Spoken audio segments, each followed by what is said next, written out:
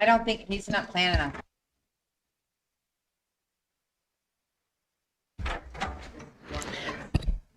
So I'm going to go ahead and call this meeting to order at 6 p.m. This is a regular meeting for Tuesday, February 3rd, 2026. Madam Clerk, will you please take the roll? I will. Michael Bowles, Here. Stephanie Nowers, Here. Dee McKee. Yep. Maxwell Sumner, Present. Bill Gamble, Here. Dimitri Bonoff. Here. I'm expecting Ron Bernier. Madam Mayor, you do have a quorum. Thank you. Is there anything that the members would like to pull from the consent agenda? Uh-huh. Madam Okay. Mayor, Yes. I would like Uh-huh. to pull AM 26-006. And there's a lot of them, so give me a second.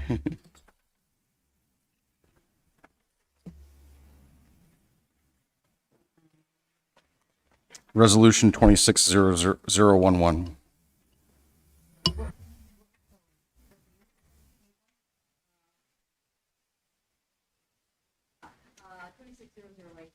Assemblymember McKee, can I get you to turn on your mic, please? That'd be a good idea, yep, 26008. What? Oh, wait a minute. Resolution 26008. Yeah?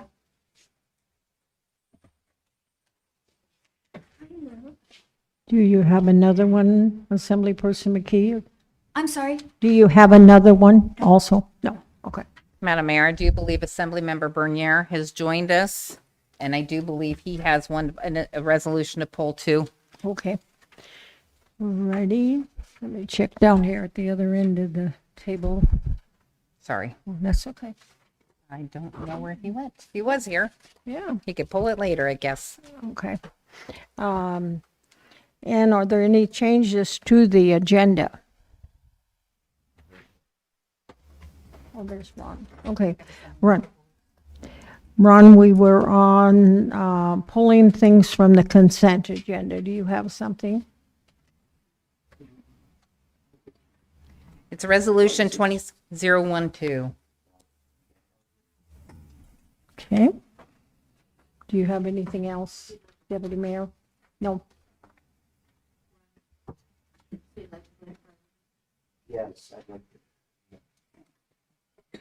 Okay. Already, Assemblyperson Bowles, go ahead. So I move to take ordinance 26-017 that is under introductions off the agenda. Okay. Is there any other changes to the agenda? We need to ask if there's any objection to this. Okay. Is there any objection to Assemblyperson Bowles's request to pull the 26-1? That ordinance 07, right? It's 26017 on page 8 of the agenda.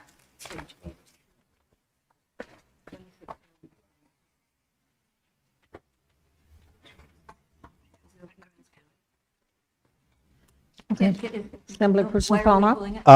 Not a joke, but question to a sponsor. If you're pulling it so that way, maybe you can speak what the intent, so that maybe if there's a lot of people that instead of them waiting for an hour or whatever, maybe that could be spoken for. And then based on that, I think I will support you in that decision, whatever you want to go, but so that people understand what and why you're doing it. So, Okay, yes, I was go planning ahead, to sir. speak to it, but. Yes, go Okay. ahead, sir. Okay. All right. So thank you, Madam Mayor. So to speak to ordinance 26-017, so this ordinance came about, some members of the community approached me with some concerns having to do with taxpayer-funded material that they consider obscene, and also children possibly being exposed to material that is considered obscene in not all of the libraries, but a couple of the libraries in the borough.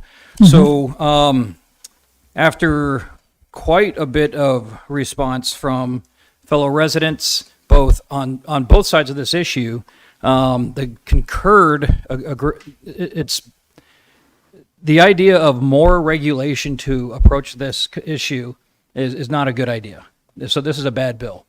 So the correct approach, and I've talked to the manager about this, and I think we're having a meeting on the 4th, is maybe we need to have an education and awareness campaign and actually get information out to residents that there actually are things in place that members of the community can do to address any material they find in a library that they may consider inappropriate for their children. There's also a way for parents to sign up and be informed that what books their children check out and those sorts of things. So there are things happening already in the borough, and there are things that have already happened that I have come to learn that I don't think that a lot of people really know about. So I think the proper approach, rather than more regulation, is actually education, awareness, and just involving the community. So, and so I don't think we need to add more law. Okay. So- Let me remind you, this is not a debate. We just have the motion. I'm asking if there's objection for him to pull it. Do you So- have an objection? By pulling this, we will not be discussing, and it's not gonna be today for adoption or modification. It's gonna be dead, correct? Make sure we understand. Is that correct? Correct. Okay, If it's thank pulled you. off the agenda. Okay, then I don't have objection to pulling it. Does anybody else have an objection to the pulling? Okay. Anybody else have anything else to make? Oh, Assemblyperson Sumner, go ahead. I'm sorry, I guess. I want to pull something else from the consent agenda. This might not be the appropriate time. We have to wait to finish his, correct? Did he put those two together that he wanted? I can, Madam Mayor. Yeah. So the mayor asked if there was any objection to pulling 26017 off the agenda. There was no objection, so now the floor is back open. For anything new? Yeah. Okay, go ahead, sir. I'd like to pull resolution 26009. Or wait, I'm sorry. I'm confused. That's an introductions. We're good. Did you want to move the two? Did you want to move the two together that you were discussing earlier, sir? Yes, I did want to change the agenda. I wanted to move ordinance 25128 and accompanying resolutions and IMs to immediately after ordinance 25-123. The reasoning is they're both affecting the lake management plans. I think they should be taken subsequently instead of with a different subject in between. Okay. Do I need to ask for objection with that? Yeah. Is there any objection from any of the assembly members for putting those one after the other? They're not being combined, they're just being consecutive. Okay, what was the second one? 128 128, and is moved to right after 123. Yeah, you got it. So between this one and this one, 128, we put it in between the two. all right. Thank you. Okay, so that, I don't see any objection to doing that. Now we're back to any new items that anybody wants to change in the agenda. Okay, I don't see any hands. So hearing all of those, the agenda is approved as changed. So if you'll all rise with me, and Assemblyperson Phonoff, would you lead us in the pledge, please? Pledge allegiance to the flag of the United States of America and to the republic for which it stands, one nation, under God, indivisible, with liberty and justice for all.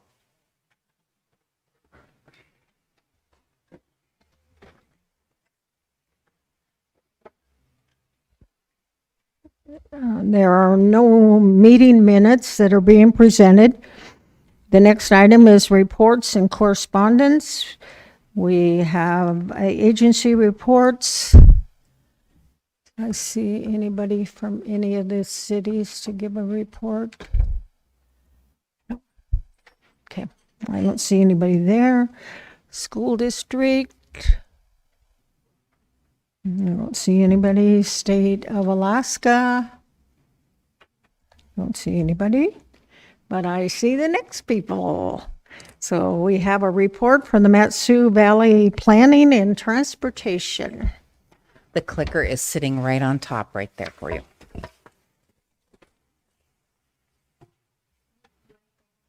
You just need to turn it on, and then you're good. Okay. Then you can leave it on.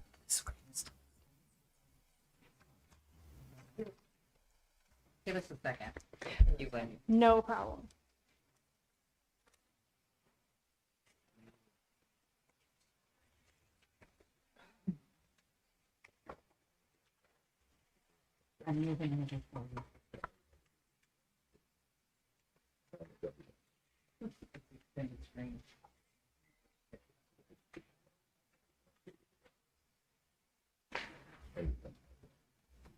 Thank you. All right. Well, thank you, everyone. Thank you, Mayor DeVries, members of the Assembly. My name's Kim Solian. I'm the Executive Director of Matsu Valley Planning for Transportation, and I really appreciate the opportunity to come speak with you tonight. It's been, I think, a couple of years since I've been before this body talking about our MPO. There's some new faces on the Assembly, so I'm going to take the opportunity to do a little bit of history about what a metropolitan planning organization is. I'm going to talk about who MVP is as an organization and when we were formed and what our purpose is. And then the meat and potatoes of my conversation tonight will be about our call for projects for our Metropolitan Transportation Plan, which is where I think you might be interested in nominating some projects for our plan for federal funding. So what is a metropolitan planning organization?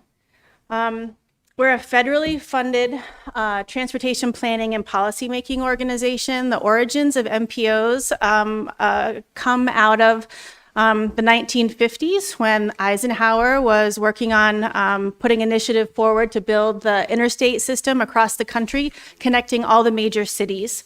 And with that process, Federal Highways gave state DOTs funding to build their segment of the highway through their state. But unfortunately, in the enthusiasm to build this new highway across the country, local municipalities were not consulted with about where this corridor should go, and cities were damaged, communities were displaced. So in the early 1960s, President Kennedy said we need to talk to our local governments differently when we're investing federal funding into local communities. We need to make sure local communities have a voice in how those federal funds are spent. So with that new highway bill came the process for which communities that reach a population threshold of over 50,000 people within a contiguous area are required to form a metropolitan planning organization with the regional governments, so that the regional governments are having a conversation together about how federal funding should be invested for transportation infrastructure. So it's not top down, it's bottom up. So it's really giving a local voice to those federal funds.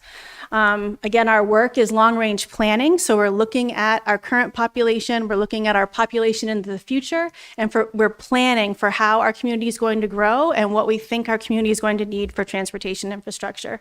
We're one of 3 MPOs in the state. There's an MPO in Fairbanks that looks very much like us in size, a small MPO, and Anchorage has an MPO as well. So MVP for transportation, or Matsu Valley Planning for Transportation, our name is a tongue twister, so we go by MVP. We were officially formed on Valentine's Day of 2024. That's when we opened our bank account, but we had been planning to form this organization. The Matsu Borough received a grant from the state DOT, and we had been working with the cities of Palmer and Wasilla, the DOT, and Kinnick Tribe and Chickaloo Native Village about how we were going to form this organization, what our structure was going to be a few years prior to that. So we are federally funded and we are federally required. We're governed by a 7-member policy board. So we have representation, Mayor DeVries and Manager Brown sit on our policy board, as well as the mayor for Wasilla, the mayor of Palmer, the DOT commissioner's designee.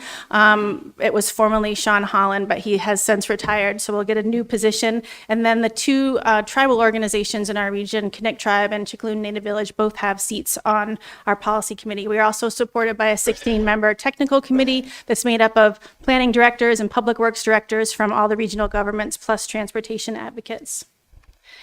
So as part of our designation as having an urban area, our MPO needed to come up with a planning area boundary because we're looking at the future and what transportation needs will be in the future as our population grows. We had to designate our metropolitan planning area boundary. So the shaded area inside the dark blue line is our urban area designation. And then the dark blue line designates what we think will become urbanized over the next 20 years. And that's what we are focused our planning efforts on. So what I'm here tonight mostly to talk about, other than who we are as an organization and why we exist, is our Metropolitan Transportation Plan. That's one of 4 plans that we're required to do, and it's the biggest plan that we do, and we do update it every 5 years.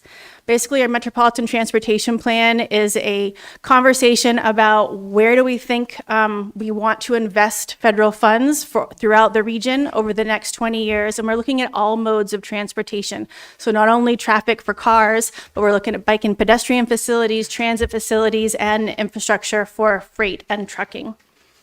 Again, the focus of the plan is to figure out all the projects that we want to do over 20 years and have them located in the plan, because if we don't have the projects listed in the plan, no federal funding can be spent on those projects. And so it's really important that we get all the ideas, all the projects on the table so that we can use those federal funds in this way.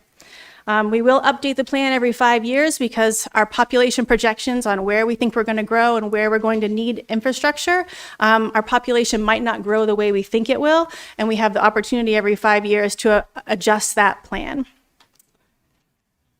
So we've been engaged in the MTP process for a few months. We have completed our vision goals and objectives. We have done an initial assessment of existing conditions, looking at pavement condition and crash data and congestion issues and connectivity issues, and have looked at all the other planning efforts that have happened in the region to identify all the projects that have formally been identified, like in the borough's long-range transportation plan or the bike and pedestrian plan, to document all those projects that are still out there that were approved as good ideas and needs for the future infrastructure. So we have just launched our formal call for projects, and we are working with, Tom Adams and his team in Public Works and Alex Strawn on the planning side to make sure that the borough has the opportunity to apply for projects. But I really wanted to come here tonight to make sure you all are all aware of this nomination process. So if you have projects that you think are important that might not be on their radar, that you're talking to your staff to make sure that it's potentially nominated for inclusion in our plan. Once all the projects are nominated, they'll go through a scoring and evaluation process. We'll reassess all the projects and then make sure they're all valid and can go into the plan. The other thing with our plan is it needs to be fiscally constrained. So over time, we'll get about $10 million a year to spend on projects. Since it's a 20-year plan, that's $250 million over a 25-year period. So that's a lot of projects. So I want to highlight that because we want you to give us everything that you think is important, because we want to make sure that we can cover that time span. All right, so our vision for this plan is to make sure that the projects that we're targeting and are going into the plan are going to create a safe, efficient, multimodal transportation system that fosters reliable and accessible options for all modes of travel, supports the economy, the environment, and promotes healthy communities. So all the projects are we're looking at a lens, does this project meet that vision? Is that helping us achieve that as the region? And then we've got 7 associated goals, making sure projects are connecting where people live to where they work, that we're improving safety, that we're leveraging different funding sources, not just the federal funds that are coming in through the MVP's process, but that there are other funding categories that we can combine. We want to make sure that we're caring for the system that exists, and so we're maintaining what we have. We want people to have diverse transportation options if they want to bike to work, or they want to walk to school, or they want to take public transit to get from Palmer to Anchorage, that we are enhancing opportunities for people to have that choice. We want to shorten commute times, and then we want the infrastructure to be resilient. So we have created a scoring matrix that helps us target projects that help us achieve these goals. So So like I said, we have been engaged in public engagement since early December. We had our first public open house. We've been inviting the community to let us know what they think priorities are for projects. We've had an interactive comment map up hosted by the Borough GIS department where people could let us know project ideas that they think are important or safety areas. We've also had a survey out collecting information from residents to help us understand what the community sees the needs are. We launched our formal call for projects on January 28th. It should run for about a month. It might be a little more. We're not sure how long it will take for folks to bring projects in terms of the application process. And then we'll evaluate later this spring.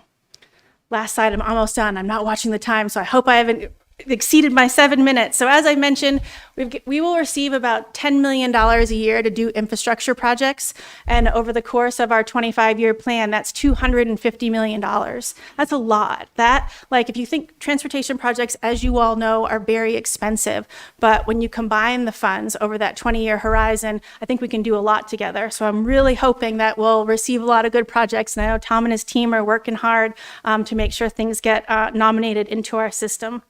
So again, we will be documenting all the projects in our MTP that the borough and the cities, potentially the tribes, apply for. We will also have to document all the projects that the state DOT thinks they will be doing over the next 25 years, because like I mentioned, because we're federally required, the requirement is that we're all talking as regional governments, and we're all on the same page about what projects we want to move forward. If a project isn't in our plan, no federal funds can be spent on it. So it's really important that we get all the projects that we think we might want over that 25-year period. So lastly, we want all modes, intersection improvements, striping, pavement, resurfacing, separated pathways, transit infrastructure, new lighting. In terms of transportation infrastructure, sky's the limit, and we're hoping to get some really good projects from the Mat-Su Borough since you own the majority of the roads and are responsible for how most people get around. The community is on your infrastructure, so we want to support you in enhancing that. And with that, I think I'm done, and I will pause and take any questions if you have any. Anybody have any questions? Assemblyperson Bowles, go ahead. Thank you very much for that presentation. So I've looked into this quite a bit. So you mentioned borough roads. So none of this funding will go towards any of the state roads in the borough. Is that correct? Such as the Old Glen? Through the mayor ahead, to sir. Assemblymember Bowles. That's a great question. So MVP gets its allocation of funding, and it's likely that the borough and the cities will apply for our allocation. The state gets other funding. They get $800 million a year to spread around the state. They have traditionally spent about $90 million a year in the Mat-Su on projects, so they will have their own funding that they'll still be using, but we will be documenting the projects that they want to move forward. So it is separate. It's all federal funding, but they don't take from our pot. Okay, follow up. Yes. So go with ahead, that, sir. so I'm thinking of District 1 specifically. District 1 didn't make the map much except for Fishhook. Fishhook is the fastest growing area in the borough, but we also have Sutton and we have Kinnick area and the Butte. Lots of roads that are heavily scraped down during the grading period and not necessarily replaced. So is that something that's being looked into with this program? Is fixing roads faster throughout the borough? Through the mayor ahead. to Assemblymember Bowles. There's layers to that question, so I'm trying to figure out what to answer first. So one of the initiatives that we have is we've got planning funds to do a pavement management plan, assessing all of the pavement condition in our planning area boundary, and then begin to prioritize which roads are the worst and need to be paved. So with that, we also have an improvement program that is part of our federal funding, but we don't have to prioritize the projects and go through a significant application process. So right now, we have about $1 million set aside. I think the borough submitted maybe 15 or so, 10 or 15 or so projects, both for repaving, striping, and I don't know if lighting, I apologize. So yeah, there is an effort to look at the existing infrastructure and making sure we're maintaining that and creating a vehicle to do that in a really effective, efficient way, and making sure we have the right data to work on the right roads. Excellent. Thank you. Assemblyperson Fauna. Quick question, on the last page that you had right before this says about $10 million annually. Do you have an estimate out of that 10 million, how much is specifically going towards the road project? Not pedestrian, not lighting, but approximately percentage of it or a number? Through the mayor to Assemblymember Fonoff. So MVP receives basically 3 pots of federal money.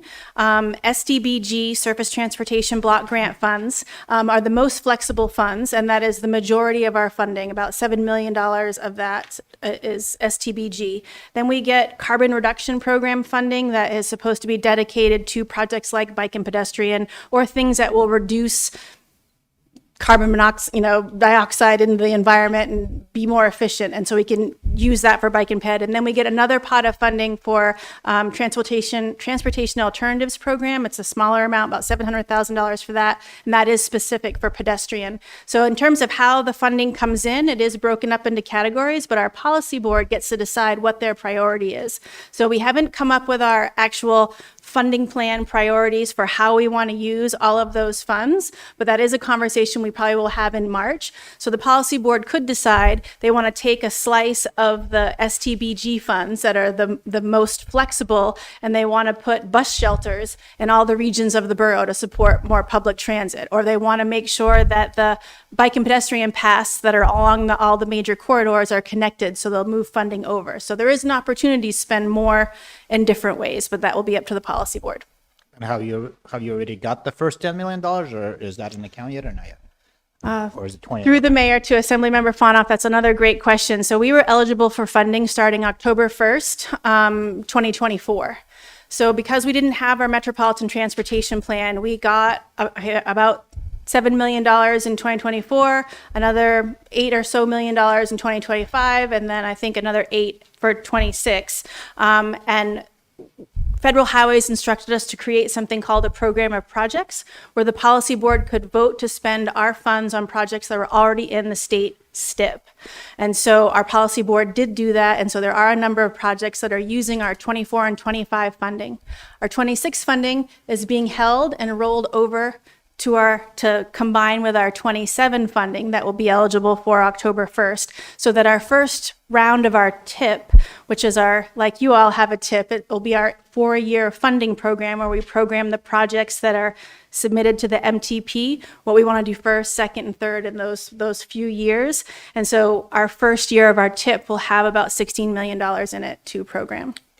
And Yes, follow up. if there is more urgent project somewhere within the borough that assembly feels like that is more of a priority type of thing, and if we push through a resolution of some kind of request, would that be considered a valuable, any value for you guys, for the board to consider that this is an important thing in the borough? Is that the strategy you would like to see for us, at least having some kind of position that say, hey, this is really important to us? Through the mayor to Assemblymember Fonoff. So what's wonderful about MVP is we're all about local voice and local control of those federal funds. So we will have our Metropolitan Transportation Plan that will list all of our projects.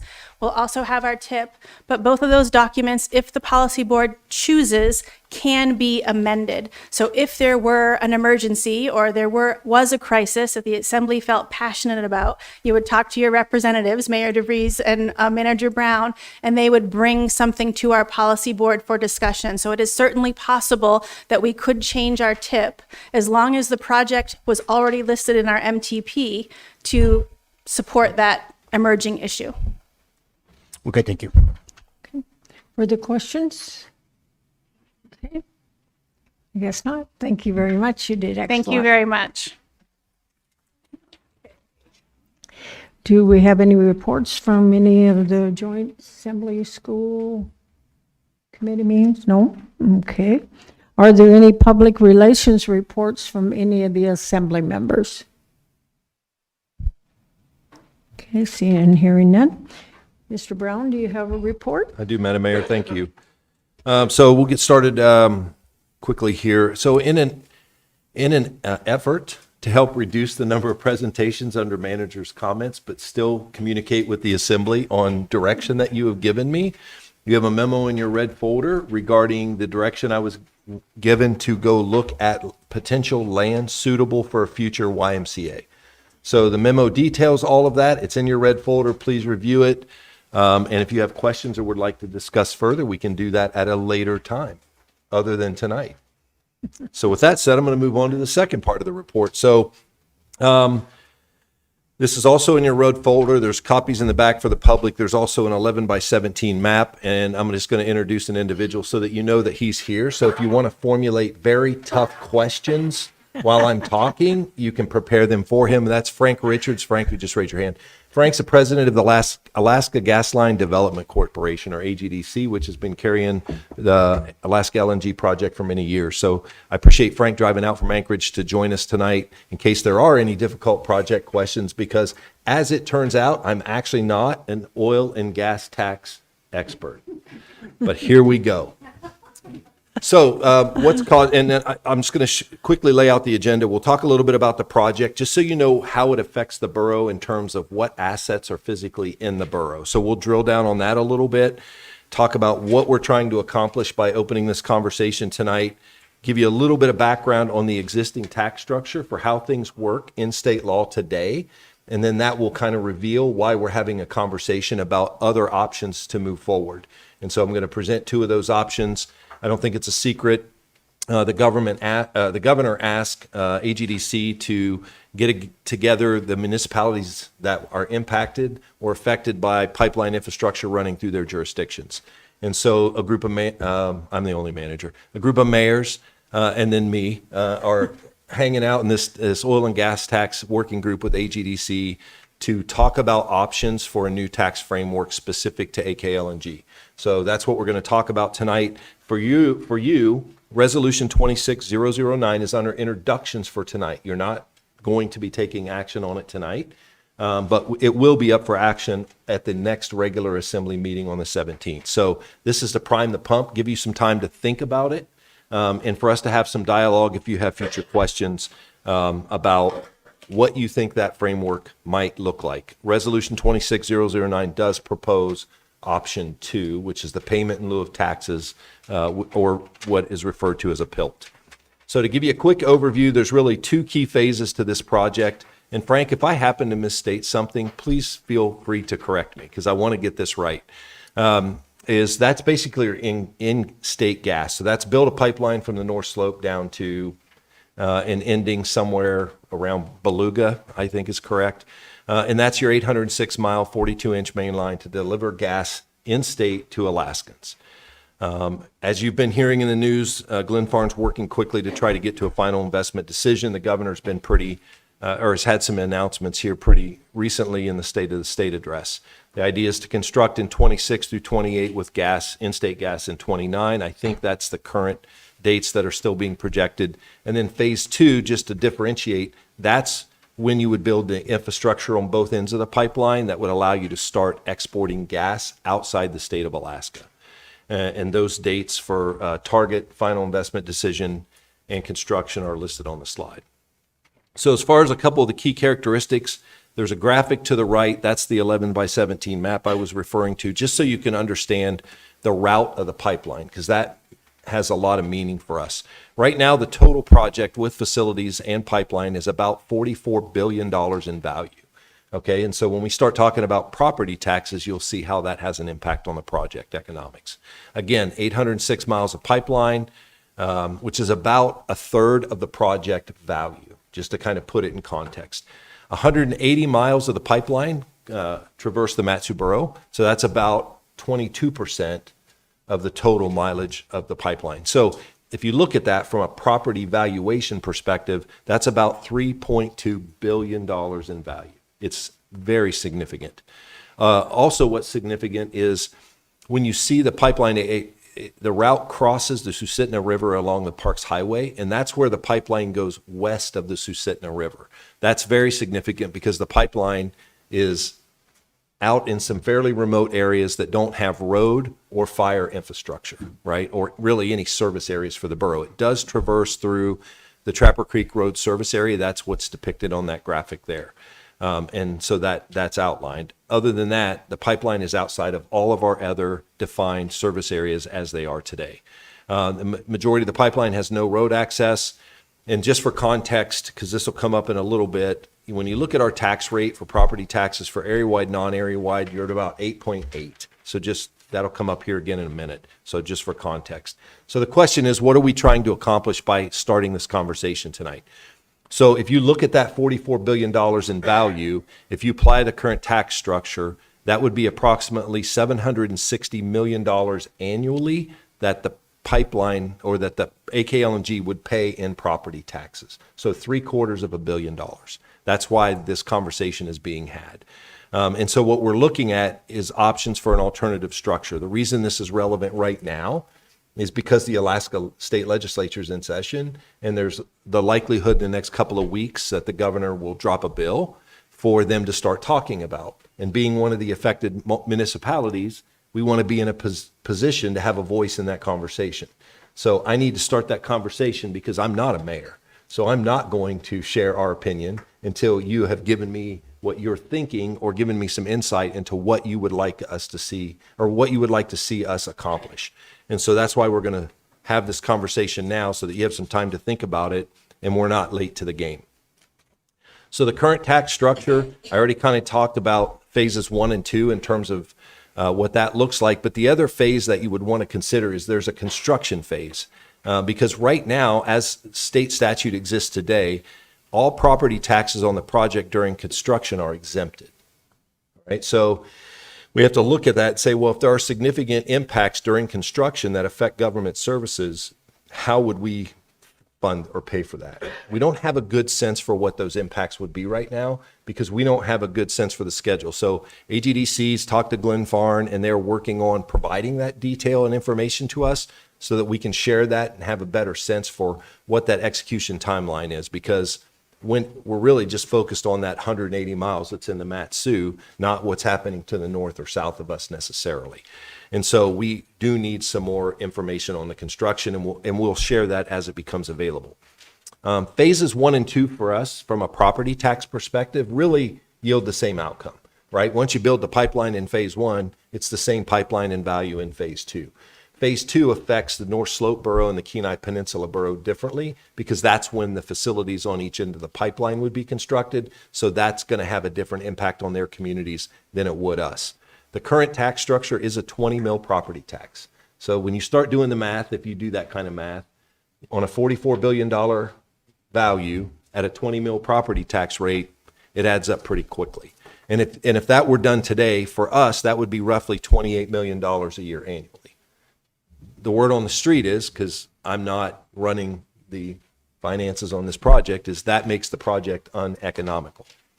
And so that would have also a significant impact on the education required local contribution and state education funding that flows into the borough, because it's based on the value, overall valuation of property values in the borough. So if you add $3.2 billion, that will hike that number considerably. So you'll see that there will be an amendment. I think we'll get it published, or it will be published online today, that Mr. Sumner, I believe, will sponsor, is to also add a condition in the resolution that would make sure that we would only accept that if the state agrees to exempt that $3.2 billion from the calculation, because we don't want that kind of an impact. And so you'll see that pop up, and we've already, Nick actually drafted that to be included in the or in the resolution.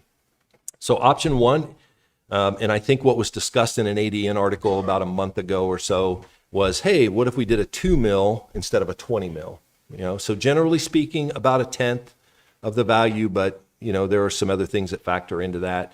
The key to understand about that is there's no assessment until the ramp up period's completed. So if you understand this threshold of a 1 billion cubic feet per day, that's basically a threshold that is above in-state gas. So what this would intend to do by setting that floor is not tax the pipeline while it's providing gas only for in-state Alaskans, because that's going to get transferred to the cost of energy. That's the idea. So that's why the floor is at 1 BCF per day. You get above 1 BCF per day when you start exporting gas, right? And that makes the project generally more economical, and obviously that it lowers the cost per unit.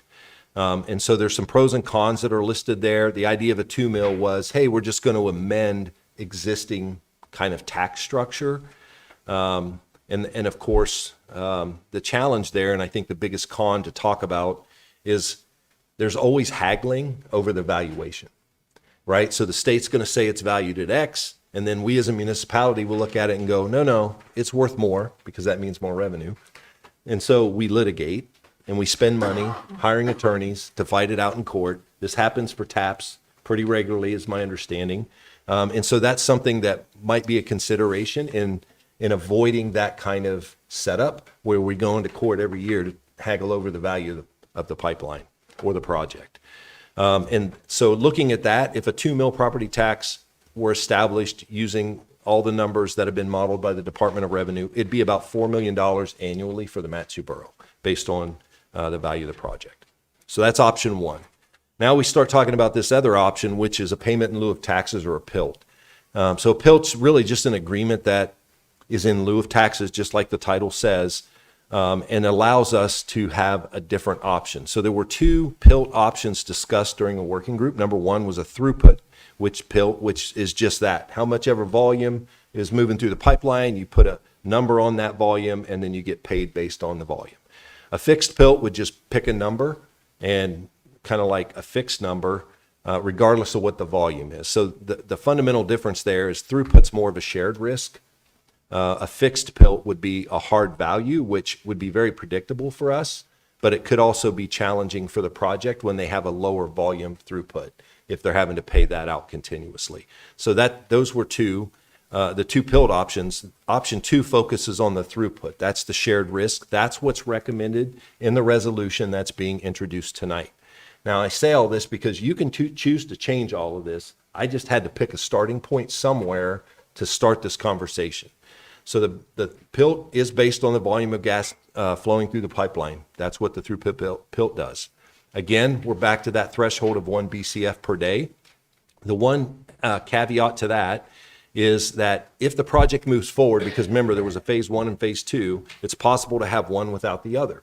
So if you get into a phase 1 construct and you don't get to the floor of 1 BCF per day, the borough would never see a dime. So they put in a condition, and I think will be in the legislation, is it'll be 1 BCF per day. In other words, you get above that if you get to phase 2, but if you don't for 10 years, then we start getting paid.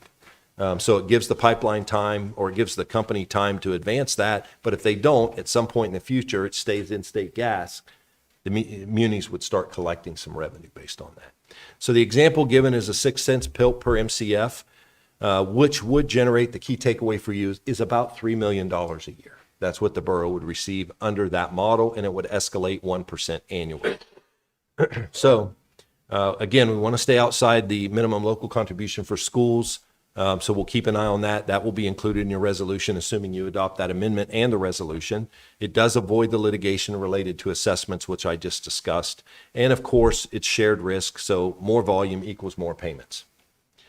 Of course, if the project doesn't reach full throughput, or there's a delay in getting to that threshold, then you're going to have a delay in revenue. So is that fairly clear? Does that make sense? But that's what's in your proposal. So we're winding this thing up. Getting down to the starting point is the assembly resolution that's being introduced tonight. It will be up for public hearing February 17th. If the assembly would like, we can discuss this a little bit at strategic planning on February 14th.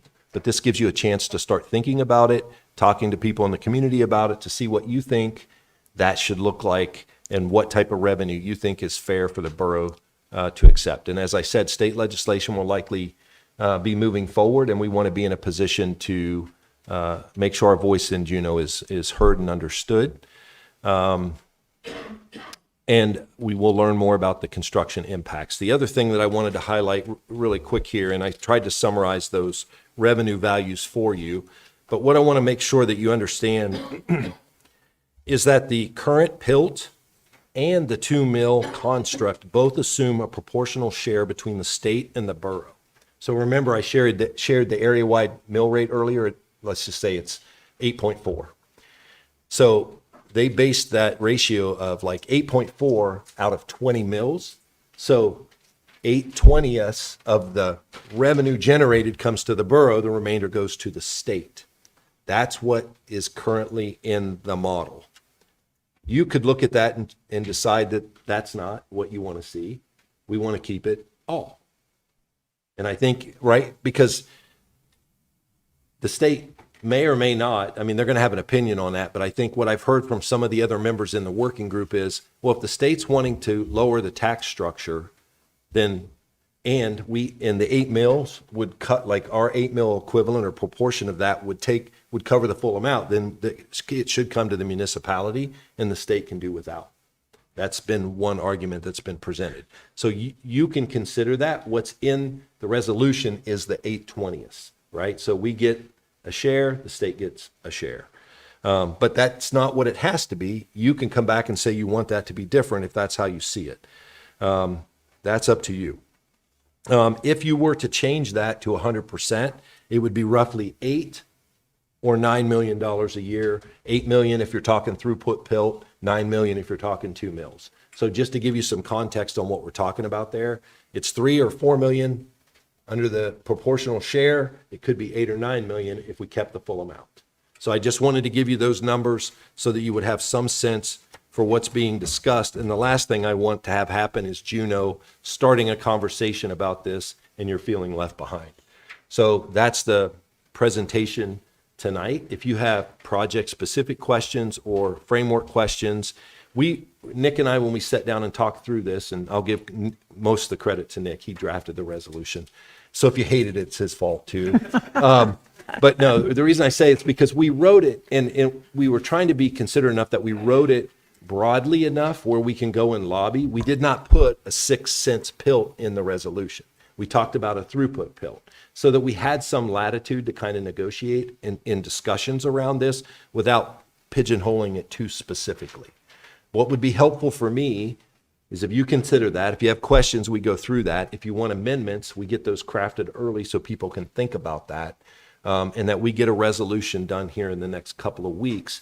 But I think it's going to be iterative. We're going to have to come back and provide updates as we learn more, whether it's around the construction schedule or whether it's around other aspects of the legislation as it rolls through potential committees in Juneau. I will just say this, we're the first one out of the gate on this conversation. The other munis aren't ready for this conversation publicly with their elected bodies yet. That's up to them. I said, I'm a manager, not a mayor. So we're going to get out in front of this and start the conversation, even if we don't have all of the answers today. So if you have questions for me or Frank, since he drove all the way out here, I'm sure he would love some really difficult questions if you can come up with them. That's all I have on the presentation for tonight. Okay, thank you. Questions? Now's your chance. Assemblyperson Hours, go ahead. I did, just some feedback. That 1 BCF a day strikes me as a high number. That totals 365 BCF a year before we start to take any value out of that. And I think, could be wrong, I think the whole South Central uses about 70 BCF right now. So if 365 BCF is going through that pipeline, you're already into export. So it might be something to take a look at unless you've got. Yeah, great point. Through the mayor to Ms. Nowers, that's one of the topics that's come up in the working group as well. Is would you want the threshold to be lower, right? And so that's something that could be in the resolution that we bring forward. Is hey, we think that floor is too high. So if it's too high, what do you think it could or should be? And I know that's challenging because we're all not gas experts, but yes, and the floor was chosen to specifically exempt any taxes while it's in-state only. And so that's kind of what we're kind of grappling with, but the floor could be lower. And that's something that could be included in the resolution, is that we would like to see any legislation that the floor be lowered. And that makes sense, the in-state not being taxed, that makes sense to me. You just might want to really iron out those numbers to get a good number on that. I did have a question for Mr. Richards. Sure. I could follow up because Does the you don't want to assembly just sit have here the any whole time. Does the assembly have any objection? Nope. Go ahead, sir. And the mic's on. And the mic is on. Thank you, Mr. Richards, and thank you for all your work on this. So I guess everybody's wondering when is the deadline to decide whether you're going to move forward with this? When are we going to hear? Through the mayor, Assembly Member Nowers, if I said that correctly. Nowers. Nowers. Yeah. Okay. For the record, Frank Richards, the president of Alaska Gas Line Development Corporation.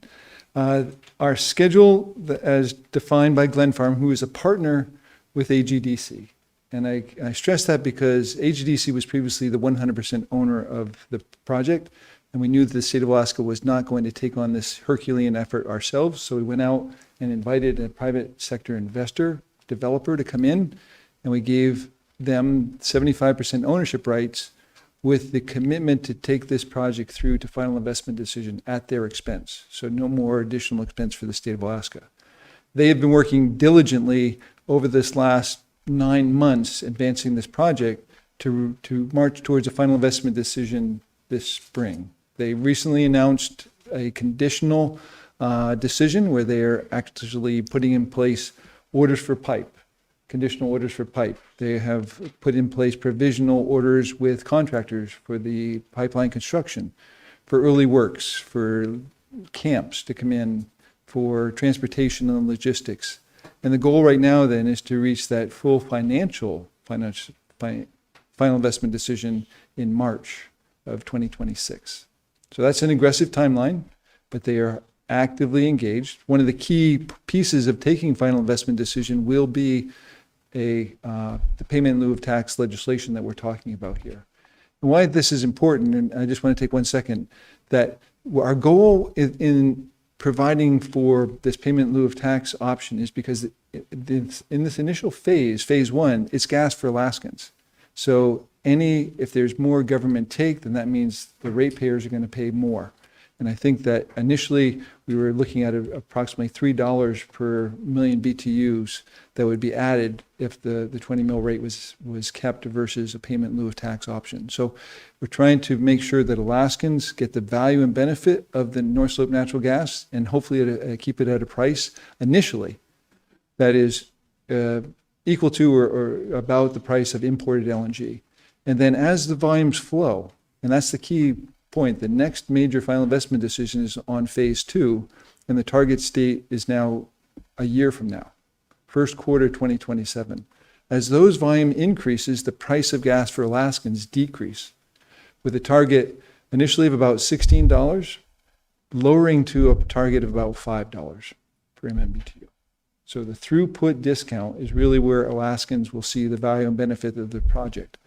Now, collectively, the state of Alaska, through its existing tax rates, is going to receive royalty payments, production taxes, payments to the permanent fund, the creation of a new energy relief fund that'll be used for rural Alaska for communities that aren't on the road system, the pipeline system, to be able to meet their energy needs, corporate income tax, and then this payment in lieu of tax. And when the full project is up and operational, that will be hundreds of millions of dollars a year of revenue coming into the state of Alaska. We have a revenue issue right now. This is a project that can help address that for generations to come. Thank you. And just one follow-up. I think the thing we wrestle with is that, we're facing this energy crisis with cost, not really with supply in a way. I mean, we could get more gas out of the inlet, but it's not economical. It's too expensive. So that's why we're not going that route. We're looking at importing, but nobody likes that because we're a resource state and that just rubs us the wrong way and it's really expensive. So this is another alternative, which is this stranded, as they call it, gas up on the slope. But it's there in quantity, in great quantity, certainly abundant. But I hear words tossed around like cheap and affordable, and I wonder what those mean. So when you're talking about the cost, at the end of the day, for the public support for this, can you talk about, I think this is important, and I don't know how much you can talk about it or follow up on it, but can you talk about what gas costs the consumers right now, and then your estimated cost, if it's an in-state pipeline, and some of the caveats you're looking at? Does that include subsidies? Does that include the new estimated cost of the pipeline? what are you looking at to come up with those figures that you're telling consumers that might cost them at the end of the day? And is there a point at which it just doesn't, if we're talking about 3 times the cost of gas, it doesn't pan out? So is there a point at which you say, we can do this, but it's going to cost too much to be affordable for folks? Go ahead. Through the mayor, Assemblywoman, the current N-Star rate that I pay in my bill, we're about the $10 and $11 per million BTU level, and that's based on contracts that N-Star has with Hilcor, who is the major gas supplier out of Cook Inlet, and some with Hex Fury that supplies a smaller amount. The new contracts that are N-Star are signing now with Hex Fury are in the $13+ range and escalating up. Hilcor is no longer providing long-term gas contracts, so there must be a source of gas identified for South Central Alaska's needs. So in the near term, that, let's say it's in that $12 to $13 range. The estimate right now coming out of the project based on updated cost estimates, as well as the volume throughputs and the commitment from N-Star, which will be the off-taker of the gas, is around that $16 range. Those rates are going to have to go to the Regulatory Commission of Alaska. They will do a rate case on this, and they're going to dive in with the interest of Alaskan ratepayers and in consideration, so that they're not going to accept a project that is going to be astronomically higher in terms of the rate when there's an alternative. And if that alternative is imported LNG, then that would be what it would be based on. So there is that, well, I'll call it the watchdog group, the RCA, that will be looking out for Alaska's interest to be able to make sure that we're getting the rate off the pipeline at what is a just and reasonable rate from the project. This last thing. So does that $16 rate, which is a little short of double what we're paying now for an in-state, does that figure estimate, does that include any caveats? Does that include like federal subsidies to build this, state subsidies, or any other subsidy beyond, foregoing property taxes beyond what we're talking about here? Does So it the count buildup- on any of those things? Sorry, the buildup of that rate includes the cost of gas to buy it from the producers on the North Slope, and then the tariff to essentially move the gas down the pipeline to the N-Star system. The final investment decision will mean that the developer, Glen Farm, will be presenting this to economic interest, equity owners, to be able to look at the economics of this project and make a decision. Does it meet their threshold for investment? Is the rate of return sufficient to meet their needs? It's going to be a lower rate of return at this initial stage because of the volume throughputs are so low. The funding for this, the debt funding, Glen Farm is out looking at commercial capital. So they just closed on a $5.5 billion debt financing for their other project, which is called Texas LNG. So they have the ability to be able to attract the money. The founder of Glen Farm is a long-standing infrastructure investment person who actually worked in the arena with a group called Macquarie, developing public-private partnerships, and has a tremendous experience level and trust within the financial industries around the world. So I feel that that was one of the reasons why we selected them as a partner, based on their experience and their track record of bringing major projects to successful conclusion. Much appreciated. Thank you. Any further questions? Yes, Assemblyperson Bowles, go ahead. So not necessarily a question, but just thank you. I'm really looking forward to this. I think this is great, and I think we need to support this as best we can. And I think we do need to consider making it very much worth everybody's while that this pipeline goes straight through the borough. So any way I can support it, please let me know. One thing that I do ask as this moves forward, at least in discussions, is that the taxes received go towards bringing down the current taxes already being paid by fellow borough residents and not just increasing services. So that's my ask. Thanks. Assemblyperson Falmouth, go ahead. Thank you so much for being here, and I think most people here did not expect this kind of detailed report, but it's very educational for all of us, I think. So we learned quite a bit, even if somebody came with a completely different reasons here. So my question is, if you pull up slide four, number 4 on there, there is indicated over there Trapper Creek area, road service area that Borough has, that pretty much it's right next to the road. Is there any provisions in place or some along the line that if the gas goes through that area where people that normally never had gas, they have ability to have substation or something to benefit that area, or that is just straightly through it, but the people will not be able to have any benefit through which area it goes to? Through this chair, Assemblyman Bonoff, excellent question. And that's why when AGDC received this project, there was a limited number of we call offtakes or interconnection points for Alaskans to achieve access to the gas.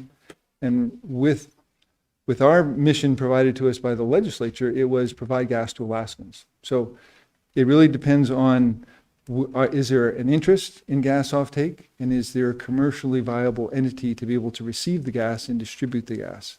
So the project can easily build an interconnection point, which allows for offtake.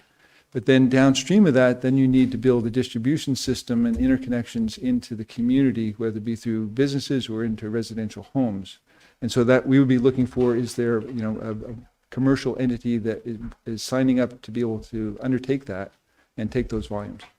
So there is path for a company like Instar or someone to say, hey, we're willing to serve this community, we need this much, and we're willing to pay that. So there's those provisions in place? That is correct.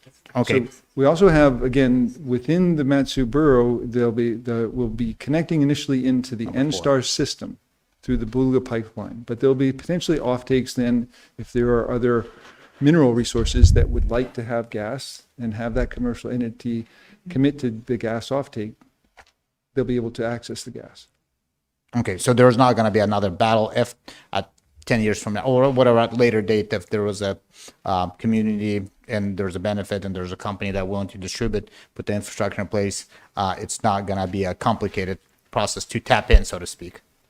Through the mayor, Assemblyman, when we signed the agreement with Glen Farm, we had a commitment from them that we would reserve up to 500 million standard cubic feet of gas for Alaska's needs.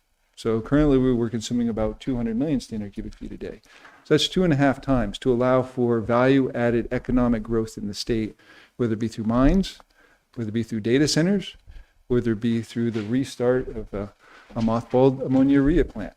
So that the key is our goal is to try and maximize the opportunities within the state of Alaska to commercialize the North Slope gas for Alaskans, increase the economy, and then be able to get the value from the volumes that we have for export. Okay. If everything financial in March or whatever the date you said earlier, or April, that will be positive.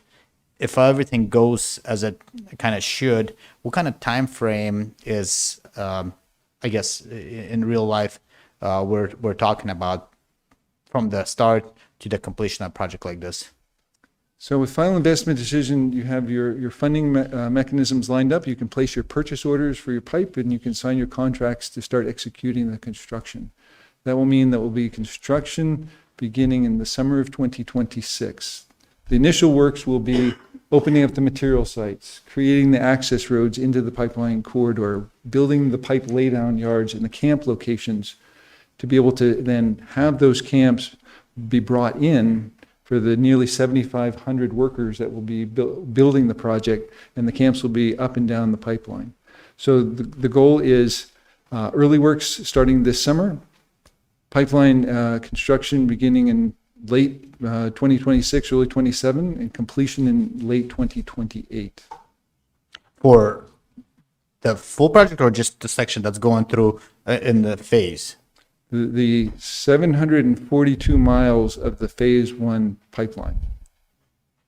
Pretty aggressive timeline, which is pretty, I think most people think in 5, 10, 15 years, you're talking to us that's gives kind of very optimistic news, I think. And the last question I have, a body that is local like ours, that's starting to have this conversation, what is it that would help you guys see from us to for us to show the support for this project? Through the mayor, Assemblyman Bonoff, one aside, remember TAPS was built in approximately 26 months. So again, different time, but still a rapid deployment of assets and goods into a state that didn't have the infrastructure that we currently have. So it can be done. It's been done by Alaskans before, and I think we can do it again. The support, again, the proposal that Mike has presented to you is really about how can Alaska help to make sure that we have an affordable gas for Alaskans. And so as the mayors that we are working with in this working group, including Mike as a manager, align on a concept, and it's included in legislation, we would look hopefully for the assembly to support that legislation in Juneau. That would be helpful for your representatives to hear of your position on this critical project. Because the legislature is currently looking at this project and wondering, well, what do they have in front of them that's going to help them participate in the project and make this project proceed forward? And the critical piece of legislation is going to be around this property tax. Okay, thank you so much, and I think we've learned a lot today. And Mike, are you going to add something to that? If I may, just a couple of comments to a couple of your questions. So through the mayor to the assembly, number one, and I think to your point about support, and I think it's going to be a challenge for all 5 munis to get the ball rolling and figure out how to have a voice in Juneau, ideally that's somewhat united. I think for us, know what we want, what you expect, what you think is reasonable, and then us communicating that to our Valley delegation, because this is a property tax question. So it's a local municipality question. I think it's important for us to get to our delegation in Juneau and help them to understand how you see it, because I think that will help them figure out how they want to handle this in different committee settings and as a legislature in general. So that's why we're bringing the conversation forward. Again, it's not written too specifically, but if I kind of understand where you're going and what you want to see, we can make sure that our lobbying efforts in Juneau are aligned and that we have a clear voice about what you want instead of being timid because we're unclear about what we want to have happen. So that's why we're putting something on the record now and getting this going so that we're not late into the game. The second piece, and this is probably more for the public in general, to the point of offtakes, and the mayor and I were talking about this a little bit too, because you kind of look at, well, should we ask for offtakes for Northern Valley residents, right? And that's why this map's important. The pipeline's on the west side of the river. How many times do you want to cross the river, right? Like with a pipeline. So that's kind of a challenge. I think you're almost better off to figure out how do you take NSTAR's existing infrastructure and expand it north up the Parks Highway. And we've already been talking about that. How do you get a transmission line past Houston? How do you take gas to Willow? Like that probably would be more cost effective in an existing road corridor that's on the right side of the river. And then it is to try to figure out how do you start creating these river crossings and then go through these remote areas with no infrastructure. But again, I'm also not a gas expert on top of being an oil and gas tax framework guy. So, but we're looking at those things and try to figure out how do you do that. But everything that we go and ask for is going to add a cost to the project, right? Because that's one of the things I think Fairbanks is going to advocate for is, and I think there might be a bill in Juneau already that speaks to this, about having the project take on the cost to construct an offtake from the pipeline for Fairbanks specifically. Now, they're in a little bit different situation, but those are the types of conversations that are going to be had around the state. So we want to make sure we have our, what it is that you want as our local elected officials so we can communicate that clearly in Juneau. And just what you said, there's 5 different bodies or municipalities that it's going through. Can you name them? And if you tell me if Anchorage has any influence on this or no? No, they don't. So it's Kenai Peninsula Borough, us, Denali Borough, which is, I'm going north, right? Fairbanks, North Star Borough, and North Slope Borough. Those are the 5 organized municipalities where pipeline infrastructure will exist and or traverse. Thank you. Okay, Assemblyperson McKee, you want a question? You have your light on. Okay, go Yeah. ahead. When the pipeline was going, one of the big controversies was Alaska Hire. What's in place? I mean, because a lot of times we didn't have the folks with the qualifications, and so they would just get their big paycheck and overfly Alaska. What does it look like now for this project? Go ahead. Through the mayor, Assemblyman McKee. Our agreement, when we signed with Glen Farm, we included what we call the Alaska Principles. And that is lowest cost gas for Alaskans. It's utilizing Alaskan content and contractors and businesses and hiring Alaskans. If they're confident, capable to be able to perform the work, the jobs are going to be there. Now, will there be enough Alaskans with the work effort that's already going on in the slope? Likely there is going to be the need to import workers as well. But Alaskans will have the opportunity for these jobs, and they're going to be, again, they'll be well-paying jobs for, again, the duration of 2+ years initially on the pipeline, and then on the 2 plants as they're built out in the second phase of the project. So overall, will be, a 5 to 6 year major construction window. Assemblyperson Sumner? Yeah, I think I actually heard you mention it before, but with the conversation about the cost of gas, what was your projected cost of gas after export for in-state gas? Through the mayor, Assemblyman Sumner, the expected cost of gas when there's full flow and export will be about $5 per million BTU. Thank you. Deputy Mayor? Deputy Mayor, I thought you would raise your hand before. Okay, Assemblyperson Nowers, go ahead. That would be a great price, $5. That'd be lower than it is now. I look forward to some of those contracts being solidified so we can make that happen. And just my personal opinion, it's the only way this really works in terms of lowering costs for energy for the community. But the right-of-way, the pipeline right-of-way, so is that this routing, is that a set deal? Do you already have the right-of-way, or is there any chance of like coming to the right side of the river? Like, Go ahead, sir. not to throw one more thing in there, but just curious. So I would say, again, through the mayor, we set the right-of-way and we were granted the right-of-way across state and federal lands. So those rights-of-way are owned by the project. We do have some borough lands that we'll be crossing and provided under lease. But to move the project to the right side of the river would add years and peril through the environmental process. Okay. Assemblyperson ask- Plana? Cool. What is the biggest struggle, obstacle, and is it true that what we hear on the streets is our capital or the junior legislature are the ones that could actually ultimately ruin this project? Is there what is the biggest obstacle currently, and who potentially could screw this project up, so to speak? Sorry for being transparent. I'm glad you asked him that. Through the mayor, Assemblyman Bonoff, Alaskans have a history of picking on ourselves and picking on our projects and wanting to follow the next shiny object. So who that is and how that will occur, I'll leave it to everyone's imagination. The critical path of this project is going to be, number one, getting through the RCA, getting the legislation through the regulatory, through the legislature, meaning the property tax reduction, and then ultimately making sure that we have the materials and goods in place to be able to start construction on time. Thank you so much. I would say Yeah, right. the pipe manufacturers have said they can meet their schedule.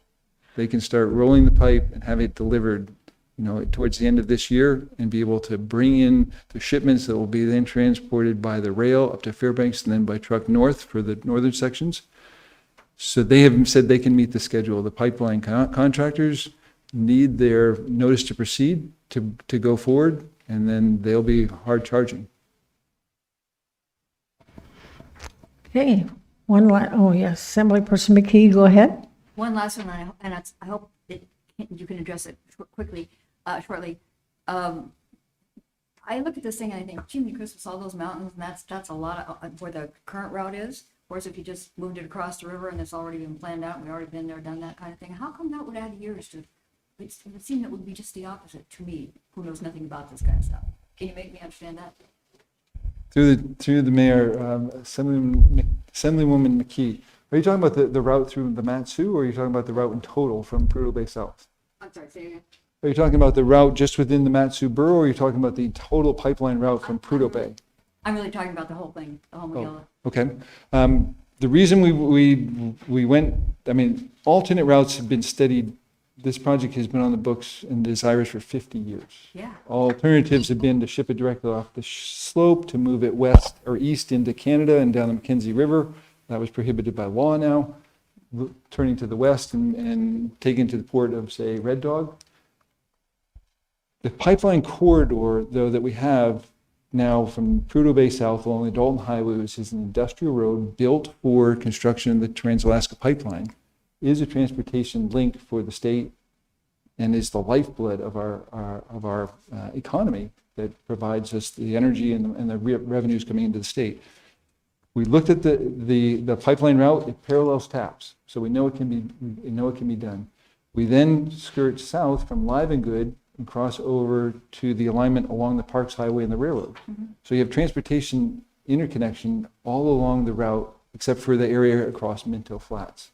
And then on the east or the west side that Mike's talking about, again, a new alignment, and then you've got to cross Cook Inlet. So the selection of the LNG terminal port was really one that was well considered. Sites around Cook Inlet, sites in Prince William Sound were all considered, but Nikiski was selected because, number one, it has been successful for 60 plus years for oil shipments and 50 plus years of LNG shipments that went directly to Japan uninterrupted. So many folks have looked at, the risk. The major risk on this project was always considered the pipeline. But Alaskans build pipelines. We build them every day on the North Slope, and we can build this pipeline. So we feel that this risk, following a true and tried transportation network, advantages us to be able to execute this quite easily and reasonably. I wouldn't say easily, reasonably. Okay. Well, I think we probably have grilled you enough. Thank you again very much for coming and filling this in and answering questions. And so I think Mike has some parting comments. Madam Mayor, I would say if there's any questions of any of the assembly members through Mike, please offer them up. We'd be happy to be able to answer them. The points that Mike made in terms of the legislation or the proposal that we're talking about right now, those were starting points. So again, if there's consideration or concerns or alterations or amendments, Mike will bring those to the table, and I'm sure he will press hard for the position of the Matsu Borough. So thank you. Thank you. Go ahead, Mike. So quickly, just to summarize, please consider the resolution that's been introduced, so it's public. We can talk about that all we want. The amendment should be on Granicus so that you'll be able to see that as well. That's straightforward and really just helps to make sure that the value doesn't affect our total valuation and the required local contribution. And then I would ask you to consider two other things: the floor, which we discussed, that 1 BCF, if you're comfortable with that, and then that cost ratio or cost share ratio between the state and the borough. I think Mr. Richards did a great job explaining how the state will benefit from this in many ways. This may not be one aspect that they need to benefit from, right? So you consider that, because whatever gets into that reso is what we're going to chase in Juneau. So give that some thought, and we'll talk about this again in 2 more weeks. Thanks. That's all I have for tonight, Madam Mayor. Okay, thank you. Mr. Attorney, do you have a report? I do not. Thank you. Madam Clerk. Clerk's report with the upcoming meetings through May is in your red folder. And also, I would like to suggest more meetings.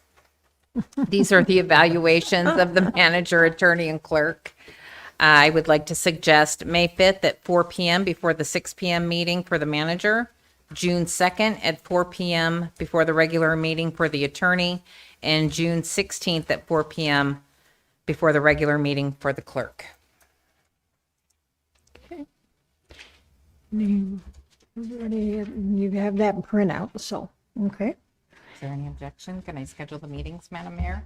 Could you repeat those, please? Does everybody see what she's talking about? Do you want to be sure and get that out now? So if anybody does have, you found it? Okay, good. Does anybody have any input for the clerk, please? Any objection? Any objection? Okay. Right. All righty. The next item on our agenda is citizens and other correspondence. Are there any comments on the citizens and other correspondence by the assembly? Okay. If not, then they are noted. We have no IMs tonight. The next item is the first audience participation, and we do have a sign-up sheet. Okay, and so as is our normal procedure, we will call on the people that have signed up.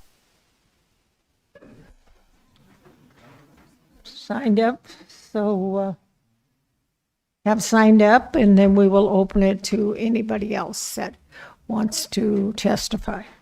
Okay, Scott, you're up. It's on. My name is Scott Lindblom. I'm on Council on Disability Special Education. I'm going Juno 8 to 9 to 12. Age 26. Says accessibility, transportation, accessible employment, healthcare, accessible community, Pittsburgh, Alaska with Disability Center. Alaska have mental health trust fund for youth of low income resident make community. So slacking transportation, non-profit transit system, broken system, leaving unable population without transportation open. Transportation is considered ranking along top need service senior and disability. Alaska Community Transportation System allowed a federal grant collect local government support, however, raising full cost growing in terms of play. This is non-accessible finance pressure on transportation lead service cut by fare, increased disappointed for low-income riders. Statute says community transportation, ADOT, currently no statute mandate for public community. Transportation was a support HB 26 passed 2025 House passed that bill. Now I'm going to Senate, which would be required to adopt the development statewide public and community transportation plan local input. That being is Council on Disability complaining state about we cannot be on board. Senior, disability, veteran, mental health, advisory board, we are going to complain to Governor Mike about you guys not being fair for senior and disability cannot be on transportation advisory board. This law will protect. I'm hoping I'm doing testify in state age 26. How can we do community transportation could development statewide? That's me in Colorado. Governor Polis got it right well. And I'm putting a ADA transportation. I got my ADA part transit already. I went to a doctor, sent it, and I could pay $1.72 in English. I'm talking a lot of state legislature next week. See if we could put transportation statewide together. See English and Mexico to work together after this. Because this seems to me, if you guys not willing to put transportation, Trunk Road, Mountain College. Can you wrap it up, Scott? Your Yeah. time is up. Yeah, thank you. Yep. The next is Carl Wambach. Okay.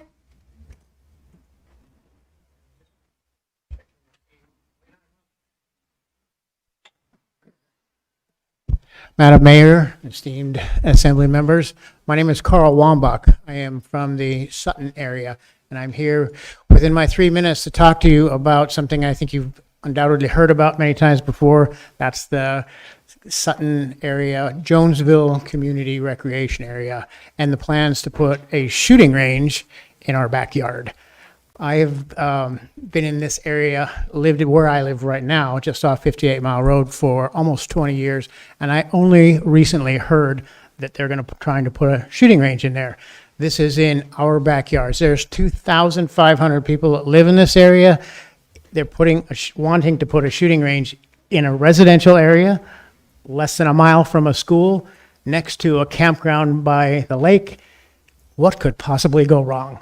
No adult supervision, no plans to have any oversight. And the intention initially, and why they want to put a shooting range in our backyards where the noise is atrocious, is to address the Wild West nature of the shooting that already has been going on up there for a long time, 10 years, 15 years. 10 years ago, I was too afraid to go up there because bullets are flying. Neighbors that I have with bullet holes in their cars and in their buildings. It's a silly area to put a shooting range. I understand the intent, but this is a really dumb idea to put a shooting range where they're talking about it. It's in a residential area. There's a school.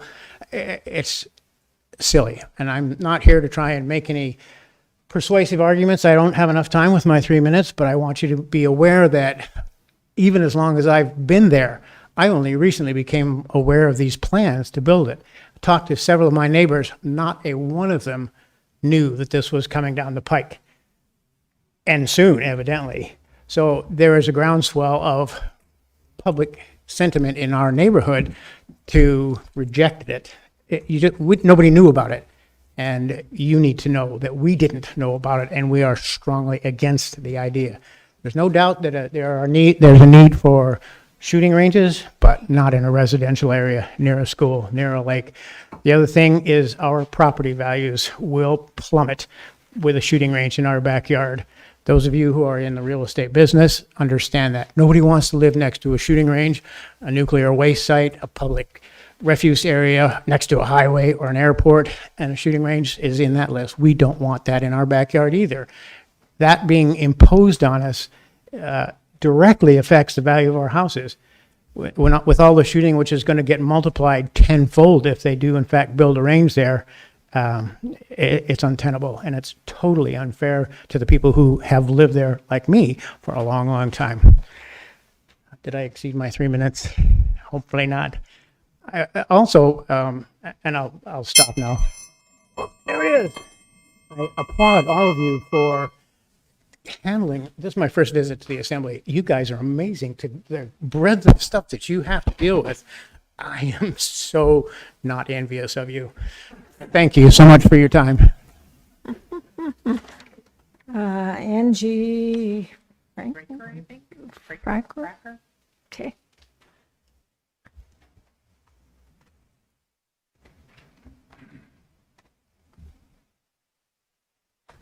Good evening. My name is Angie Fraker, and I live in the Matsu Valley. I came here with the intention of speaking on Ordinance 2617, which has been repealed or rescinded. However, I decided that it's not really specifically what I want to talk about anyway.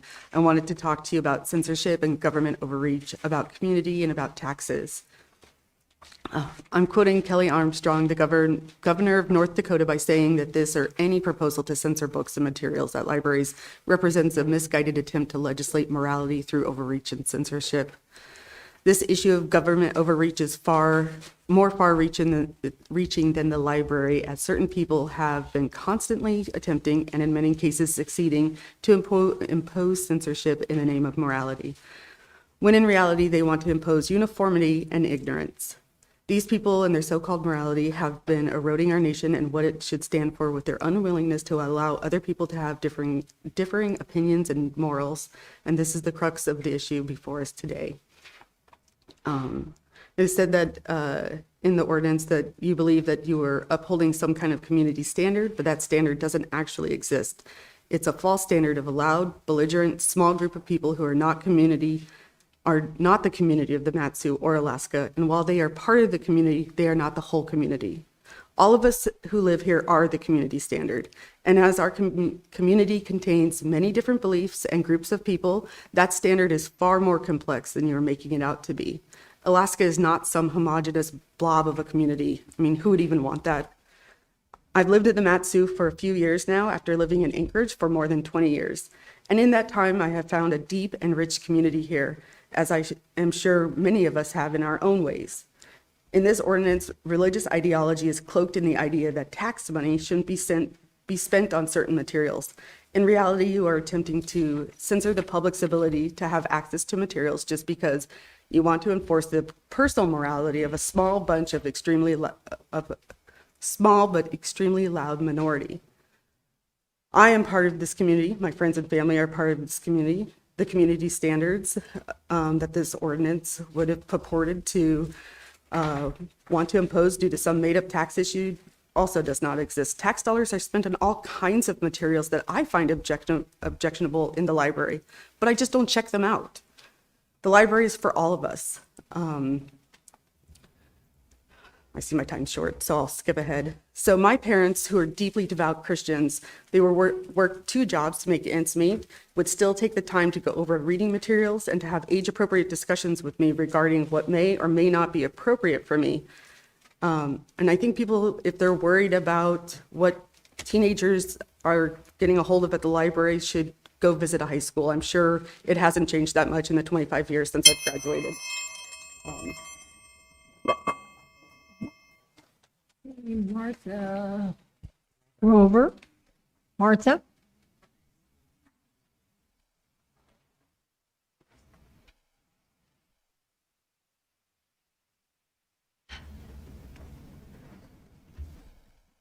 Good evening, Madam Mayor and Assembly members.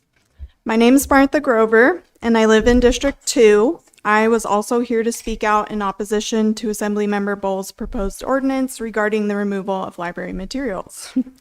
I appreciate the removal of that proposed ordinance and the fact that you listened to feedback from the community, so I'll spare you my full statement. But part of what I wanted to talk about is that most of us Alaskans are for smaller government, and this ordinance would have created a huge logistical and financial burden on your constituents at a time where people are trying to cope with rising property taxes and higher mortgage payments. Our librarians are doing a great job curating our collections as they have been trained to do in grad school and on the job. I heard a statistic recently that over 100,000 people visited the Wasilla Library last year, which is pretty amazing. Only a child's parent or guardian really knows what is appropriate reading material for that individual kid. Taking all reading material out of libraries that might not be appropriate for children 16 and under is not an equitable solution. Please allow the librarians to do their job and remember what your role is. Policing your constituents' morals is not part of it. Thank you. Thank you. Irene Wagner.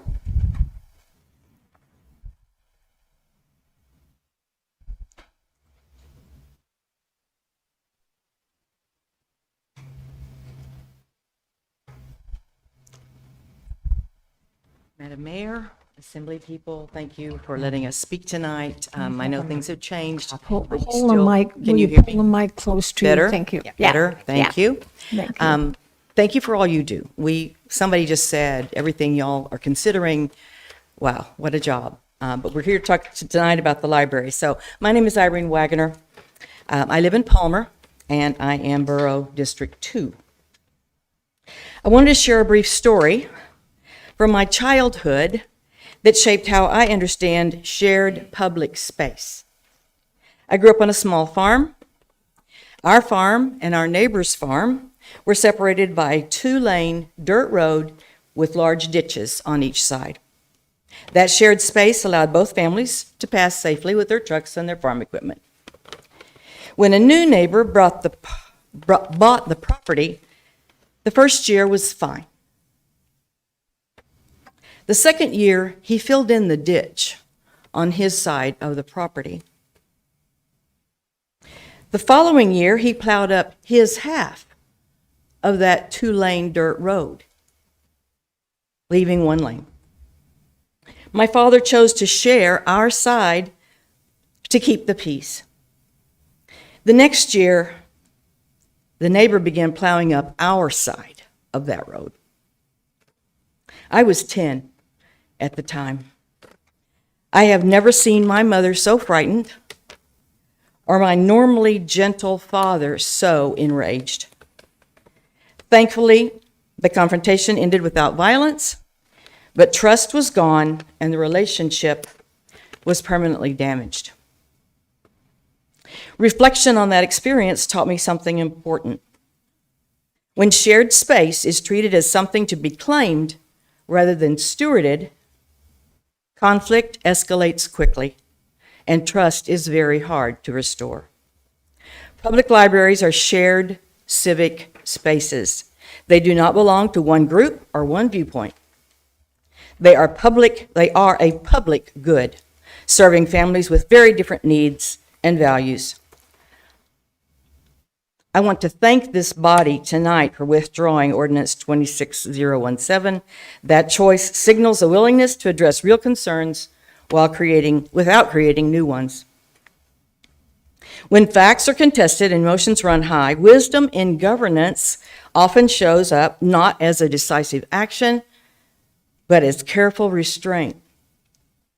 The question is not simply whether we can regulate, but whether a proposed solution addresses a specific concern without unintended harm. If the goal is protecting children, the least intrusive and most liberty-respecting solutions are those that empower the parents, clarify existing policies, and address problems narrowly rather than imposing broad restrictions on an entire community. Thank you for what you did tonight. We appreciate it. Thank you. Ralph Baldwin?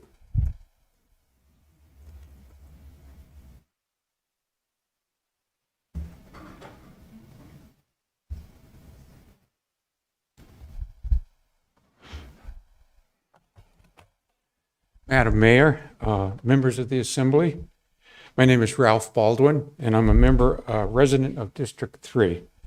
I came here tonight to speak to the ongoing review of our borough libraries. I'm glad to see that Assemblymember Bowles has withdrawn the proposed ordinance. I think more regulation would not be productive, and I do think that education and awareness would provide a much more positive and cooperative experience on the part of the whole community. I've been able to eliminate quite a bit of what I was going to say because that was withdrawn.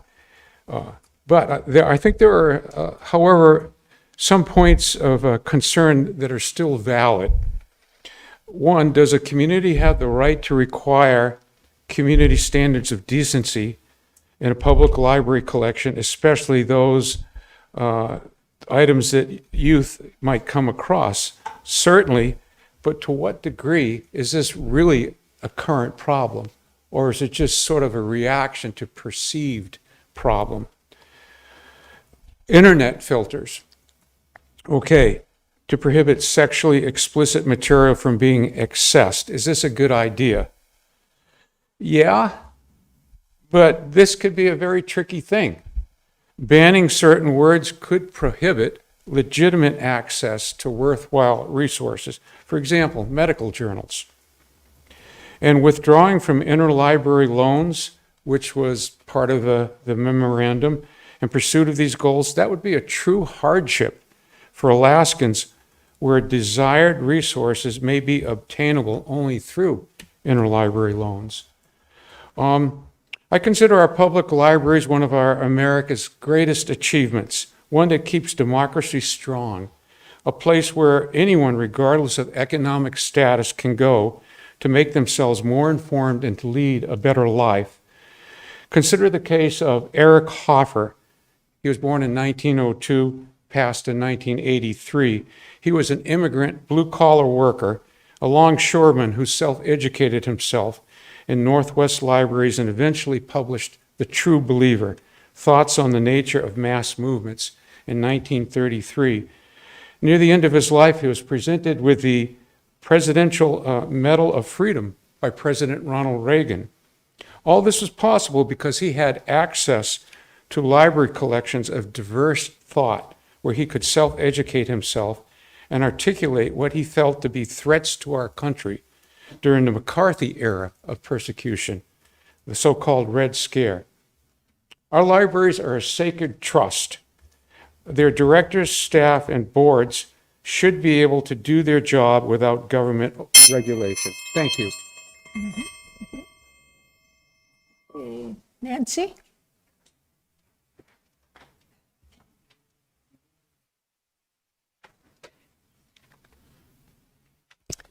Hi, my name is Nancy Bertels, and I live in District 1. At the January 28th Sutton Community Council meeting, Assemblyman Bowles indicated to us that he would remove Ordinance 26017 from tonight's agenda. He's done that, and I respect him for listening to his constituents.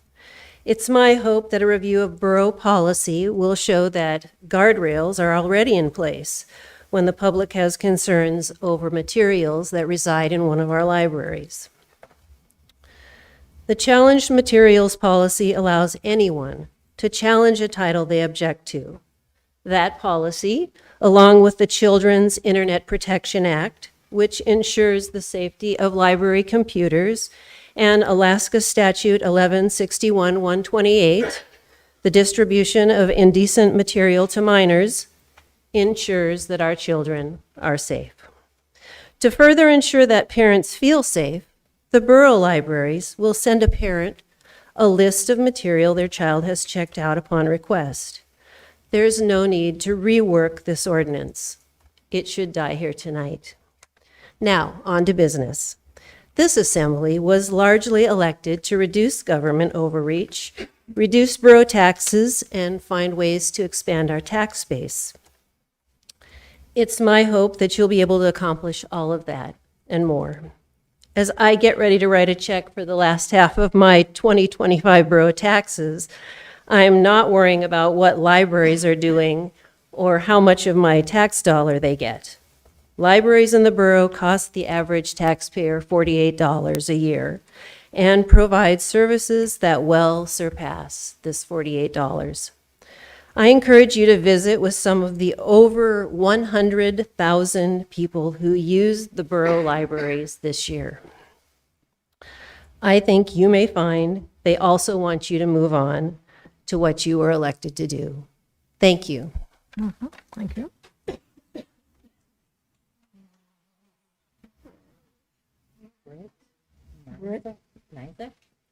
Britton Isaac. Yep, here comes somebody. Oh, okay. Well, I don't want to butcher their name again. I'll let them say it. That's it, but thank you. Hi, my name is Brighton Isaac. I live in Palmer, District 2. I wanted to say thank you for removing the library ordinance from the agenda. I also believe that there shouldn't be any extra regulations in our community, especially when they have references to things like contemporary community standards or prevailing standards in the adult community or a reasonable person. Our community does not have a single standard. We're not a monolith. Some of us are reasonable and some of us are not. So let's not leave our libraries open to arbitrary enforcement, politicization, and legal challenge. Thank you. Thank you. Sam White.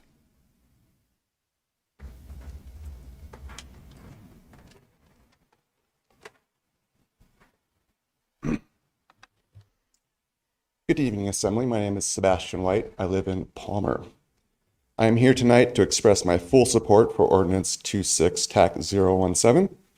I firmly believe that the greatest threat to our way of life in the borough is not crime, not illegal immigrants, not rising property taxes. It is a copy of Looking for Alaska sitting quietly on the shelf at the library. For far too long, books have just been sitting there, waiting to be read, or not read. Mostly not read, actually. In fact, I checked, according to the interlibrary loan data, most books on any given shelf are opened fewer than once a year. So really, we're not banning books, We're just cleaning out waste paper. The real question we should be asking is who benefits from having books freely available to the public? Is it educators, critical thinkers, people who want to understand the world? Clearly, none of these groups represent our interests here. So yes, I support Ordinance 26-017. I'd also like to formally propose that we broaden its scope, and I move that we also ban encyclopedias, which contain unsolicited facts on topics nobody asked about, the newspaper, which has been printing opinions I disagree with for decades without my permission, and finally, the dictionary, which recently added words that I don't like. Thank you. Frank Busby. Frank?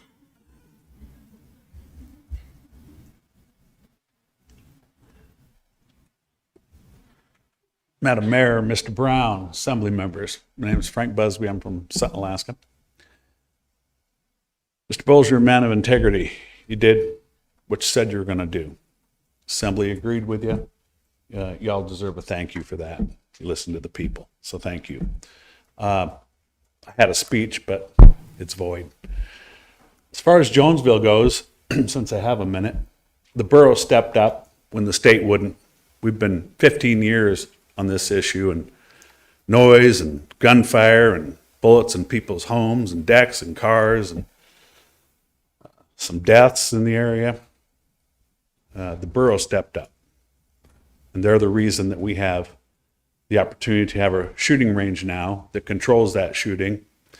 It's going to have some hours. It's going to bring some continuity to the place. Again, thank you for that. Without you folks, we'd be back to the Wild West up there, hearing it all night long. So thank you, folks. Appreciate you. Thanks, Frank. Jackie?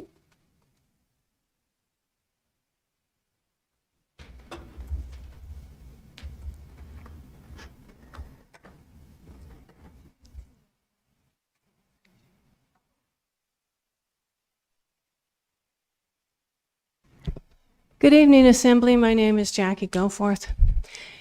In March of 2023, in Fairbanks, a report came out from a librarian conference that said one of the sessions was done by a Devin Helkenberg, and what she said was, our job is to sexualize children and put sexual content into their books. And in conservative families, it's very difficult to do because the parents would know by the cover. So these books are very important because they hide the content within the covers. And I'm going to show you exactly what that means right now with your book. I apologize for only having 4. I ordered 8, but Amazon only sent 4, and Barnes & Noble will not send this book online. But they will not send this book to a single person. So I have to wait for the others. I ask you to hang on to it because I will be referring to it in the next few. This is the first book I challenged. It's called The Teen's Guide to Sex, Relationships, and Being a Human. It also appeals to grade school kids, let me tell you. Now, I want you to look at the first tab, the blue one. Please open your book to the blue one, and on the left side, you're going to see the characters say, F-U-C-K, the patriarchy. Now, why are they saying to disrespect their fathers if this is a book on teen relationships? Now let's go to the direct violation of the Miller test. This is the yellow tab. Please go to the yellow tab. This is an explicit description of how to do something, and it says things to try. And first they show the female genitalia, and then they show the male genitalia, and then they show the anal genitalia, and they tell you what to shove up your rectum. And they're saying to do this. And if that's not enough, please go to the red tab. The red tab says, it's a great place to research fantasy and kinks. Go safely on the internet. And it tells you how to research pornography on the internet. By the way, there's a picture in there of a couple doing oral sex. And it's telling you, there you go. And it's telling you how to access these internet sites and to make sure you pay the porn stars because that's what they need to get paid for. Okay? There is so much in this book that I cannot go over it in a 3-minute session. There's sexual grooming, there's perversion, there's LGBTQ. It's in your face, it's subliminal, and it's superliminal. That's why I'm asking you to hold on to this book, because I'll be referring to it. This is the first book I challenged. I challenged it in Palmer, I challenged it in Wasilla, I challenged it here, and I lost all 3 of them. Because the same people who are speaking to you tonight to defend this are the ones who were judging it. That's what they're here to defend, people. That's what they're here to defend. This is what we mean when we say there's obscenity in the library. And when you put these people on a committee, they find that they're obscene also. They vote that way. Thank you. Thank you. Mary? Good evening. My name is Mary Robinson. I'm a Matsu Borough resident, and I represent myself. I also had a set speech. I, on the other hand, are the grumpy, cynical part of the group that advocate for intellectual freedom. And while I'm pleased that Mr. Bowles took that particular ordinance off the table this evening, I do not kid myself that it will not rear its ugly head somewhere down the road for several different reasons. This is viewpoint-based censorship masquerading as administrative decisions. And for the fact that on December 8th, 2025, which one hopes is going to be the last meeting of the Borough Library Citizen Advisory Committee, one of your committee members gleefully announced to the room that the borough was going to move forward to implement government speech doctrine. I recommend that everyone, and when you have a moment, Google what government speech doctrine is. Matter of fact, Mr. Bowles refers several times, he calls it different things in the ordinance that he pulled this evening. And he also recommends to us that if we don't like it, we can vote the current assembly members out. Well, Mr. Bowles, challenge accepted. And I believe that perhaps, and we can talk to your friends, the book challengers, because they do quite a bit of recalls. So we can talk to them about recalls and special elections, and that'll certainly waste taxpayer money and the clerk's time. Just as no one should be turned away at the door of a public institution, no one should be erased from its shelves. You've heard me say many times, all of this is manufacturing a moral crisis for the sake of political and religious posturing. It's as simple as that. Cui bono. Who benefits? Who benefits from this continuing assault on our libraries, on our library staff? And as I've said to you before, I think some of you need to reach out, and if you've already done it, kudos to you, but you need to reach out to your borough library staff and say, we're sorry. We're sorry that the book challengers, which they're entitled to their opinion, that's their First Amendment right. It's their right to dissent. It's their right to challenge the books. They do not have the right to call your employees, the borough library staff, groomers and pedophiles. They call me that, and that's fine. I grew up with brothers, and I also understand that calling someone a pedophile is an actionable defamatory statement. Jeffrey Epstein, pedophile. Me? No. Your library borough staff? No. You need to apologize to them for the actions of your friends, the book challengers. Mardine Collins?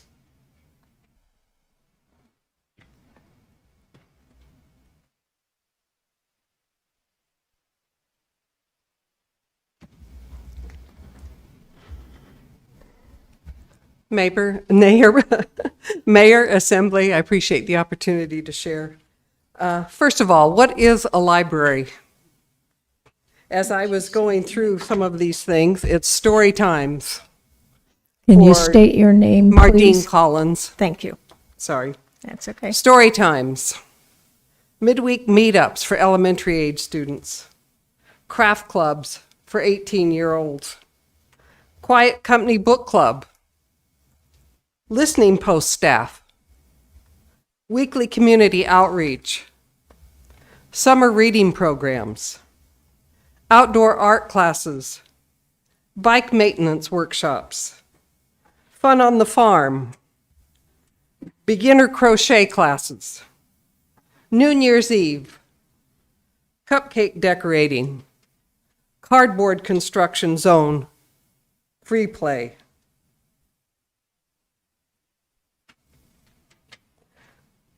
Collaboration with Grandmother Raven Productions and walking tours. Palmer Arts Council collaboration. Alaska Council on Aging collaboration. Book sales, concerts, benefit concerts, summer reading programs, craft exchanges, services, helping patrons apply for jobs, accessing PFD applications, searching for tax forms, printing documents, scanning documents, creating email addresses and accounts for patrons, applying for benefits, applying for health care, searching for legal documents, accessing digital library content, supporting early literacy programs, community gathering spaces, social opportunities, newspaper access, kits that supply books and movies, telescopes, storybook projectors, instruments, DVD and CD players. All of these things are services that our libraries offer. Each library has their own personality, but each library offers similar services. When the Palmer City Council held a public meeting on April 29th of this past year, there were over 150 people at the Palmer Depot. They even had to have a special location for this meeting. Of the people who testified, every one of them was in support of the library, except with the exception of one person. I'm most familiar with the Palmer Library. We have received donations, and as you know, we have a Palmer Library project. But we want to say we appreciate the support of our community and their ongoing support and the positive nature that we have, and we'd like to continue that. Thank you. Ron Clark?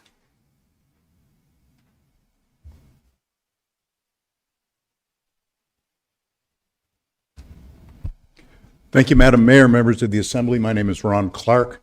I live in Chickaloon, and I can think of about 100 places I was planning to be elsewhere tonight, but here we are. I also was going to walk out when the ordinance was withdrawn, but I figure I'll get my 3 minutes in. I've never been to a Matsu Borough Assembly meeting before, and if I get 3 minutes every 7 years, that's how long I've lived here so far. You know, it's not a bad rate, I guess. First, to echo some of the other people, thank you for your public service.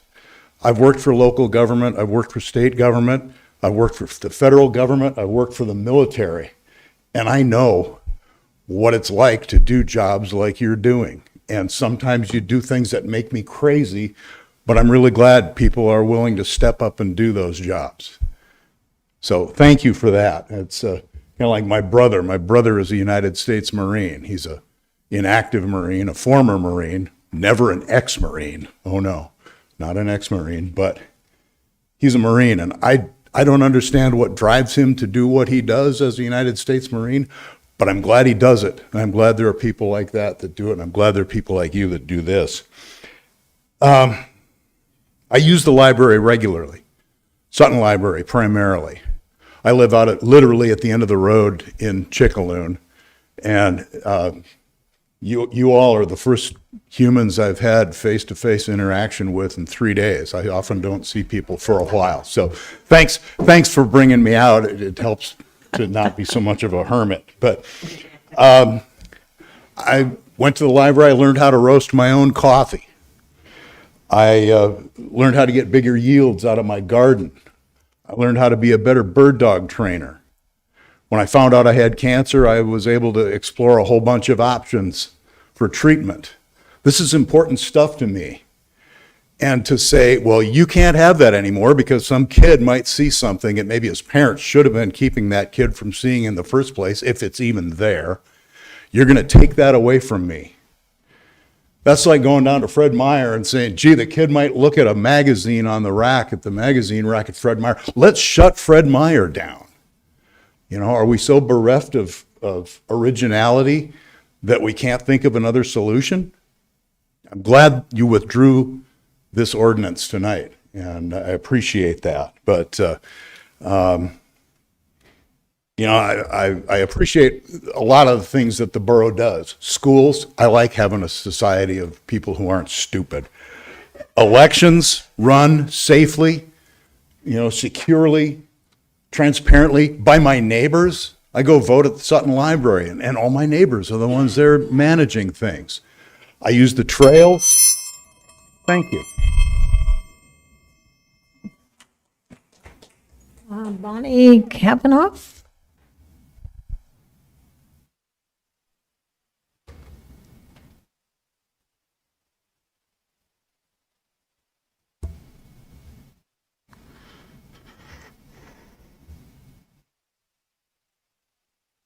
My name is Bonnie Kavanaugh. Hi. Borough Mayor, Assembly members. I also want to thank you for being here and thank you that we can come and support him. I was also here to support the library and happy to have that ordinance pulled. But I also am happy the Library Citizen Advisory Committee has also been retired. I came and spoke as that as well, and I was embarrassed that I even had to come and speak to that. We hire good people. We hire people that they're not trained when you hire them. We train them. The library people are trained to do their job, and we have to trust them. If not, there are ways that you can challenge a book. There are committees that would do that. We don't need to add more layers to challenge the books that are in the library. And it's not just books, just like Mardine already said, all those things the library does. Often people, well, I was in the school libraries for 100 years, and I would say to the kids, could ever one of you think of a book that you think shouldn't be in the library? Oh man, everybody's hand went up. And it wasn't all the inappropriate sexual or gay or anything. They could think of any reason that a library should not have a certain book. And I think all of us could do that too. We could all think of a book, well, that would pull every book out of the library. So we don't want to put our opinion on what everybody else reads. And I think, listen to the happy people. You're listening to people who aren't happy. That's why we have those committees. That's why we think we have to have an ordinance to limit what's in the library, because you're listening to a minority. We're not listening to the happy people, and that's the happy people's fault for not coming in and talking. I go to the public library. I use the library a lot, but not everybody has money to buy books. Not everybody has a computer. Not everybody can pay monthly internet fees. And I don't think we think about those people. The gentleman that spoke, he uses the library for all kinds of things that we don't think about. A lot of you might use that all from your home, but he doesn't have that option, and he is like a lot of people in our borough. A lot of people are off the road system. So I think the Assembly has to think about that. I have one more point. The library board now, Matsu Borough Library Board, doesn't require you to live in a certain district anymore to be appointed to the board. Do you guys know that? So anybody from anywhere in the borough can be appointed to the library board. Watch out, because someday maybe we won't have an assembly member from every district in the borough. Somebody will decide, oh, what the heck? The assembly members can come from anywhere in the borough. We don't have to have a representative from every district. I'm really opposed to that happened, and I'm not sure if that was just the library board or every board. Somebody knows that answer. I meant to call and find that out. Can I ask that question now? No. Call me tomorrow. Yeah, I really think that's a disservice to the library board that somebody wanted all like-minded people on the library board. So they took away that they have to be represented from each district. Thank you for your time and your efforts. Appreciate it. John Miller?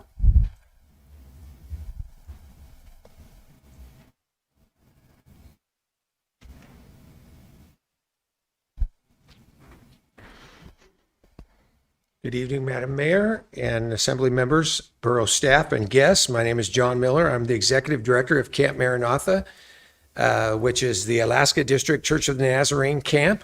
The Alaska District has operated the camp at our current site since 1960s, the late 1960s. Over the years, our ministry that was initially self-centric, devoted to our own Nazarene denomination, has developed into a truly community-centric organization.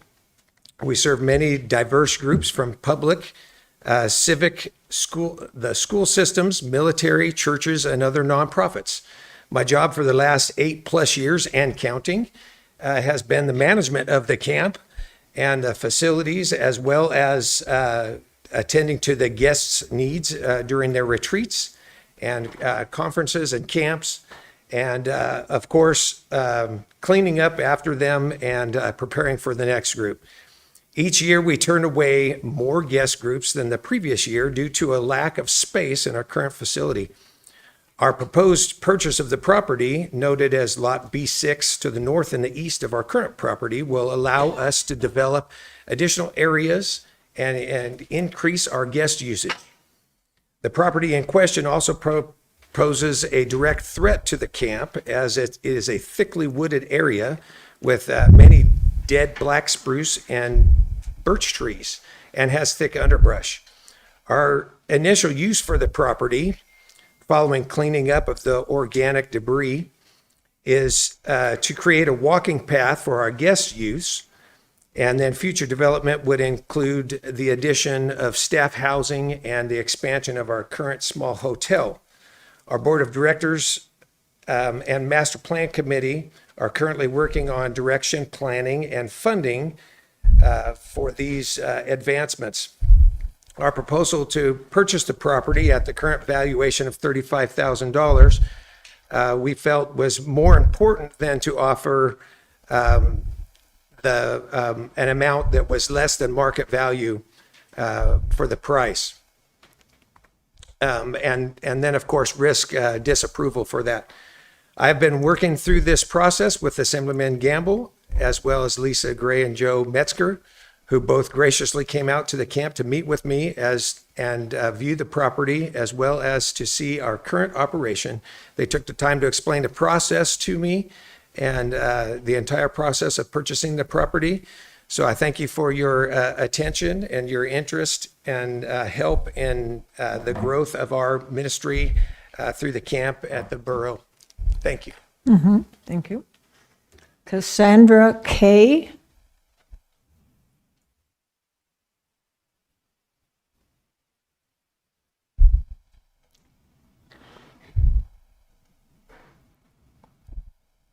Good evening.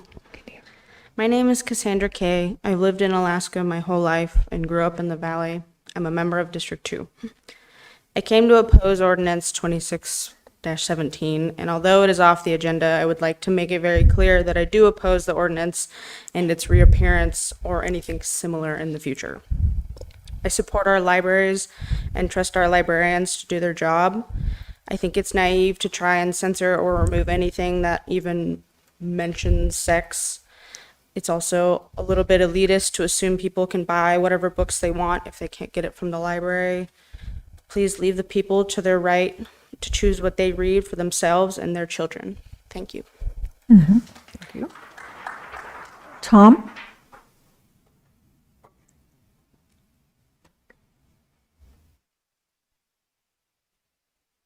Thank you, Jackie. You were right. My name is Tom Robertson. I live here in Palmer, and I'd like to start an organization called the Matsu Oil and Gas Association. In 1980, I was the safety man. That's not for real. I'm making this up. Anyways, in 1980, I worked as a safety man for Union Oil Company, and I was a member of the Alaska Oil and Gas Association. We called it AOGA. So I know what's going on, and I know these questions that come out tonight, they're way over your head. Even if we took time to explain them, you still wouldn't know. The one good question I like over here from Dimitri, what could kill the project? All the bombarding of questions that people can't answer. And that's what killed it for the last 40, 50 years. The other thing that brought up by Mike, what he talked about taxes, it's really royalties. When I was with the Kiski Fire Department on the fire board too at the same time.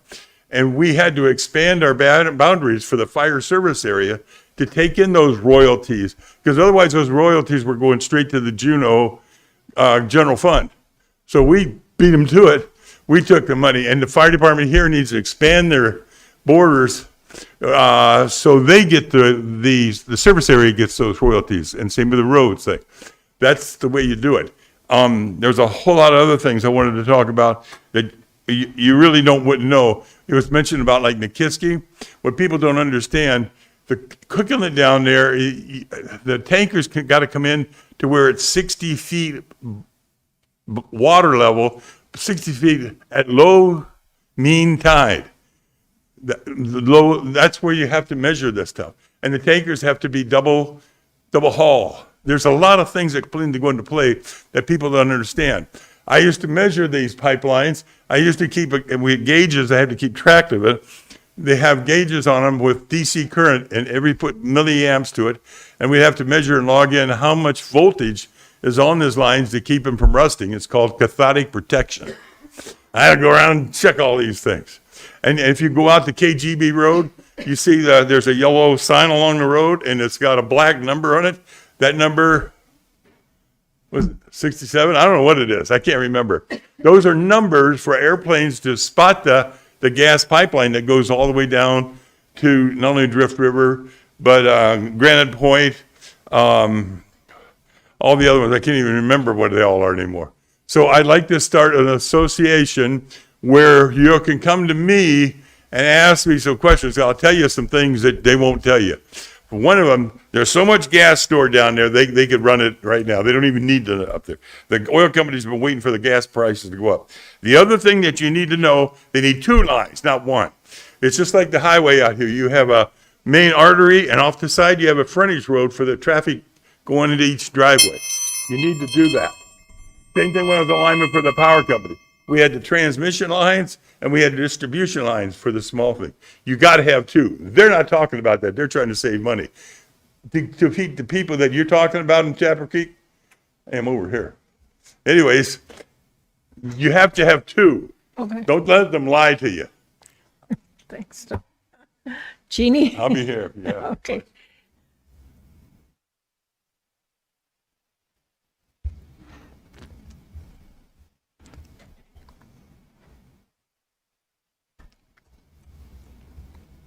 Good evening, Mayor and Assembly. My name is Jeannie Trushinsky. I've lived in the Matsu Borough for 33 years, and I live in District 3.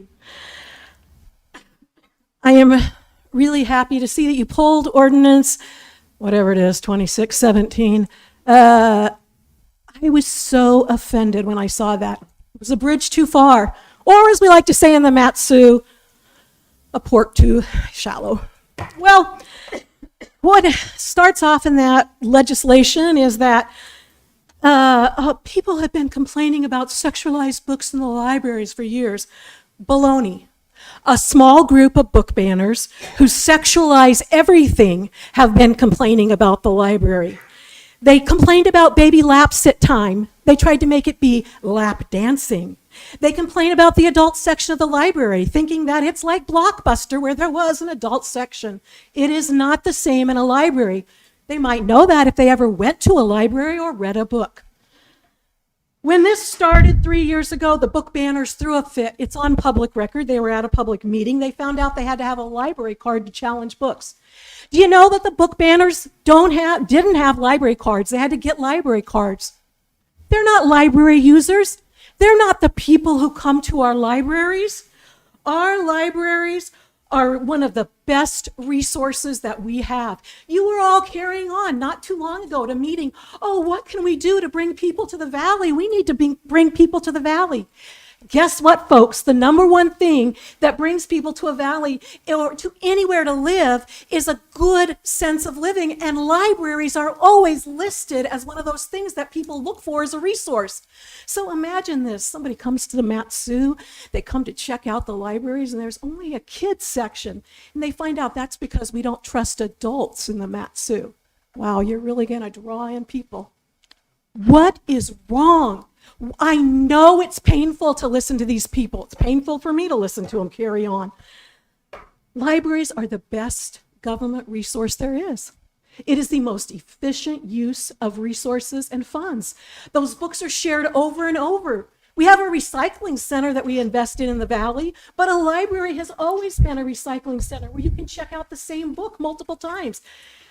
People have access in this borough to the books at Wasilla and Palmer, which are huge collections.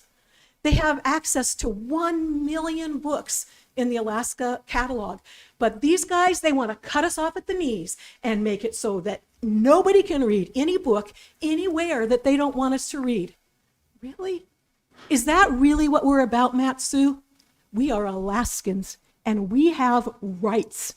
And we should not be following these lower 48 things that the gaslighter in chief, self-proclaimed erotica writer, brings into our borough. Callista Watkins, is that right? Oh, okay, good, thank you.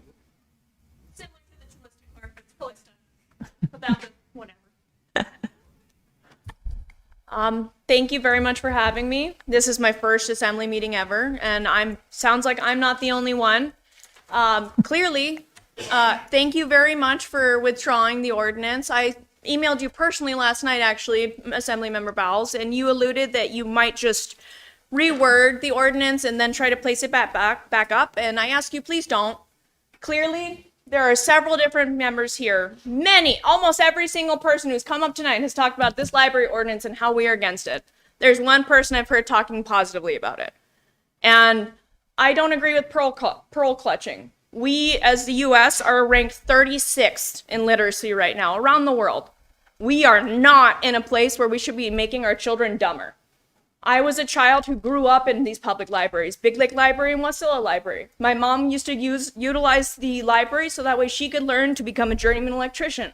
And she couldn't afford daycare, so I was around the library. And you know what? I very soon outgrew the reading material that was deemed appropriate for me.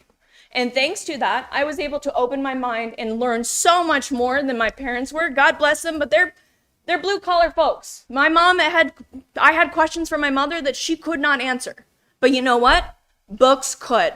Books are here for us to learn. Knowledge is power. And when we sit there and try to restrict what that knowledge is accessible to whoever, we are taking power away from the people. We are making our people dumber and more ignorant, and that is not what we need in this country right now. I know grown men who don't understand the pregnancy and gestation. They don't know how a woman gets pregnant. They don't understand that. And that's because they weren't properly educated as children about what goes on. I read a book where it went through a whole book series written by a mother where her child experienced the tragedy of addiction. And so it opened my eyes as a child to what could happen if I make those stupid choices.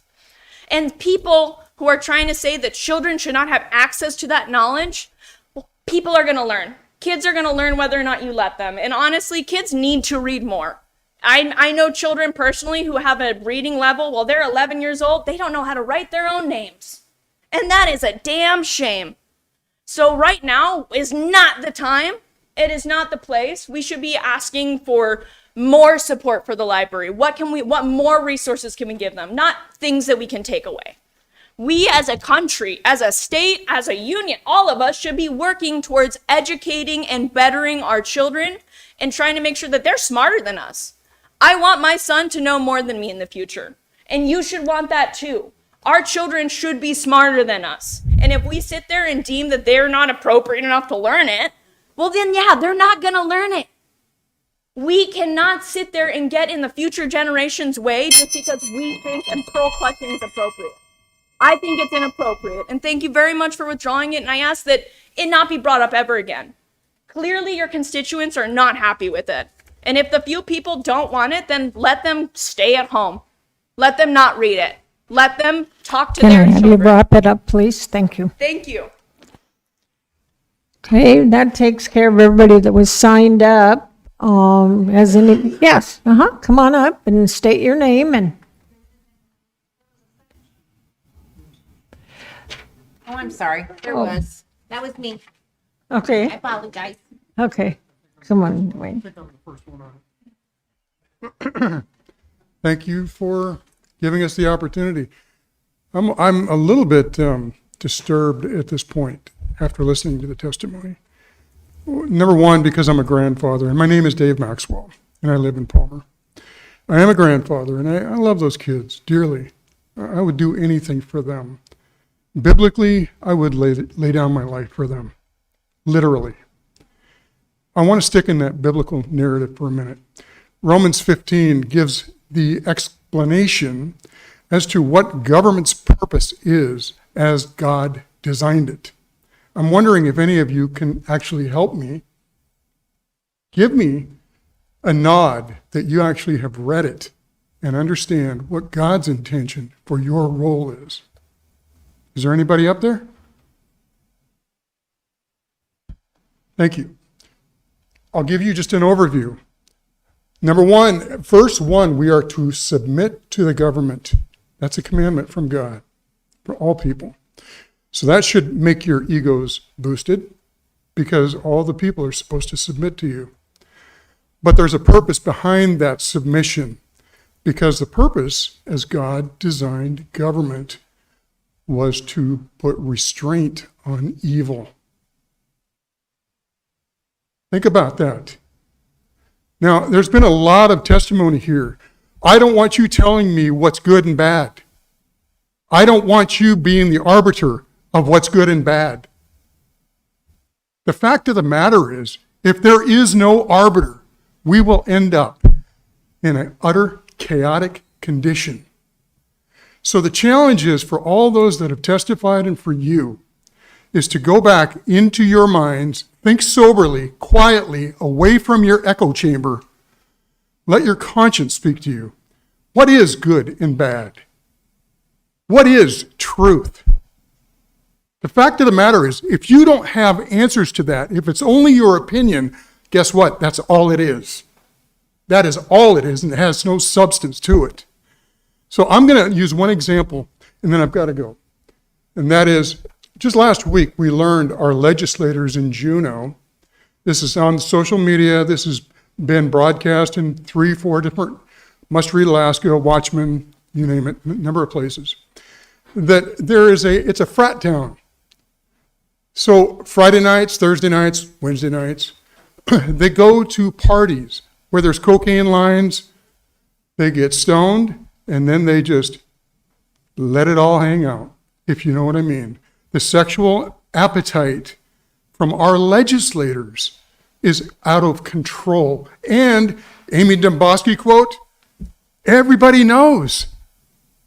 Everybody knows. Okay, well, we all know what's happening in the libraries as well. What's happening is we're grooming those children to become our future legislators, and that's not going to bode well for us. We need to train character, not perversion. Thank you. Okay, Kathy?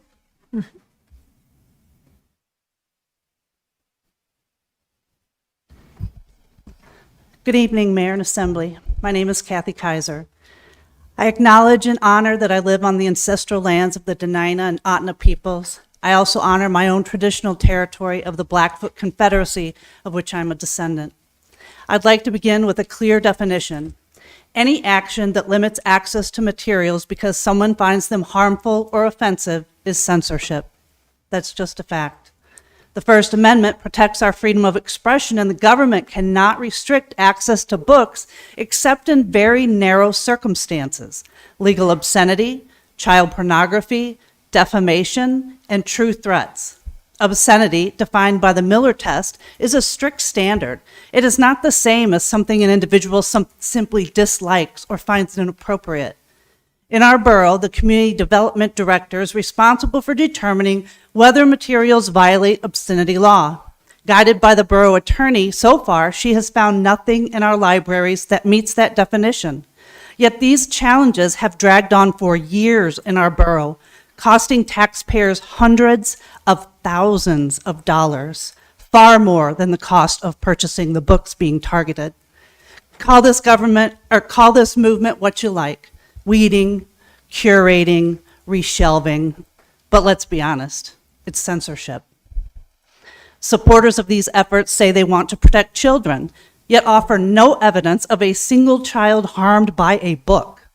They claim there's pornography in the library, yet cannot point to a single item that meets the legal definition of obscenity. They argue that their tax dollars shouldn't pay for materials they dislike, even though only a fraction of a penny of each tax dollar goes toward these purchases. And communities could easily fund those books privately if that were truly their concern. But that's not what this is about. This is about a manufactured crisis when no obscene materials exist in any of our 5 public libraries. If they did, somebody would already be in court. Although Ordinance 26-017 has been withdrawn from today's agenda, the Assembly member who sponsored it has publicly said he plans to rewrite and resubmit it. He intends to form a work group in the meantime, leaving our trained librarians out of the conversation. Many residents, including myself, have already expressed interest in participating, yet no response has been given. If this work group is truly meant to represent the public, transparency is essential. The community deserves to know how its members will be selected and who they are once appointed. Public libraries exist to serve everyone, not just the loudest voices. Our policies must reflect that fundamental democratic principle. I'll close with these words from Chief Joseph of Nez Perce. Let me be a free man, free to choose my own teachers, free to think and talk and act for myself. Thank you. Okay, Greg Sumset.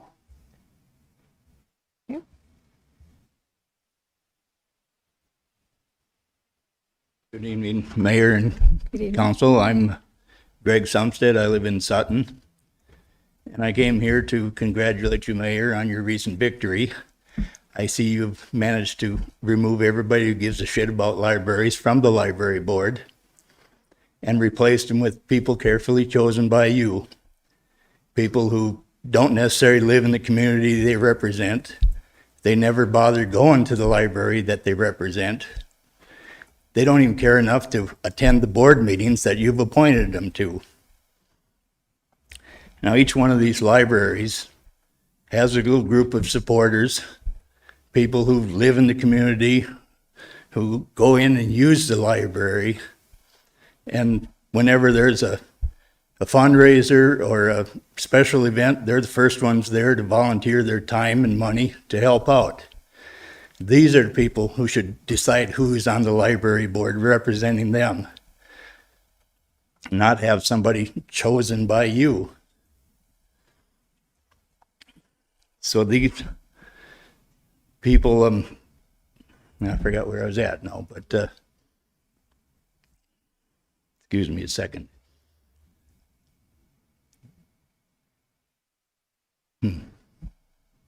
Lost my train of thought, getting old. Anyway, I think that the people you have chosen, they're, not from the area, and they don't do anything for it. They're not at the libraries. But what they will do is goose step in line behind you, waving their Bibles and pointing their fingers and doing whatever you command them to do. And I understand this library board is just a advisory board. They don't wield any great power. They're there to make suggestions and maybe offer recommendations. And that's all they're doing, just suggestions. And I don't know why you think it necessary to load this board up with a bunch of your zealots to do whatever you bid them to. The library board, it's not a library board anymore. Now it's the mayor's censorship board. And I just want to ask you one last question is, why are you so afraid of the quiet people from the library? Okay, The next person, Jennifer, who do you think that is? Okay, here comes a Jennifer, so.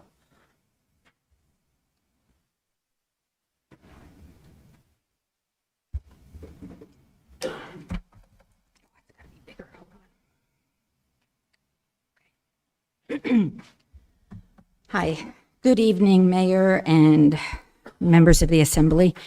My name is Jennifer Peronis. I use the pronouns she, her, and I come here representing myself. I'm a borough resident, a parent, and a proud and frequent user of my public libraries. I will say that I live in Talkeetna, and I am currently unrepresented on the library board due to the unwillingness to appoint many appropriate applicants from my region. I am going to continue to address the situation, as others have done tonight, with censoring books in our library. Number one, I want this to be very clear and very on the public record. The librarians in the Mat-Su Borough have never, ever, never, ever have they approved Hustler magazine.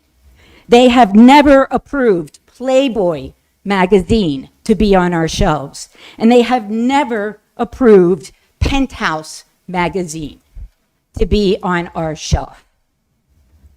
They have never been in our public libraries. Those are porn magazines, if you weren't aware of that already, because you may not have if you haven't been exposed to that kind of thing. I also wanted to talk about how easy it is to find the juicy parts of these books that are challenged on the internet. If I were a teenager, if I were a young adult, between 16 and 17 and 15, 16 and 17, and I wanted to just find the juicy parts because I thought I wanted some hot porn, I would just go online and it'll tell me exactly what page. In fact, it'll actually just print the words out for me right on my phone or my computer. And I don't need the library if I'm looking for porn. That's not where I'm gonna go. I'm gonna go to the internet. We all do know that, right? So what it actually takes with these challenged books is that the young adult has to actually get to the library, go to the library, search the book, check it out in front of an adult who's gonna see what book they are checking out. Then they have to read at least 200 pages. Whew, that's gonna take a while. They might get bored of that. And what are they gonna do? They're gonna find maybe a handful of paragraphs that have a hot, intimate encounter. I don't think that's the way teens are going to find that type of entertainment. Number three, there's a lot of ways to censorship, and one of them is limiting access to these books. Many people say, oh, just buy the book on Amazon, which is an obvious statement of privilege. Have you never wanted for money or food or good parenting or just a new pair of clothes? Thank you very much. So I think that does wrap it up for the people that signed up. So now it's open for anybody that hasn't had a chance to testify if they would like to on any subject. Doesn't have to be libraries or gas and oil or anything else, just whatever. Hi. Did not prepare anything. I'm Brittany Cross, and thank you so much for holding this. This is my first meeting. I have 4 kids, age 12, 11, 9, and 6, and we are frequent users of the library. And I heard about this ordinance and actually talked to my kids about it and asked them if they have come across anything that was inappropriate at the library. Because we do go a lot. I also am a homeschool mom, and so we use it for a lot of resources. And they didn't say anything. In fact, I asked my 2 older girls if my one daughter loves dragons and my other daughter loves cats. And so Wings of Fire and Warriors are big names in our house right now. And I asked if my daughter, who loves dragons, wanted my daughter who loves cats to be able to read about cats, and she said yes. And my daughter who loves cats, my daughter who reads about dragons, if they would, vice versa. And they both want each other to be able to read what they love. And so I just feel like they know. And I feel like I'm a parent, and if they do come across something, I am involved in their lives and what they're seeing. And I don't know, I just really hope that we see that parents can do the job and that we don't need like an oversight.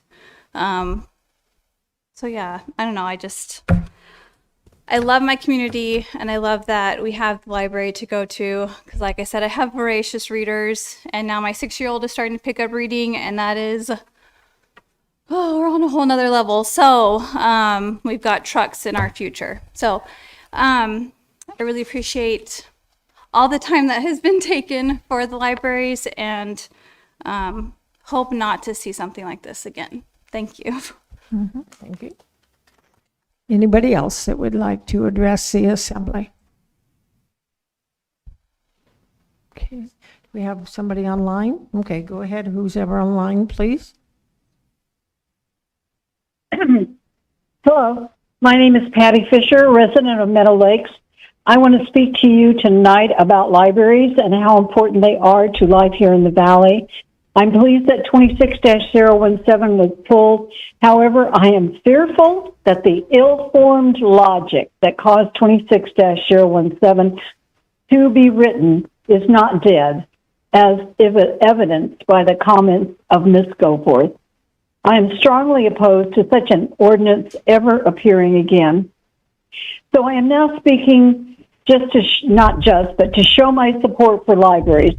I will not go into all the detail that I originally planned on because others have very adequately covered those topics. However, there are two benefits that are very important here in the valleys that libraries play. Libraries in the valley are community hubs. They host events, workshops, book clubs, story time. They foster interaction between residents. In rural areas such as Talkeetna, Big Lake, and Sutton, libraries serve as community centers. They play a critical function in our library. Second, libraries provide free access to computers and the internet. There are adults that would not have access to the internet if it were not for libraries. This could mean job information, health information, info on what is going on in the community, tax information, and solutions to everyday household problems would not be available unless the library internet was free and accessible. The issue which precipitated 26-017 came up because a small number of people came and made noise about libraries. I am asking that you think about the thousands of Valley residents who visit our borough libraries every day and appreciate their being there and available to the residents of the Valley. Please do not cater to the loudmouth fringe group. Consider the majority of Valley residents who cherish our public library system. Thank you. Do we have anybody, that's the only person we have online? Anybody that hasn't testified that wants to? Yes, come.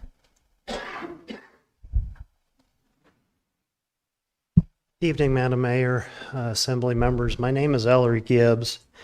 I wasn't here to speak on what's in front of us right now.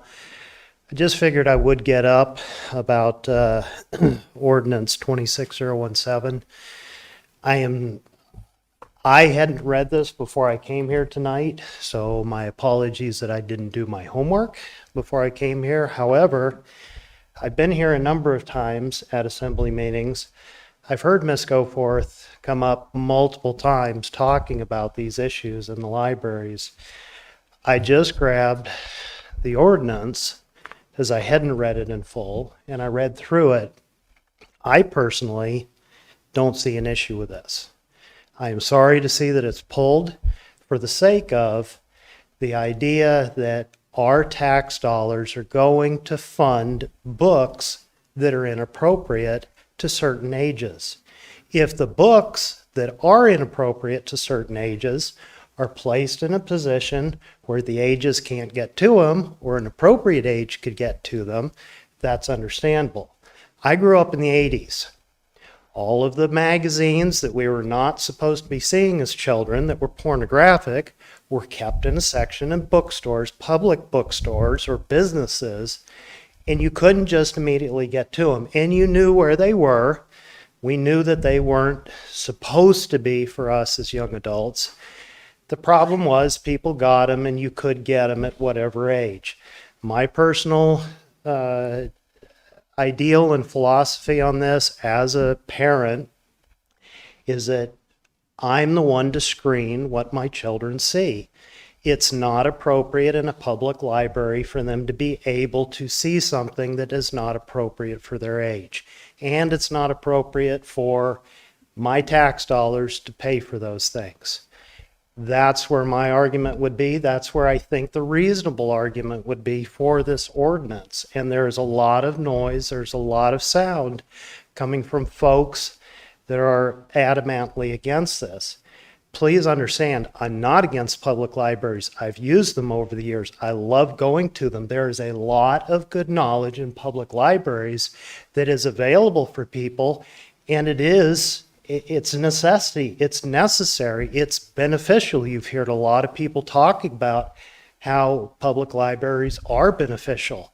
The problem is, and that's where this ordinance makes a reasonable point, get stuff out of it or lock it up or put it behind something to where age appropriate is age appropriate, and it's not just open and available to children that it should not be there for.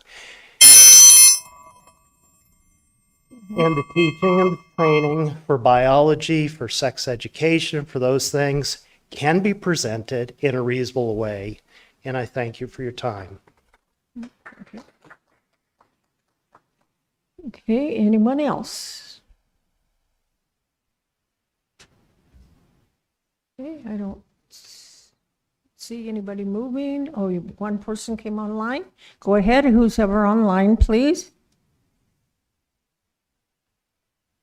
Good evening, Madam Mayor and Assembly. My name is Sarah Stallone. I just wanted to speak out in support of Ordinance 26-016. Is it an appropriate time?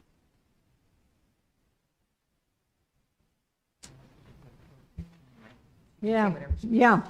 Under audience participation, you can do, Madam Clerk, do we have a public hearing tonight? The only other time it's for introduction. So in 2 weeks, there would be a public hearing and of course, audience participation again. So you can go ahead and state your input now, and also you can come back in 2 weeks. Well, I appreciate those. Thank you. I just wanted to speak in support of the designation right now before the Assembly to classify the land near Zero Lake to be considered set aside for a shooting range facility. My support is mostly due to the fact that I do feel that as Alaskans, we need more safe places to host ranges. And the first step is setting aside that land so that continued development around it can evaluate whether they want to be there or not, so that we have less encroachment on public places, but still allow our population to shoot and do so safely. I believe very strongly in knowledge of firearm safety and also in the ability to train our families, our children, in proper firearm use. I believe that citizens should be responsibly armed to be able to protect themselves, and I also believe that we should practice regularly to maintain skill. With all of that in mind, I just wanted to speak in support of this ordinance. Okay. Is that the last person online? It is, okay. One last time, anybody that hasn't spoken that would like to? Okay. And I've been requested to do, at ease, have a break. So, Recess is different than oh, recess. we're recessed, okay. long. So we expect people to return, right? What's that mean? Okay, we will recess till 9 o'clock. That gives me stamina. Oh, Recess okay. sounds fun.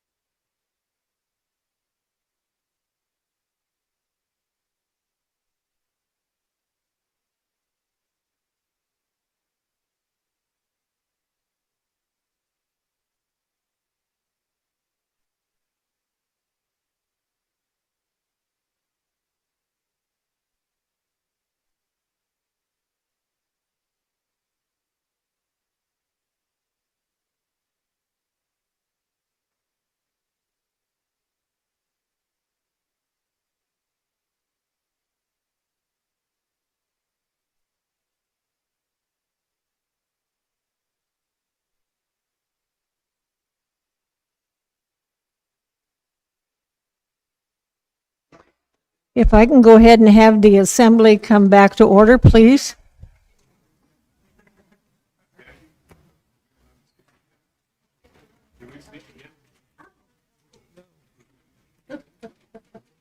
Tom was asking me. Not under audience participation if you already spoke.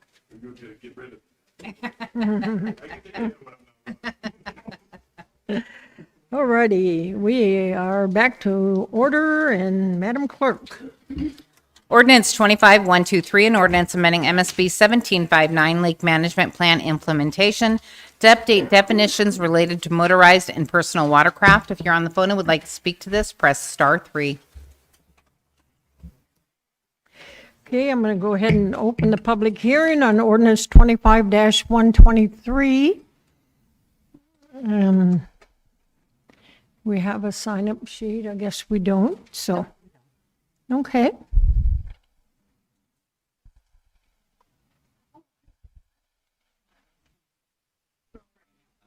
Good evening. My name is Esther Huddleston. For the past 30 years, the Matsu Borough has been placing lake management plans and restricting lakes.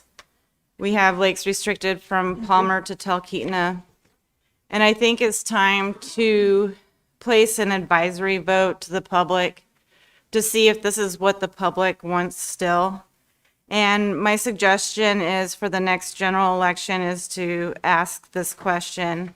This advisory vote does not change or alter existing lake management plans. This advisory vote only applies to state of Alaska-owned lakes residing in the Matanuska-Susitna Borough, which currently do not have a lake management plan. Should the remaining unmanaged state of Alaska lakes residing in the Matanuska-Susitna Borough remain unrestricted? And I'm concerned about the 25-123, that it's an attack on jet skis. We have families who take their kids out tubing on a nice hot sunny day, water splashing on them, cooling them off. They're having a great time. And then you restrict a lake like Fuller Lake to 5 horsepower electric motor, which also has a no wake zone. I mean, do you really think that you're going to generate enough RPMs with a 5 horsepower electric motor to create a wake? I mean, what are you going to do? Bust Mother Nature for blowing the wind too hard?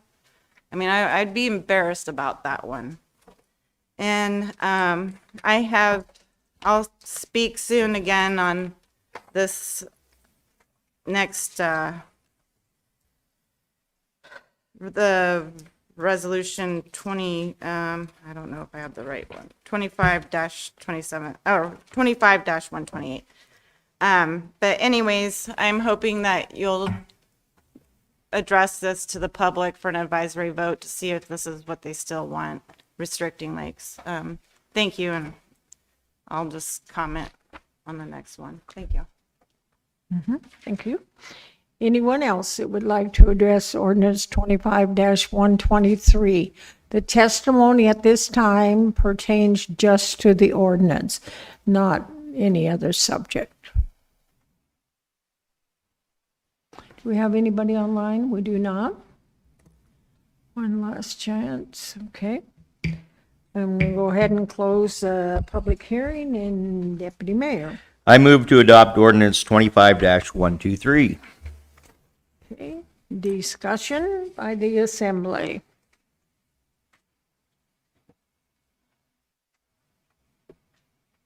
Anybody have an objection to ordinance 25-123? Do you have objections? Okay, Can we go back to discussion, please? go back to what? Did to discuss it a little? I guess, is it moved? Okay, Can we you- discuss it now?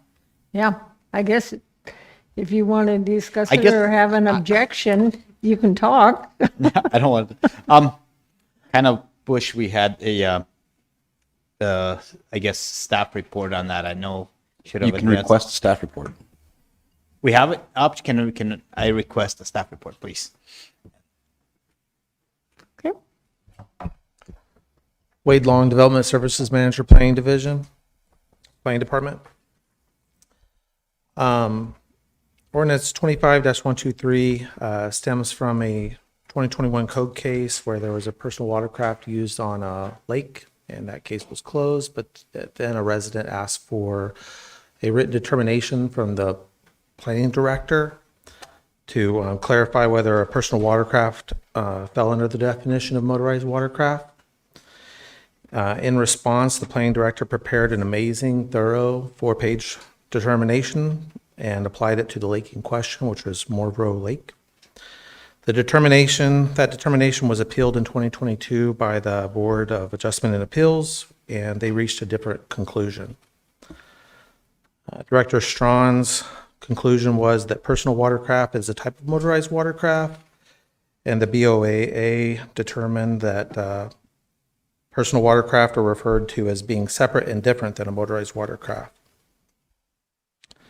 This ordinance, sponsored by the borough manager, provides clarity by establishing a complete definition of motorized watercraft, ensuring that personal watercraft are clearly addressed, and also making a minor clerical updates to support accuracy and readability.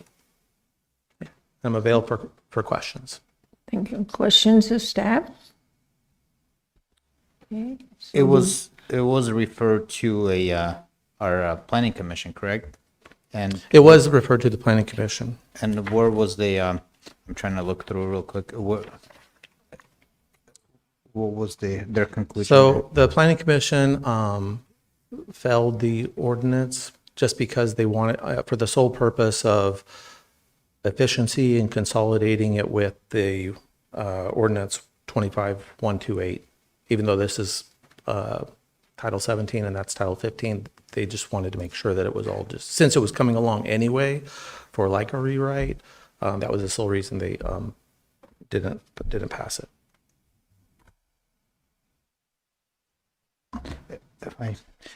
So in there, said now there be resolved, planning commission hereby recommends the assembly fail ordinance 25-103. But then in the next page it says yes to all of them, no to not. So they, I guess my little bit of a misunderstanding that they say they recommend to fail, but on the bottom of it, on the page 3 out of 2, it says yes. Yes to fail, or I guess maybe there's a little, am I the only one that's misunderstanding this? Because I think we have. So I actually watched, Madam Mayor, I actually watched the Planning Commission meeting for this, and it was a little confusing because they were discussing the merits of it, but then they said that they wanted to postpone it to discuss it along with 25-128. Then when 25-128 came along, they passed it unanimously without any discussion. So there is a little bit of confusion there. So does their resolution here addresses 123 or 128 simultaneously, or because I'm looking at 123 because that's where we're on. I guess I'm having a little bit navigating because yes, it says ordinance serial 25-123 in that same packet on the page. We get to the resolution, Planning Commission Resolution 24-25. They recommend the fail, but then on the page 3 out of 3, they says yes through all of them. Is there some? Am I the only one having a hard time understanding this? Because please. So what they all said yes to was that what it says there at the bottom of their resolution is that they recommend the Assembly fail ordinance 25-123 and consider incorporating the definition changes with ordinance 25-128. So they all agreed that this actually should just be incorporated in 128. And did we already? When did we address the 128? That's next. Okay, the one that we shifted around. Yes, sir.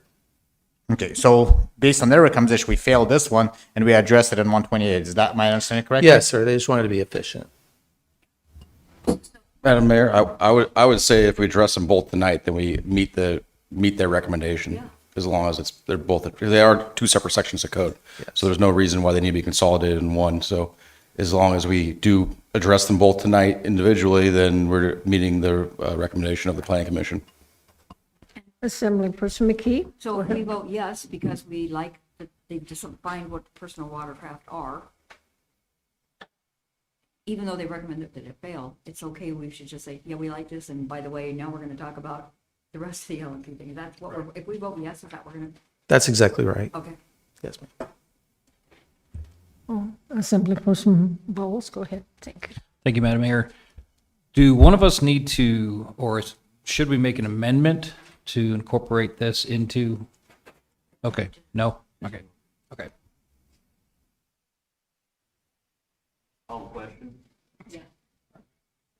Okay.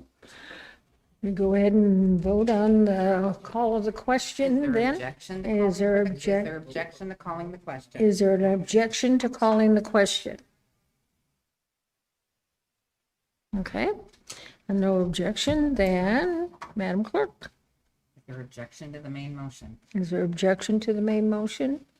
The passing of ordinance 25-123? Is there any objection?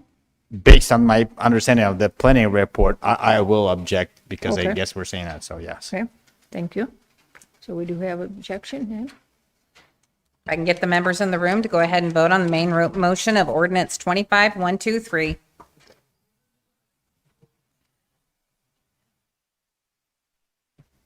Madam Mayor, it passed with Assemblymember Fanoff and Sumner opposed. Okay.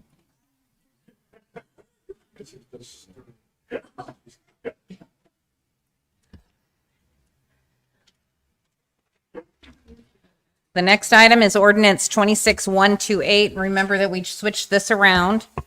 An ordinance amending MSB 1524 Assembly zoning functions to update the process of initiating and amending lake management plans with accompanying resolution 25113, a resolution establishing a fee for processing requests for lake management plans under MSB 1524 Assembly zoning functions. If you're on the phone and would like to speak to this, press star 3.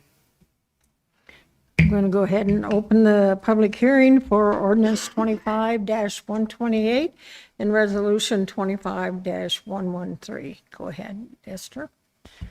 Good evening, Esther Huddleston. On page 5, I know you can't answer my question, but I have concerns about it. The notice shall state that a lake management plan will be brought to the Planning Commission and Assembly if more than 60% of all responding shoreline property owners are in favor of the lake management plan.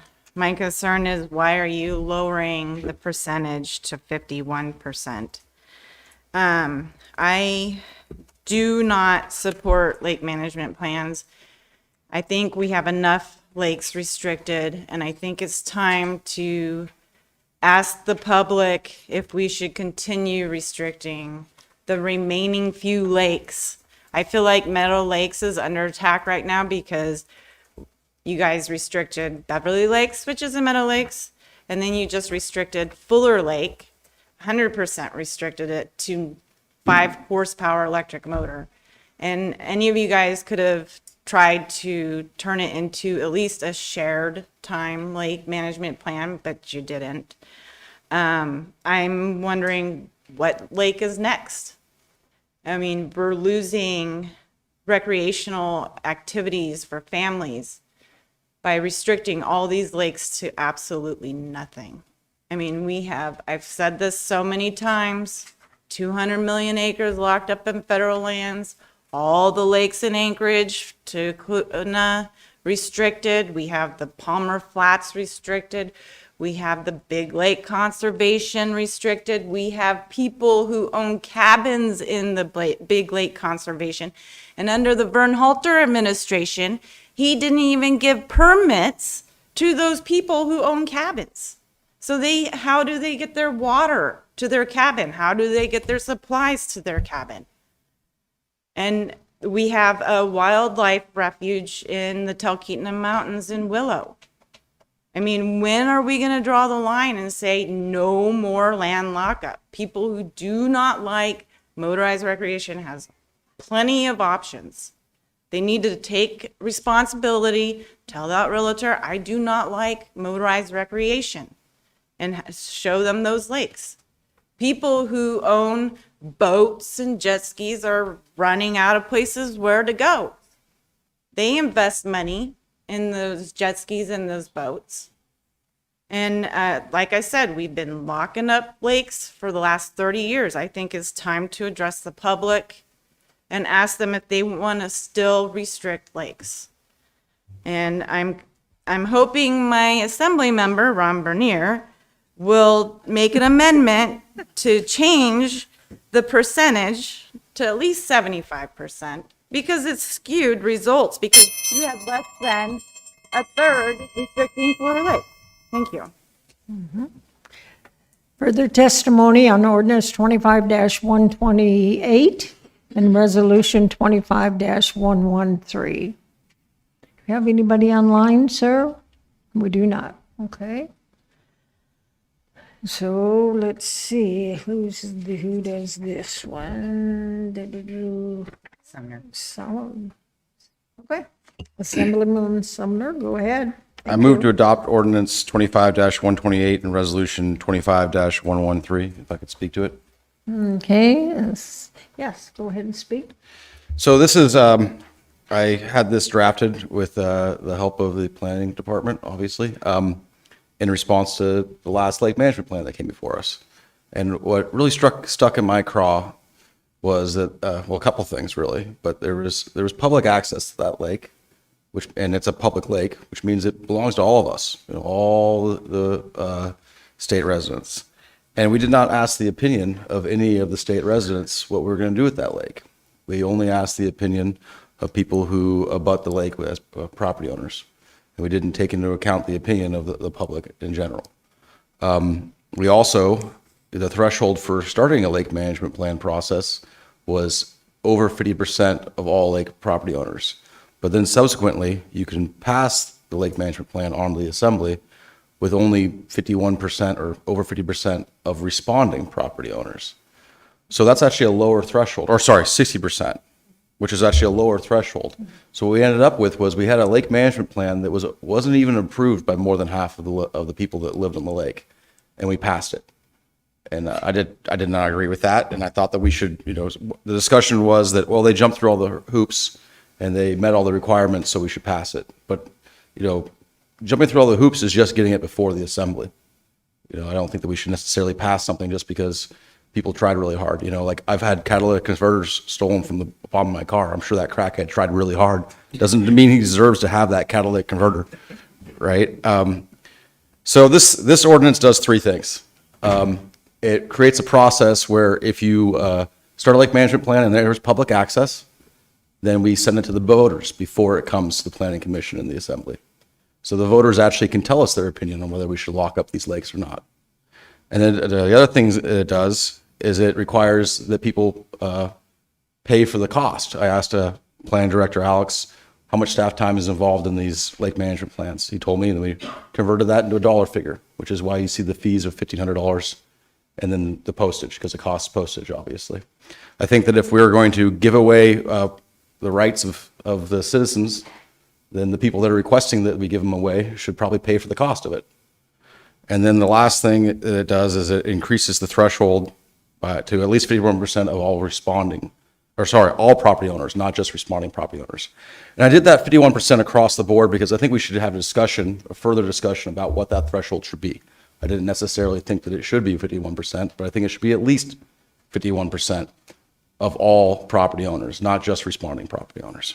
And to head off any comparisons between this and LIDs, I think they are two completely different things because this is diminishing property rights of people, whereas an LID is asking people to pay for additional infrastructure that's being added to their properties.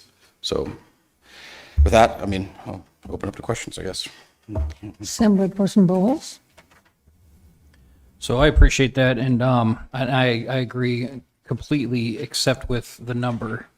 So I'd like to amend ordinance 25-128 So I move to amend ordinance 25-128 by striking the number 51 throughout the legislation and replacing it with 75. Would you like to speak to it or say anything more or about it, sir? So I'll speak to it a little bit more. I actually wanted this number higher, but I think with all things we need to learn how to compromise, and I agree 100% that the lakes with public access should not be tied up without a voter, without a voter ballot without a voter ballot. People that live on a lake, and that's it. I think it's more than reasonable that 75% of them are able to start the petition, and then require 75% of them that turned in their votes to be in the affirmative. I think that's reasonable. So thank you. Anyone else want to speak to the amendment? Correct. Would that, just to start, the number 75% will come, or that will also address the passage if after initiated, all of it across the board? Okay, make sure okay, thank you. Okay, let's see, on ours, do you still have on the amendment? Okay, go ahead, and then I'll walk down the line there. On the amendment specifically, I feel like I'm going to oppose 75% because I want to give communities the ability to start processes. And then when you get to the point that you have the details of it, that's where the rub is, where like, hey, do I really support this or not support this? So the fact that you're requiring 51% and you're making them pay a $1,500 fee and pay for all the mailing, that's a pretty substantial hurdle. Somebody's got to really want to do that. And there's a lot I like in this, but I know we're just speaking to that. So I'm going to oppose the 75%, even though I can support a higher amount on the final passage. Deputy Mayor? I'd like to amend the amendment by striking 75 and adding 80%. What did you call it? 80? All right, so the secondary amendment is 80? Okay. I would Now like you're to speak- speaking just to the secondary amendment? I would like to speak to the secondary amendment. Mr. Farnoff, Mr. Bowles, Mr. Bernier, I think we all agree on what we want here. We don't want to see these lakes locked up anymore. But I will point out one significant thing. We don't control future assemblies. If we set too high of a number here, then it's going to open it up to scrutiny in the future, and future assemblies could lower that number to a lower number than we'd like to see. So I think we should aim for a reasonable number that we want to see that's on the high side so that it doesn't get opened up in the future. For that reason, I'm going to oppose 80%. Assemblyperson McKee? So I can only talk to the 80%. You can only talk to the 80%. You can't get 80% of anybody to agree on any one thing, so I think that is unrealistic, like you thought, but I don't think it's going to work. So I would, Okay. that just So- defeats it before it even starts. So I can't support the secondary. Okay. So anyone else want to speak to the 80%? I think Mr. Bernier, Michael just beat you to that 75% number and you just want to outdo him. So I recommend you withdraw that amendment because I think that proposition there. I will withdraw 80% and take Thank it you. back to the 75%. You need to ask if there's objection to withdraw. Is there any objection withdrawing the 80% secondary amendment? You do? No, not an objection. I want to continue now that we're going to go to Are you objecting? No, I'm not. Okay, turn off your light then, please. Thank you. Okay, so there's no objection, so we're back to the primary amendment. Okay, now I'll recognize you, sir. Okay. Thank you. Just because we passed something, Mr. Sumner, regardless how common sense we think, the future assembly does have a chance to change it to whatever they want. So, and that's kind of what comes with the territory of elections have consequences. So we do what we think is best, and I will support you in that amendment. And I think it's that you've made a lot of good arguments to that. Thank you. Okay, any further discussion on the primary amendment to move it to 75 feet? Assemblyperson McKee. When I first became an assembly member, I really got, I got the baptism of fire. And it was back when it was like 51% or something like that. And even though they did all the right things, they didn't get to steal your catalytic converter or whatever. They still said, that Rob Yunt was the one who stood up and said, you know what, that's just too low. We have neighbors fighting neighbors and it's just destroying the area. So his suggestion was somewhere in like 60 to 65, because that at least gives you enough support. 51% doesn't really give you enough support. You go through the whole dang thing and you're still going to lose because you had too few people in there in the first place voting for it.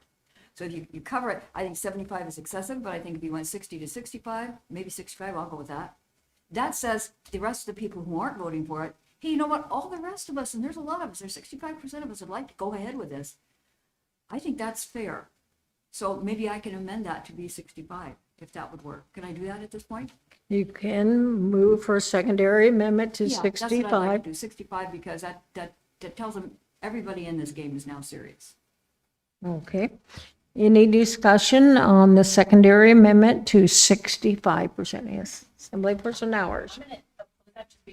Stephanie. I'm sorry, I'm going to oppose that because I think you already have a pretty high bar to get started. I could support 65% for final passage, but 51% and $1,500, that's a lot of skin in the game just to get the process started. So I'll be a no vote on that, but Yeah, I understand the reasoning. Okay, but we weren't talking about that, right? I thought that's what you were talking about. We're talking about, okay, excuse me, the 65% to get the dang thing started. That's Not what- the 1,500. Yeah, we're not talking about the 1,500 at this time. 65%. Well, I'm still going with the 65 then. Okay. Okay, so is there Assemblyperson Sumner? Oh, I just had a comment. 65% is where I think it should probably land because it's a reasonable number that probably hopefully doesn't get future scrutiny from future assemblies would be my goal. So if you think that we should start the threshold to begin the process at a lower threshold, then you would support this amendment and then make another amendment to the primary motion later, I would think. Assemblyperson Hours. Okay, I'm confused. I thought what Ms. McKee was doing was raising the bar for just starting the process to 65%. Go ahead, Madam Clerk. The motion that's in front of you is to replace anywhere that says 51% in the legislation to 65, whether that has to do with the beginning to the end. I'm okay with that, yeah. Okay, and then Max, you're just saying, let this pass and then come back and make an amendment to lower that back down. Okay, I will do that. Okay, so is there go ahead, sir. Discussion. To attorney question, 2/3, is that considered 66 or 67%? It's 66.66, that's right. Indefinite. Our code has numbers, just pick a number. I mean, Okay. if you say 2/3, I mean, it's just math. We'll just do the math. It has to exceed, 2/3 means it has to exceed 66.666666. Okay, since we're on a secondary right now, right? I cannot do a third, so I am gonna oppose this, and after if we oppose it, I wanna propose an amendment for the 2/3, which is gonna be 67. 2/3 is a very healthy number. I think I'm hoping that I get support. Okay. So apparently there's objection to the secondary amendment. Can I withdraw it if we're going to go for 67, if somebody's going to introduce that? I'd like to just withdraw this and cut to the chase. Okay, so does anybody on the assembly have an objection to Assemblyperson McKee's withdrawing her 65%? Okay, I don't see any, so that's off the record. Assemblyperson Farnoff. I'd like to make an amendment to make all across 67%. Sorry, Esther, we're not getting the 75. I think 2/3 is a good number now. Okay. Is it 2/3 or 67? They're two different numbers.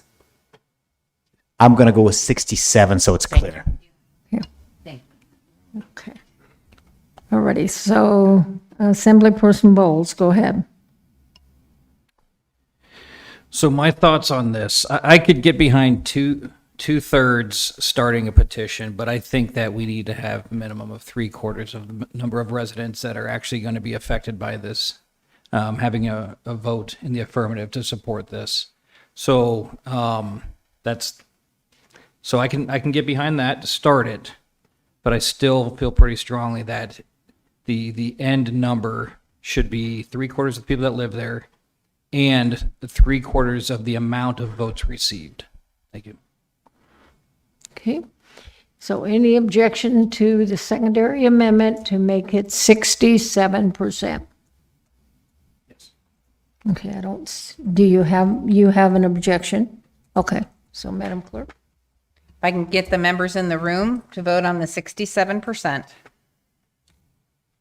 Madam Mayor, it passed with Assemblymember Bowles opposed, and we're back to the primary amendment as amended. Okay. So now we're back to the primary amendment discussion. Yes, Assemblyperson Bowles. So I'd like to amend my amendment in support of Assemblyman Bonoff's suggestion. So I think that. We just passed this. Okay. Yeah. Never mind. So that's. Okay. I'm that's confused by all the confusion. Yeah, I that's apologize. the secondary amendment that amended the primary amendment at 67, yeah. Now we're on the primary amendment that changes it. Let me get on the mic. We're on the primary amendment that actually changes it to 67%. Okay, is there objection? Yeah. Assemblyperson Bowles. I would like to move to amend that to 3/4 as far as votes received and 2/3 to get the petition started. This is getting confusing. So do you want to, are you okay? Do you want to talk to Mike? Or- Me? Oh, you're looking at me? Yeah, well, you said you were confused. I want to be sure the clerk was right. And we can't have the clerk confused. So If I could ask the- 2/3 to start the petition, and then for the actual vote, 3/4 of the residents have to vote on it, and then 3/4 of those votes received have to be in the affirmative. So 2/3 or 67% to get it started. Sorry, it needs to be one or the other. 2/3. Thank you. Okay, discussion, Stephanie. I wanted to ask staff if they know how many lakes currently have lake management plans and how many lakes we have in the borough. Roughly. Yeah, thank you, Wade Long, Development Services Manager. We actually have Director Strawn on the line, just in case you would ask an obscure question.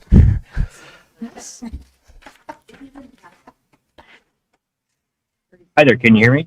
Yes, sir. Okay, Alex Strawn, Matsu Borough Planning Director. I'm at an airport right now. I believe we have 43 lake management plans that have been adopted. And as far as how many lakes are in the borough, I think it's many thousands, if not tens of thousands. I don't want to belabor this. I won't support going to 75%, but I just want to add a little bit of context because I was covering the borough when lake management plans came about. So that was 1998, and Betty Veers ended up on this assembly, I think, as part of that process. I think these lake management plans are really difficult because on the one side, you are diminishing the use if they want to use their jet ski and they can't. On the other hand, the people, if they can't enjoy their lake, peace and quiet, and all the birds are driven away because they're on a small lake, you're also diminishing their use of the property. So when I look at trying to find that balancing act, that Fuller Lake, that lake management plan trial by fire, that was the worst case scenario that could have come to us. Oh, Beverly Lake. Where it was just so evenly split, and you really don't want to see that. And I'm glad we're raising the level. I think 75% is just like, you can't have a tyranny by a few against all the others that, you know, they get to destroy their peace and quiet. And some of these lakes are pretty small. So I like a lot about this ordinance. I think that 2/3 2/3 is the right amount. And I just wanted to add some of that history because I think Max is right. You're going to go back and forth. You raise this too high and people can't have some use of their property to, you know, an extreme amount. It's going to get changed, and that's just not good. We're going to spend another 2 hours a future assembly doing this, and let's just set it at a good rate and settle it there, so. Assemblyperson Sumner, go ahead. Mr. Bowles, I'd just like to point out that you could, with 3/4 of responding, because you're changing the language there, that you could have a scenario where it's actually less than 2/3 of the total lake owners, which is why I wanted to have strike the responding language. But you just added it back in with what your amendment that you're saying. Yeah, Right. go ahead. This is what I wrote. You tell me if I'm incorrect, Assemblymember Bowles. He moved to strike 67% and insert 2/3 to get the lake management plan started and 3/4 to finalize the lake management plan, but that is of all residents. Okay, I must have misheard what he was saying then. Assemblyperson McKee, go ahead. Sorry, when you're talking about 75% of all residents, and the way the process is set up, you don't count, the ones that don't answer you don't count. How are you gonna do that? That's gonna screw up the process, so it's like, how do you do that? If they're not gonna respond, they don't have an opinion, so you're saying that you want it for all of them? Yeah, it is, and that's what kind of bothered me. Because a lot of times people get stuff and they throw it in the trash can and they're, oh my God. I just think that it should be of the people who responded. If you don't care enough to respond, then I was gonna say a bad word, forget you. I wasn't gonna say that word, no. I just like 67% throughout. Further discussion, Assemblyperson Falnov. Mr. Bowles, although I want to protect and make it almost impossible for some of those things to take more property rights away, because I would argue, I'm not a gambling man, but I would put a lot of money against Stephanie to say that the value of the people that have a lakefront property, that have unrestricted lakes versus restricted lakes, are definitely higher than the ones that do have restrictions. That's just, we can ask a realtor opinion, but common sense says that because there's more that comes with the privilege of having certain privileges. So, but I do think the clarity in all across the board is of 2/3 is okay. I don't know which one's easier to define, 2/3 versus 67%. So I rounded up to the 0.33 or whatever to make it the 67%. So I think it would be reasonable to stay continuously through 67%. So I guess there is objection, right, to the amendment. Is that right? Does it, no objection? Yes. Okay. So Madam Clerk, then. You're voting on a secondary amendment to strike 67% and insert 2/3 to get the lake management plan started and 3/4 to finalize. And that means 3/4 of all residents to finalize the lake management plan. If I can get the members in the room to go ahead and vote. Madam Mayor, it has failed with Assemblymember Bernier and Bowles in support. Now we're back to the primary amendment, which is 67%. Question to Assemblyperson sponsor. Falnov. Do you please define right now, so I don't have to look on the responders? So we know now for sure that if it passes, it's amended, 67% each of the lake front properties need to agree to get this thing started and pay the fee. After they accomplish that, and then the ballots go out to the vote, in your legislation, what is the threshold to get that adopted, and what happens with the people that did not vote and they ignore the ballot and put it in the garbage? Go ahead, sir. Yeah, to answer your question, the threshold to adopt, I guess, is now 67, potentially 67% of shoreline property owners. So each property gets one vote. And so the people that don't vote or don't respond would be like a no vote. So these are shoreline property owners, 51% of them.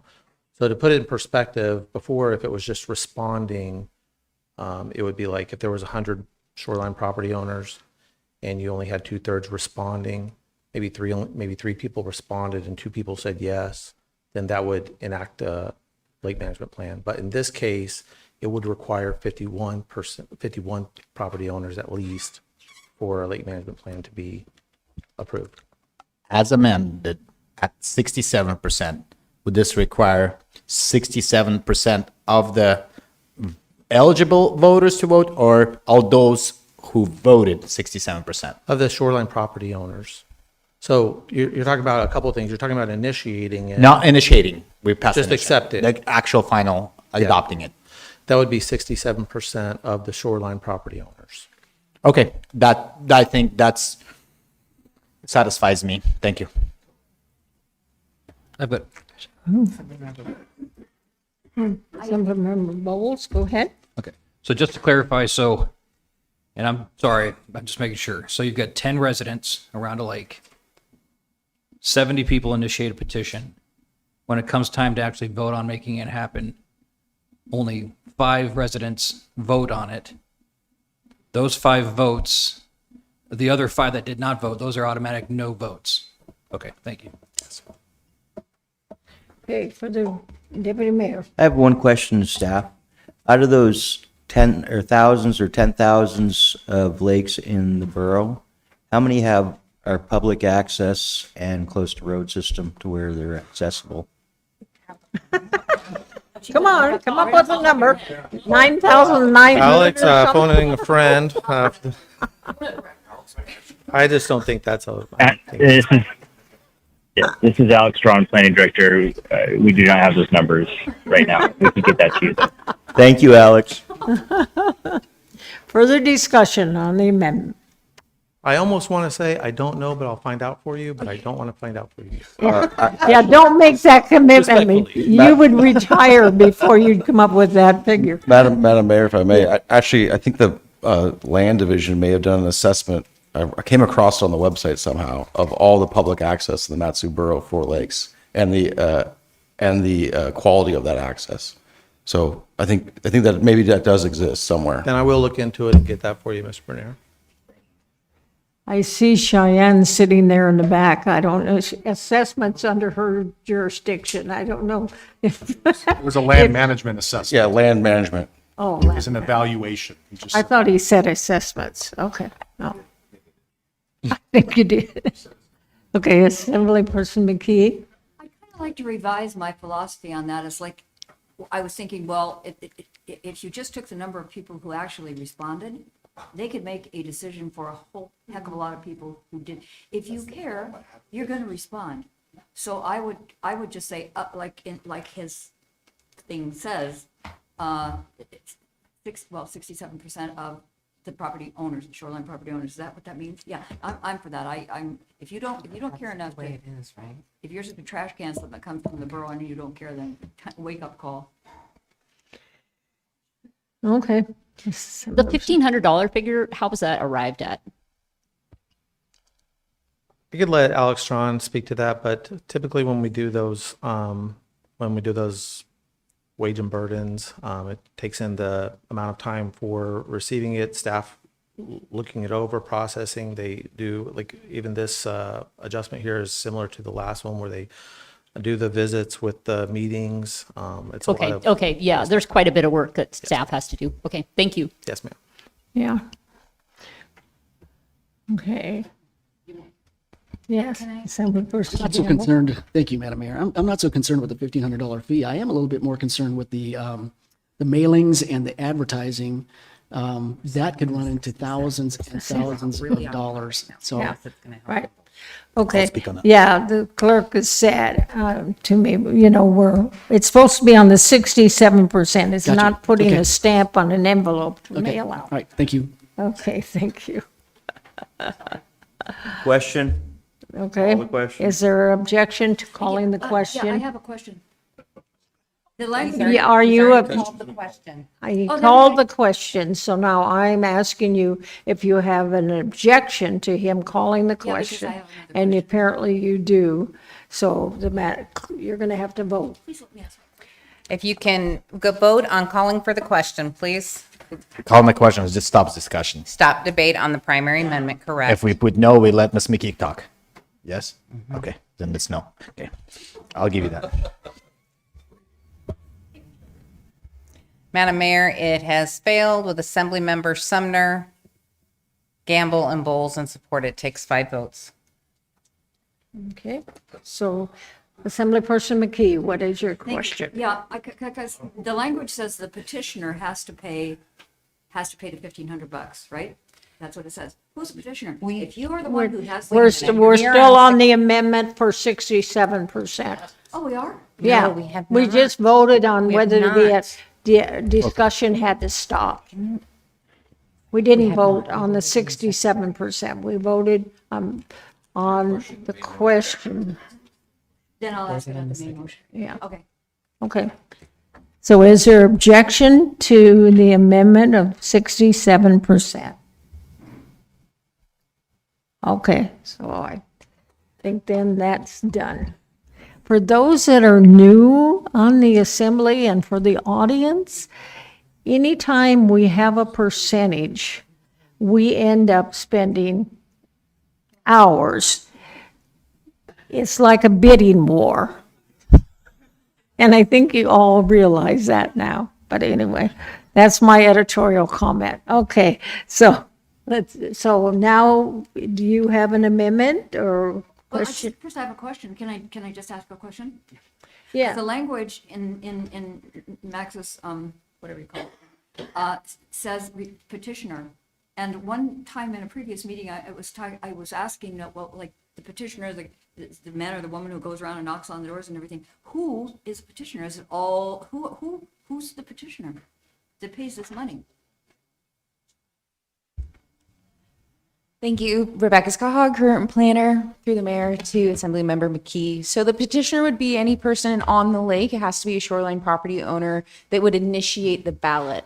So just like a CUP application is $1,500 in the borough, that's where that kind of figure correlates to. So that petitioner would bring in that $1,500 check, just like you would do for a gravel extraction application or any other CUP application. That petitioner will now become the primary holder of that applicant, just like in the gravel. So it'll fall under the same CUP process that we already utilize. That petitioner, whether they solicit for money from their neighbors, that's their business, not ours. We are just here to collect the fee. Anything beyond that, as far as contact with the neighborhood, typically lake management plan, the one I had previously worked, we had almost a dozen certified letters mailed to the houses. The certified letters would go to all shoreline property owners. There's also an announcement that gets publicized in the Frontiersman, a public notice that is put out. The Frontiersman will send us a bill, and so that will be invoiced to the petitioner. How they pay that is their prerogative, not mine. And then we also keep track of the certified mailing. So when we take it to the post office and they give us a postage fee, that is incorporated into that. So the certified mailing and all the postage through our new system, we can invoice the petitioner just like we would do with a CUP application.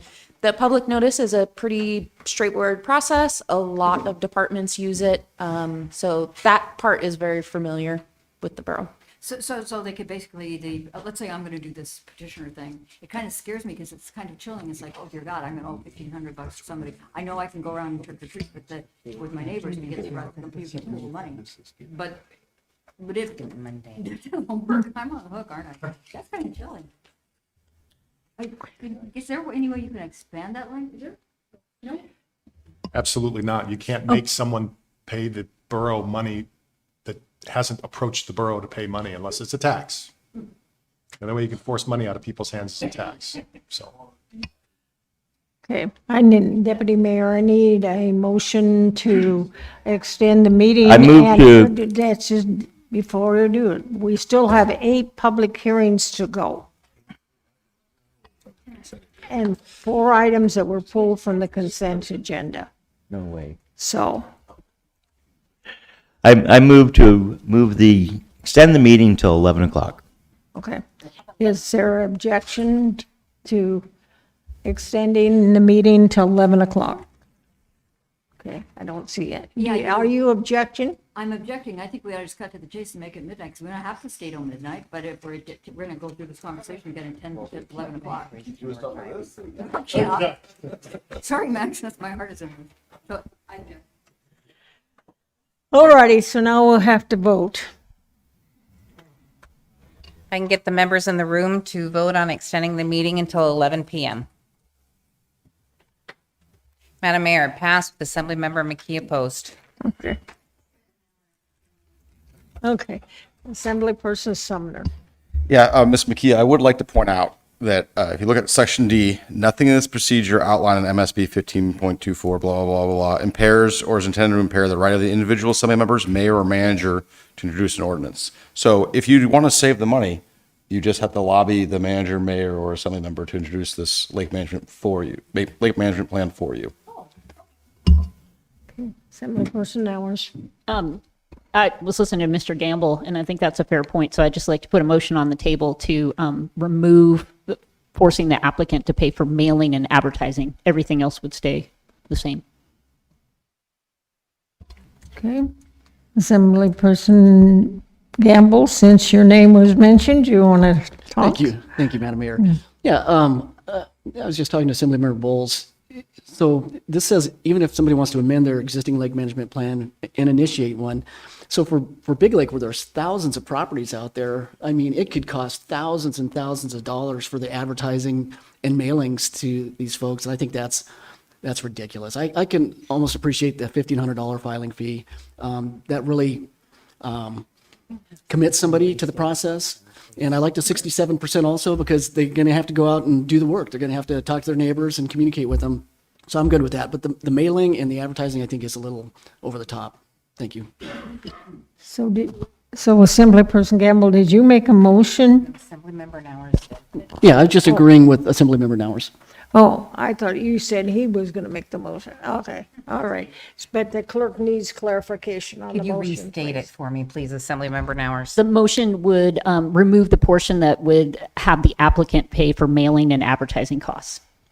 Got it. So on the amendment, by doing that, we are now putting, the taxpayers have to pay for somebody's idea to put more restrictions on, right? So let's be honest, somebody has to pay for it, right? So no, I will not support that amendment. Okay, Assemblyperson Bowles. Thank you, Madam Mayor. So I agree with Assemblyman Bonoff. I don't think taxpayers should have to pay for, people wanting to get something through. What I suggest, I guess a friendly amendment is make it an additional fee based off the number of residents. I don't know if that's possible. No.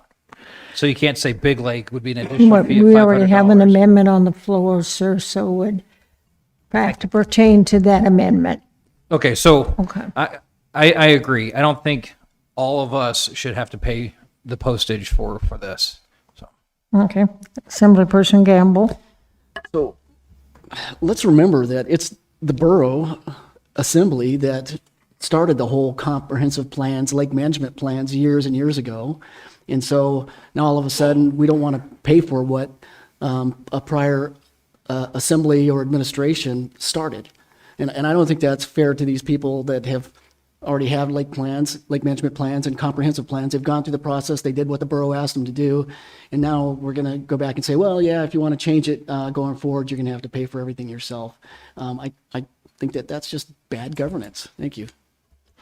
Okay, let me get Sumner since he hasn't discussed. Go ahead, Assemblyperson Sumner. Yeah, Mr. Gamble, I'm sure that that you would sponsor an amendment to Big Lake's lake management plan, so that saving them the cost of the postage. But maybe I'm going to vote against this particular amendment, and maybe we could propose an amendment saying that if you amend the lake management plan, then you don't have to pay for postage. Okay, Assemblyperson Nowers. just say up till now, the borough has footed the entire cost. Now you're asking the person to pay $1,500, which I think goes somewhat towards that postage. And I just like, kind of something to Max said earlier, if you set the bar too high, you're going to have a reaction to it. If you set it so high that people can't use the own process that government set up, you're going to have a reaction to that. And realistically, these are going to be smaller lakes that come to us. It's not, I mean, if you could get 67% of people on Big Lake to anything. So, you know, this, I think there's a point where the government has to serve the people. And I think the $1,500 goes a long ways toward that. And the 67% makes sure this isn't just one person putting a lot of work on the borough, which I think has kind of happened in the past. So I think that helps correct the error.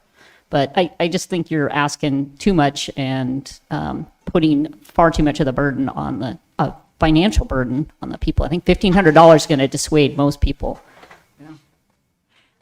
Assemblyperson McKee? Can I just then agree Oh, with I'm what sorry. Stephanie said? For all the years, they haven't paid a dime. Now they're paying $1,500. I think that's progress. I'd go with that, and not the taxes and stuff.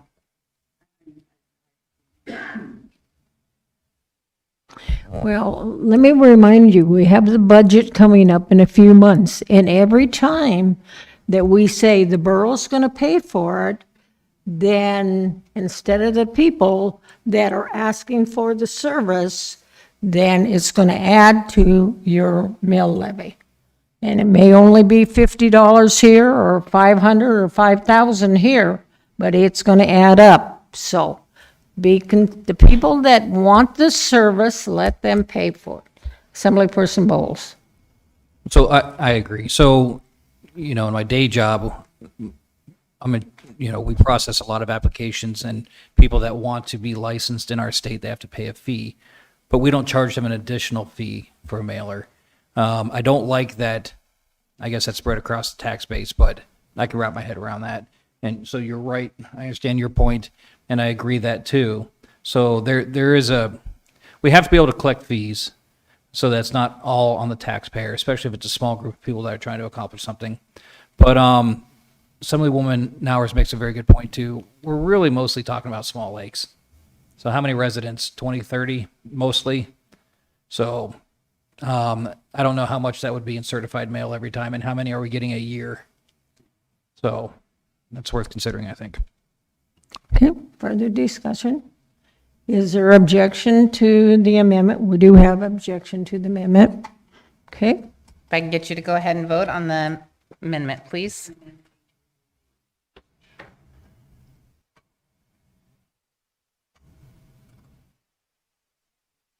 Madam Mayor, it is passed with Assemblymember Fanoff, Sumner, and Bernier opposed.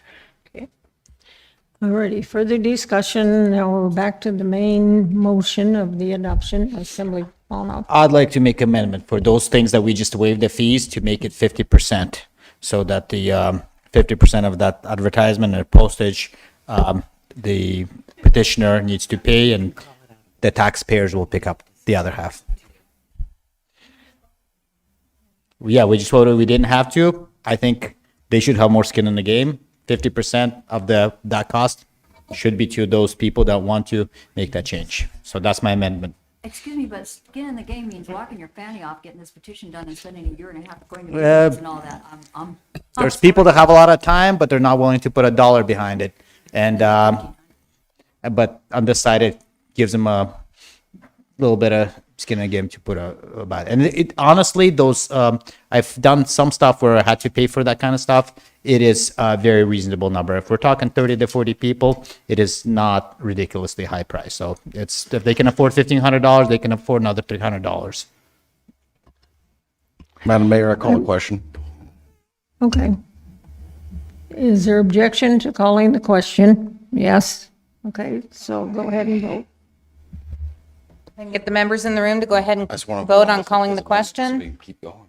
Yeah. Assemblymember McKee, Honestly, don't know what in the heck we're voting. we're voting on calling the question. Stop debate so we can get on with the other things on the agenda. Madam Mayor, it has failed with Assemblymember Fanoff, Sumner, McKee, Bernier, and Gamble. Oh, I liked you. It passed. You got I only five. counted 4 at first. I'm sorry. It passed with Assemblymember Bowles and Nowers opposed. Yeah. Okay. So now we're back, Assembly. No, Sumner. Madam Mayor, we have to vote on the primary amendment now. Oh, okay. There's no more Discussion's discussion. over.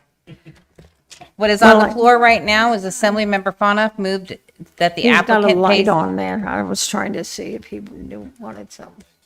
that the applicant pays 50% of the fees for mailing and advertising.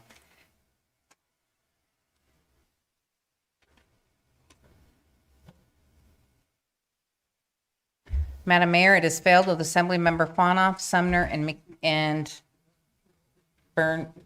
Bernier in support. Okay, Madam Mayor, I call the question. okay. Objection to calling the question. Ready? I don't Hold on, see give me any objection. Let me give the clerk a minute to get. I haven't even gotten the last vote down. Okay. Okay, Not if I have to do this because they're moving forward. ready. So I don't think there is any objection to calling the question. So we are back then to the main motion as amended. Is there objection against? A question to attorney before I vote. We're on a main motion right now, correct? Yes. Does this in any way have any impact to the lake management plans that have previously passed there? No. And there is no way to add any amendments to make the, to go to back dates on it? Madam Mayor, he did call the question. We're done. We need to go to the main motion. There's no more discussion. Okay. Okay, so is there objection to the main motion as amended? Okay, don't see none, then ordinance 25-128 and resolution 25-113 has been passed. Madam Clerk. Just a reminder, we're going back to page 2 or page 3 of the agenda now. Ordinance 25-126, an ordinance amending MSB 8.55 special events to repeal the surety bond requirement standards. If you're on the phone and would like to speak to this, press *3. Okay, I'm going to go ahead and open the public hearing on ordinance 25-126. Is there anyone that would like to testify? Anybody online, sir? Okay, I'm going to go ahead and close the public hearing. And an Assemblyperson Fanoff. I move ordinance 25-126. Okay, do you want to speak to it, or? Yes, the staff brought some points to me when they said there's special events that are happening.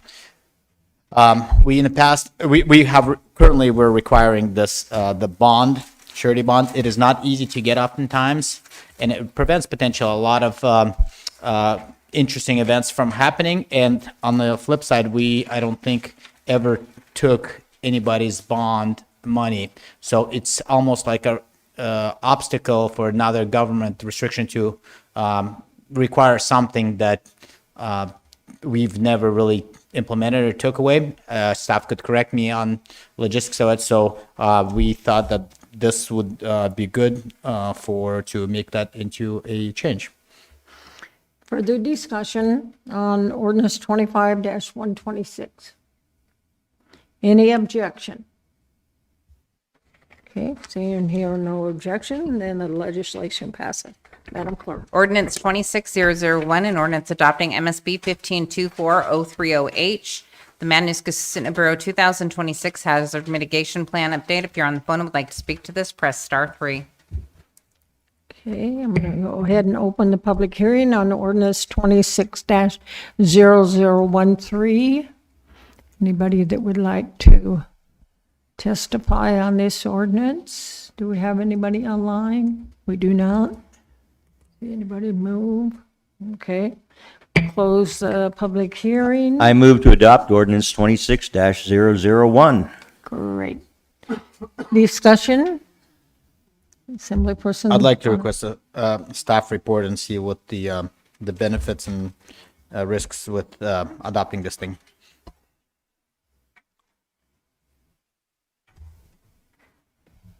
Thank you, Rebecca Scott Hogg, current planner, through the mayor to the assembly. I am assisting Tawny Boothby. She's been at the borough for 15 years now, who's been working with the hazard mitigation plan and our local emergency planners.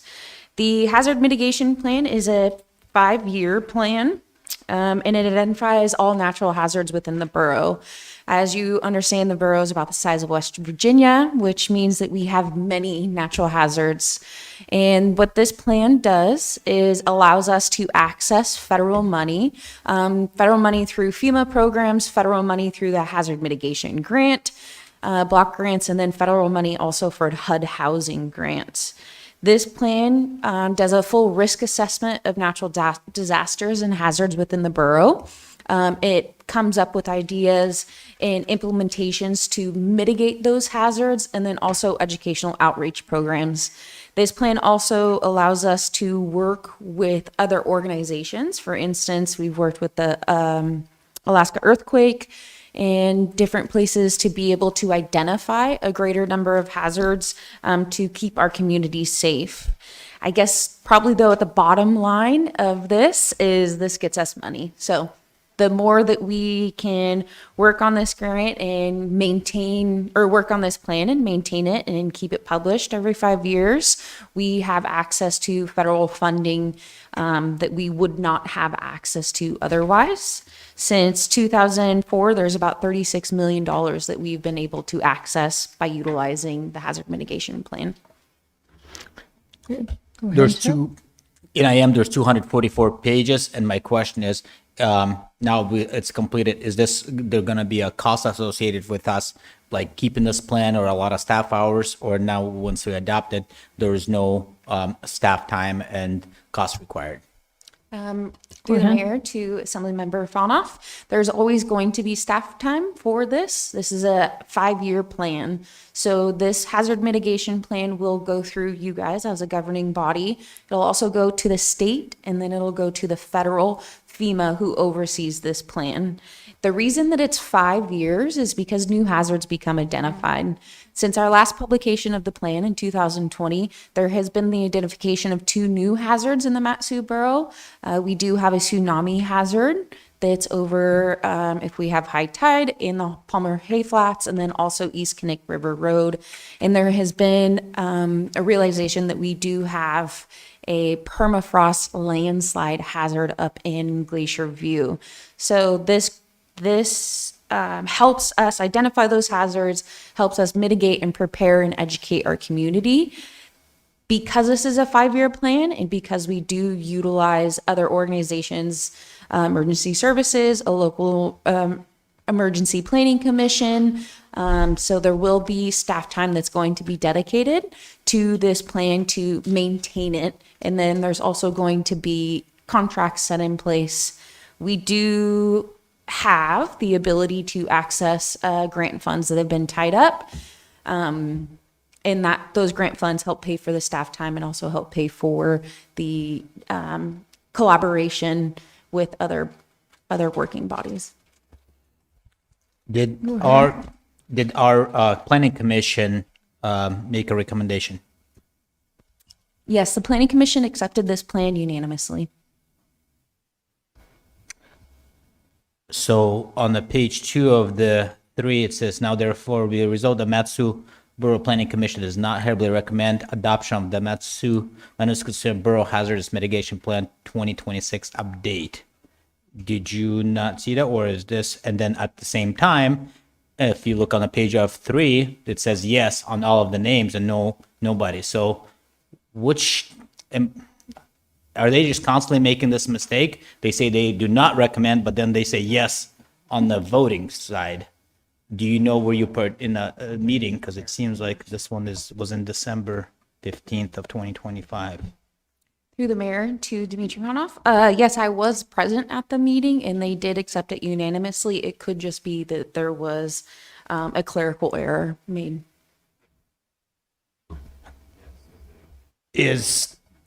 that the problem is, should we make that amendment? Because language says does not recommend. So whether we make the change or we just, what is that, to a clerk, I guess, question, is that okay for us to have two separate things on the separate page, between 2 and 3 page on the resolution? To Assemblymember Fanoff, through the mayor, you can't make an amendment to a planning commission resolution. That's a different body. Yeah, I don't know. You can trust the staff the same that they all voted yes or no. Seeing that twice, I would hope that you guys, when maybe whoever manages those meetings, make it so that in the resolution, the language, and then at the bottom, how it says that they voted matches. I think that's kind of 2 in a row is not acceptable. So I'll take your word on that, but I'd really, I don't like the page 2 of that, therefore resolution, honestly. Further discussion? Assemblyperson Sumner? Mr. Farnoff, I'm looking at the planning commission resolution. Where are you seeing that it? Page 243 of IM, if you took all the pages on their resolution is page number 2 on the bottom says It says does hereby recommend assembly adoption. Does it? And then it says approved at the beginning, and at the end it has 7 yeses. So I mean, everything I'm seeing is Okay. that it's a clean approval. I don't know if I had the other tab open. If that's the case, then I apologize. Then my statement is retracted, but it did happen on a previous one, so thank you. Okay, Assemblyperson McKee, go ahead. Yeah, I spoke with Mike about this today, but I was going to ask you, would this, because there's a neighborhood where the Wasilla Creek is frozen over, the houses are got ice, they look like they're in an island of, an ocean of ice. Would this be appropriate for people like that? Because the borough can't do anything about it unless it go like the ice goes over the road. So would this? Through the mayor to Assemblymember McKee, there is opportunity for buyouts and stuff like that. That's different grants. That's a pretty convoluted process. So in order for us to even qualify or set ourselves up, we do have to have a hazard mitigation plan. I know in those areas that are freezing over, those are floodplain areas. They have been established by FEMA. There is regulations on what can be built there. So it is part of the property owner's responsibility to be able to manage those things. When you build in a flood area, you do have to follow FEMA regulations. Unfortunately, we didn't have a lot of those regulations when some of those properties were built. So sometimes there is an opportunity for assisting those houses to become in compliance that are not grandfathered in. But we do have to have a hazard mitigation plan to be able to access that funding in the first place. So I could go back to those people and I'd say, give it a shot if we pass this, which I'm sure we will. Would they contact you? You can go back to those people to contact. We have been in contact with a few of them. There doesn't necessarily mean that that program's available right now. You do have to go through other organizations and partnerships to create those opportunities. But they could call you. Further discussion? Is there objection to passing ordinance 26-001? Okay, I don't see any objection, so that ordinance becomes legislation, passes. Go ahead, Madam Clerk. Ordinance 26006, an ordinance accepting and appropriating $23,804 in insurance proceeds related to a non-fault motor vehicle accident involving municipal property. If you're on the phone and would like to speak to this, press *3. So I'm going to open up the public hearing on ordinance 26-006. Is there anyone that would like to testify on this? Have anybody online, sir? We do not. Okay. I move to adopt ordinance 26-006. Okay. Do you want to speak about it or? Let's do it. Okay. Discussion on ordinance 26-006. Is there any objection? Hearing no objection, then Madam Clerk, it passes. Ordinance 26008, an ordinance discontinuing the Library Citizens Advisory Committee prior to the sunset date of June 30th, 2027. If you're on the phone and would like to speak to this, press star 3. Okay. So I'm going to go ahead and open the public hearing on ordinance 26-006. And we do have a sign-up sheet, and Jackie, looks like you.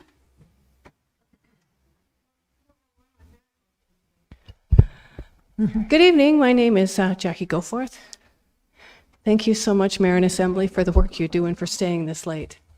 You know, when I first started speaking about these books, I was speaking, it was about 40-1. There were 2 people speaking against the books and 80 people speaking for them over at the school board. And I was speaking with the RNC chair at the time, and he said, "There's no way you're going to get these books out, you know." And I said, "That's not my purpose. My purpose is to shed light on what's happening so the parents know." That's always been my purpose. Now, the LCAC was created because I couldn't get a fair hearing. I couldn't get anyone to know what was in these books because the people who were deciding it were the same people who put the books in there. My fan club. It was the same people.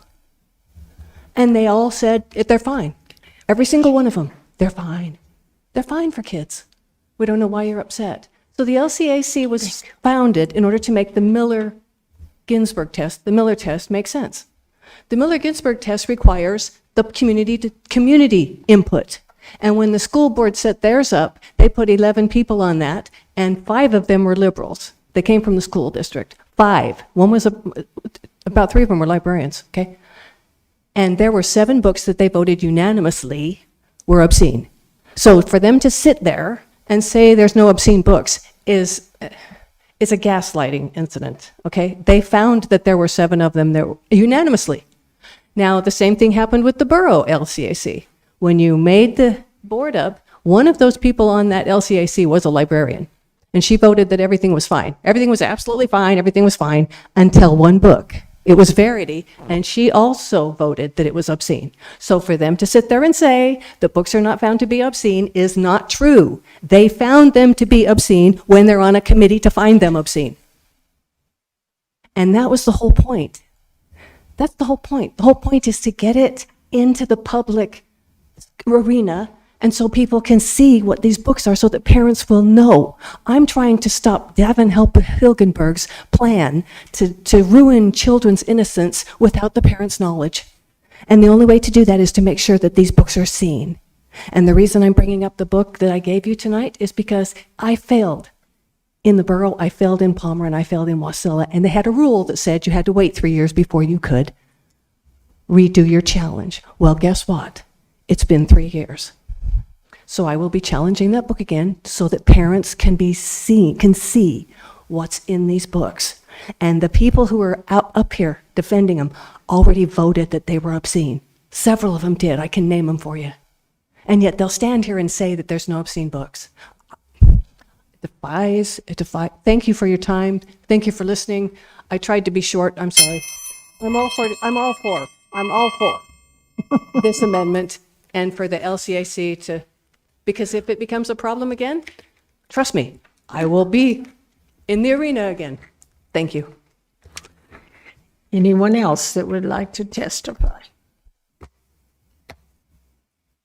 Do we have anybody online, sir? We do not. Okay, I'll go ahead and close the public hearing, and Assemblyperson Bowles.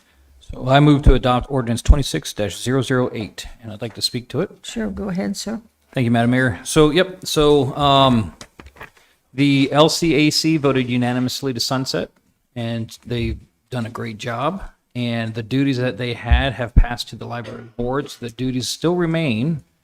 It's just one committee rather than 2 committees. And so the job was completed, and so I'm comfortable sponsoring this bill.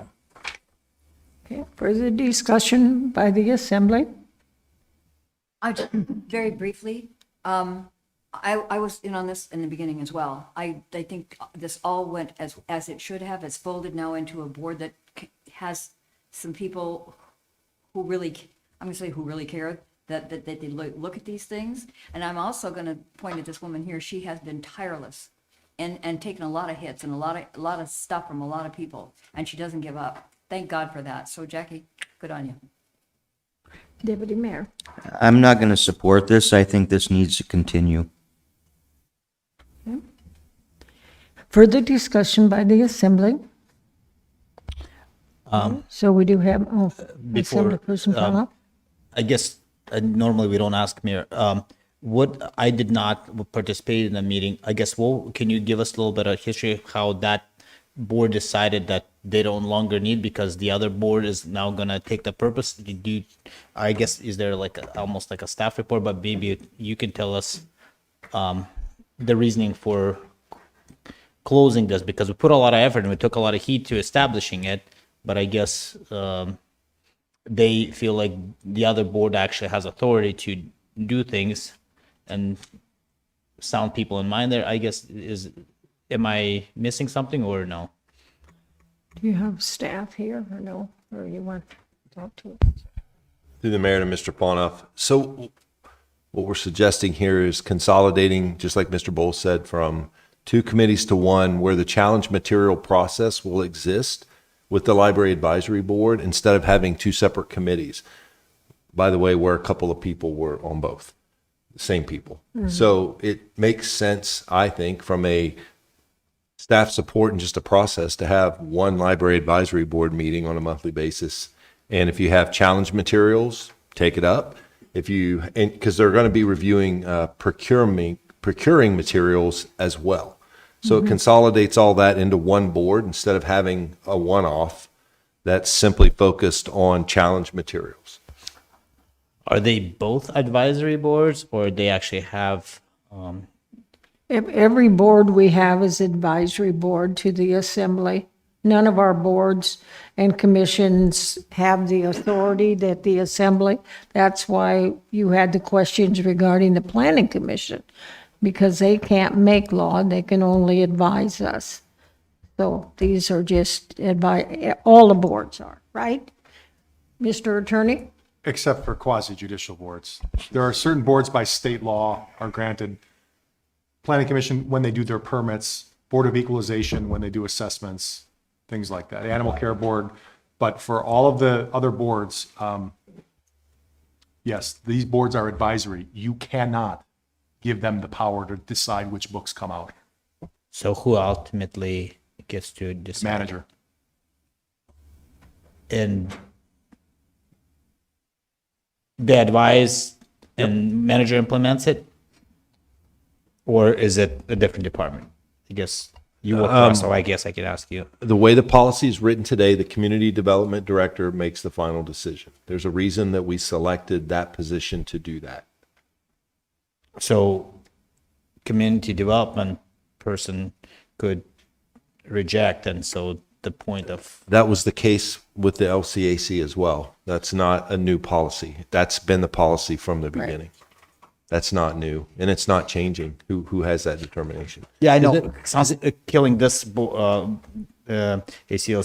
doesn't change the logistics of it, but I guess I would like to revisit so that when they put a lot of time into it, and then somebody who's just in the position can ignore them, I guess I have a little bit of concern with that. But I will support on that. I guess it makes sense.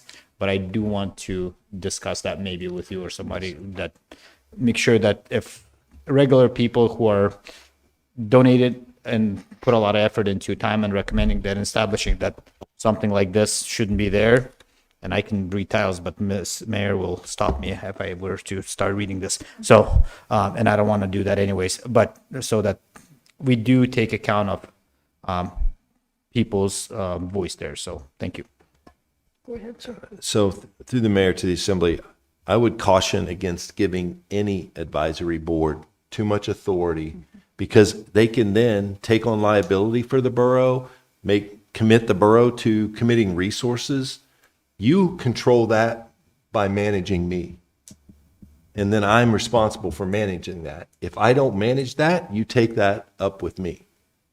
That, right? So I work with the community development director, because somebody could make a decision that could commit you to a lawsuit, and you just turned it over to them to make that determination. There's no recourse necessarily. Like, it is not a good practice in general, I would say, and that's why we don't do that. So it's not about devaluing or taking away from the advisory boards. It's simply about managing priorities, risk, liability, etc., and not allowing an advisory board to make those decisions for the borough as an organization. So that's why we're doing that, because if I make a decision and I walk you into a lawsuit, I'll own it. But an advisory board, there's no recourse. So it's basically just a matter of having to trust somebody, like if, because I saw it happen where they said that the people on the advisory board said, get it out of here, move it, whatever it was they said, and then it was all said and done. The person who had the final authority to say it said, no, we'll leave them where they are. That's, and I thought it went up to you. I thought you were the final. No? No. You're glaring at me? No, I'm looking May at I? the attorney and trying to So, figure out what I should and You shouldn't have to say on the remember, we record. are a manager form of government. So when state law speaks, it says the manager. However, he can delegate and does delegate all of his powers. For example, state law says one of the functions and duties of the manager is to enforce municipal law. Well, he doesn't do it. We have code compliance, we have animal control, we have right-of-way inspectors. He doesn't go out and run around and do it all himself, right? The manager under state law exercises legal custody over physical and real property, which means at the end of the day, Mike Brown owns all the books.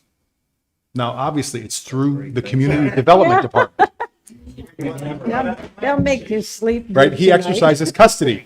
Just like with property, it's all through the community development department. So the same thing, it's through the community development department. And I understand you may say, well, you should give due consideration to the advisory board, but state law vests that power in the manager.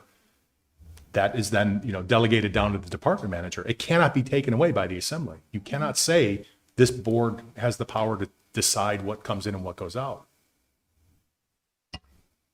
Okay, Assemblyperson Bowles? So thank you, Madam Mayor.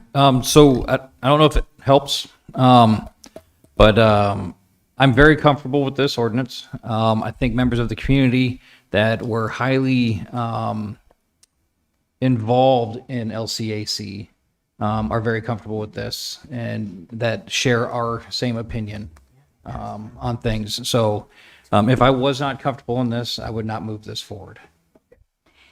I would just like to add to that we also took care of, I was with you absolutely, Dimitri, but I started looking at this and I thought, well, wait a minute, this new advisory, the melding of the two actually says, we're going to stop this before it ever happens. These books aren't going to make it to the shelves. So that's where it starts. That's where it should happen. And if the public cares, that's where it will happen. And it should never have to make it to Jillian or Mike or, yeah? Okay. Is there objection to calling of the question? Okay, so there is objection to calling the question. So go ahead and vote then for calling. If you can. I know, that's why I'm telling the clerk to have to call to vote. If I can get the members to vote on calling the question.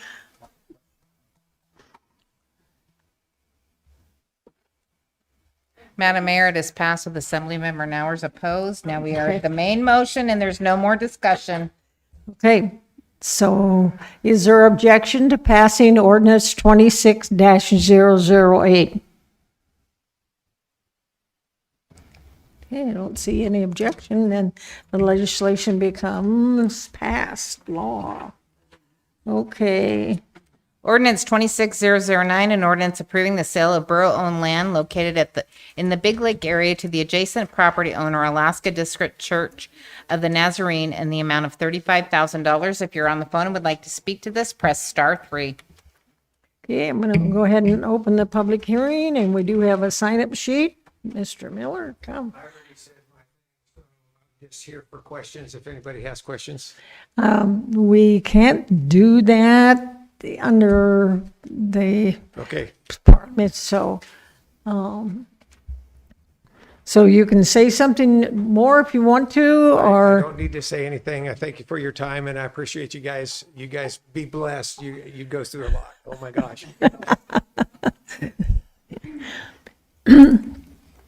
do we have anybody online, sir? We do not. Okay.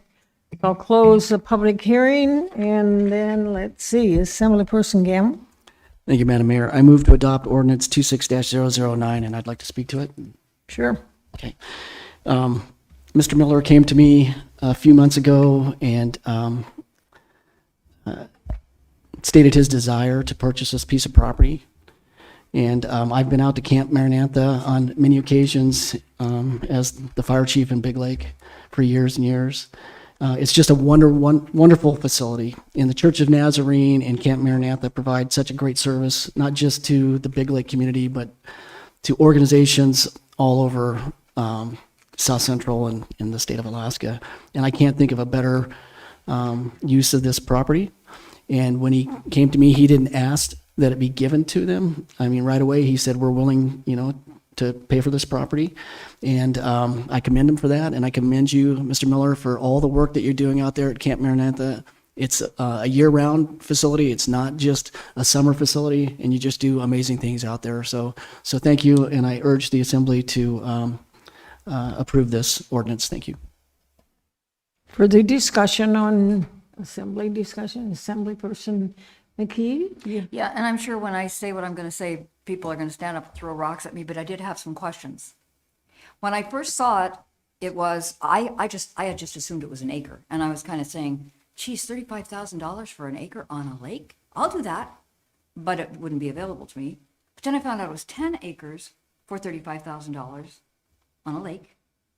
And I thought, oh my gosh, when the public came to us with the utilities, not utility, what do you call that thing? The fuel thing, they said, we want you to find more ways to make money for the borough so that you don't have to come to us and try to charge us money for fuel, a fuel tax. They said, find some other ways. So when I see this and I think of the potential of a 10-acre parcel on a lake and the people that would be standing in line to buy that, I'd be one of them. That bothers me that we are doing that in such a time. And we're also saying, we're the fastest growing area in the borough. Well, how many people would be standing in line to buy that property where you would have an income and yet also have taxes on that? Another question was 35,000 is already jumped up to 40,350, I think it is, with the 15% that Oliver Quirin was talking about. So is that valued at the new price, the old price, the 40,000 or the 35? That's another question. The other thing is the concern, and by the way, I spoke with you before and I value everything that you said. I'm speaking from a particular numbers point of view and nothing else, because what you do is amazing. That, you have 37 acres, you guys have already 37 acres on a lake, contiguous pieces of property, 37. That 37 acres is a lot of tax, land that doesn't get taxed, and that's okay. One of your concerns was, I shouldn't speak to him, I should speak to you. One of the concerns was that what if somebody moves in there and, I don't know, puts a Cirque du Soleil or a gambling casino or a couple of bars or something like that? That's not a good thing. However, in that one piece of property, I guess, would be vulnerable to that. But all the rest of it is surrounded by, apparently by private property, by property owners. So I just, my heart says absolutely vote for it in a heartbeat. But my duty as an assembly person is at least to make the public aware that that's a lot of money that could be made that isn't. We did that at Peggy Lake. I went out there and I looked at that, and that was for the YMCA. I didn't get anywhere with that one either. But I'm just concerned. 47 acres is a lot of land that there is no tax paid on. And could they sell this? I mean, that would be, they wouldn't do that. But what if they said, we got this for 35,000. I bet you we could get 85,000 for that. Could they do that? Or once they own it, is it theirs to do whatever they want with? I don't know. Is somebody tell me that? I don't know. Is that a question for staff? You? No, yeah, you can't talk to them. They can't talk to us, and we can't talk to them. To staff? We can't talk to staff? Go ahead, I'll sir. just say it's a sale. It's their property once we sell it.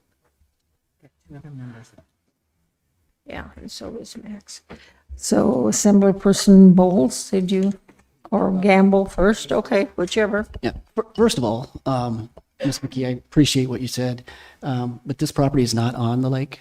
It's off the lake. It is, but now, Right. now you got 47 contiguous acres.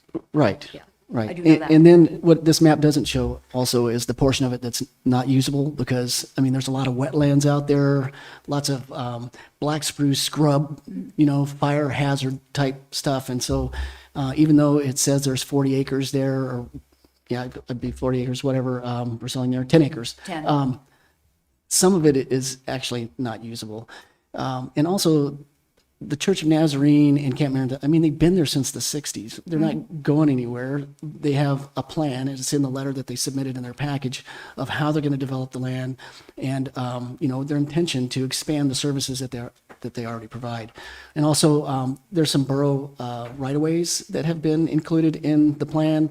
One is on the road, and then there's another one. There's a creek that runs out of the lake, and so the community asked that there be a right-of-way established on the creek so that the public can still, go up it and use it. And the church was fine with that. So I understand your concerns, but I think this is the best use of this property, and I think it's a fair price for them to pay. Thank you. Assemblyperson Bowles. Thank you, Madam Mayor. So I'm curious if we can just donate it to them. Oh, dear. It's essentially, I mean, it butts up against the church already. They're using it for good things that benefit the community. And so it's borough-owned land. Can we just donate it to them? Do we have to charge them the assessed value? I guess that would be a question for Nick. To give it to them, we'd have to go back through the code. We'd probably have to do a best interest finding, have staff rework that, come back. We'd also have to put in deed restrictions that if they failed to use it for a charitable purpose, that there'd be a reverter clause that would come back to the Matsu Borough. Otherwise, you're committing waste of a public asset. Okay, my follow-up would be then, do we have to use the assessed value, or can that dollar number change?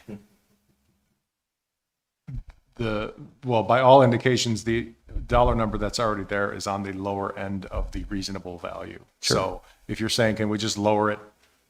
Again, it would necessitate it would be less than fair market value sale then, because I think this is about the lowest fair market value determination that can be made in good faith. So you just have to come up with the best value. You just have to come up with the best interest determination, and then in the deed there'd be reverter clauses. You could do it, but those would be the conditions.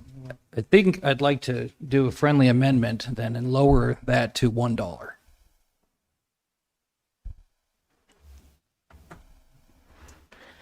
If you were going to do that, my suggestion would be to ask concurrence to withdraw that amendment, move to postpone, direct staff to come up with the best interest finding. I think the minimum's 500. I'm not sure. I'm looking at Julian. I'd have to go through the land management manual. It's 10:30 at night. I've been here since 8 this morning. But they'd have to work up a best interest finding and then talk with the camp to make sure they're okay with the deed restriction and reverter clause as well. Okay, I withdraw my amendment and I'm open to further discussion. Okay, is there any objection for Assemblyperson Bowles for withdrawing his amendment? Okay. Assemblyperson Sumner, and then Deputy Mayor. I mean, I was actually just about to say that, there are reverter clauses for less than fair market value, like the attorney was advising. So, I mean, it would answer to Ms. McKee's reticence to give it to them and they could just sell it to anyone if we were to sell it to them for less than fair market value. But it would, obviously, as was advised, mean a postponement. So I would say if you want to go down that avenue, ask the sponsor what that would mean and if he's favorable to it or not. Hey, Deputy Mayor, did you have some I comments? appreciate what Assemblymember Bowles is trying to do, but I would rather just get this over with tonight. And I think the church is comfortable with the $35,000 price tag on this. So let's not mix it up and delay it. Let's just get it done. Appreciate it. Thank you. Deputy Mayor, you are next. I was gonna say, let's just ask the church and see what because they've already told me that 35,000, they weren't gonna try getting it for free or anything like that. And I actually thought about knocking some money off, but, I appreciate them, and I think they're going to do great stuff, and it's going to be an investment for the borough in the long run. Okay, further discussion, Assemblyperson Fauna. Ms. McKee, I honestly will say, you people know openly about my faith and my position on it and what these kind of organizations do, and we've partnered with some of the other ones that have done great work for borough and things like that. And obviously, the essence that a lot of times these faith-based organizations do to change actually lives, I think that is important, valuable thing to the borough as a whole. I guess my only reservation with that, because I did wanted to point out that it wasn't just a lakefront, so make sure people understand that it's not a lakefront, so people are not misled. The new evaluation for 2026 came up. It increased to 15%, which I would still argue fairly low. As much as it's not a popular thing right now, but we are selling it in 2026. To be fair to the rest of the public, and I think the price tag needs to be at $40,300 based on what we are assessing to the rest of them. It gives them a full clean slate without any restrictions. I'm not saying I'm proud to say, hey, church, pay more for this, but that's the assessment that we came up with. I still think it's a very good price. So I would want to know if it's as an amendment can be made to reflect the 2026 evaluation. I guess, would that be a question to attorney if we just modified that number as an amendment, or would there something else, hoops that would need to be jumped through that? No, if the assembly decided to change the price higher, that would be within your purview. The buyer could always reject it. Ms. McKee, would you co-sponsor me on this, I guess? You need your mic, please. I too am a person of great faith, and I support everything that you're doing. But I look around, the Anchorage Baptist Temple, they have gazillions of pieces of property. The Vatican itself is worth bazillions of dollars. And I just think that someday the public is going to get kind of saying, wait a minute, what about me? I've got enough land. But I would certainly favor that amendment, and I would probably vote against the whole thing in final analysis, but I would certainly favor your amendment because that's what we agreed to do a couple weeks ago. Yeah, I think it's just fair to, as much as I'm not saying it, because I want to treat the fair, they're willing to be, I'm assuming they're still gonna take it, and I will offer that amendment right now to reflect valuation of what are currently people are gonna pay the taxes for, at $40,300 instead of $35,000. Okay. So there's amendment on the floor then.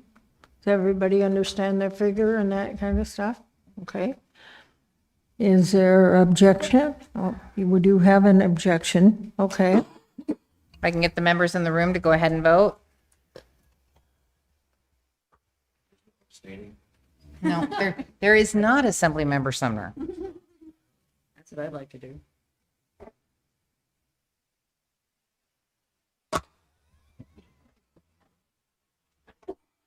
Madam Mayor, it has failed with Assemblymember Fonoff, Sumner, and McKee in support. Okay. Deputy Mayor, you want to extend the meeting? I would like to extend the meeting until midnight.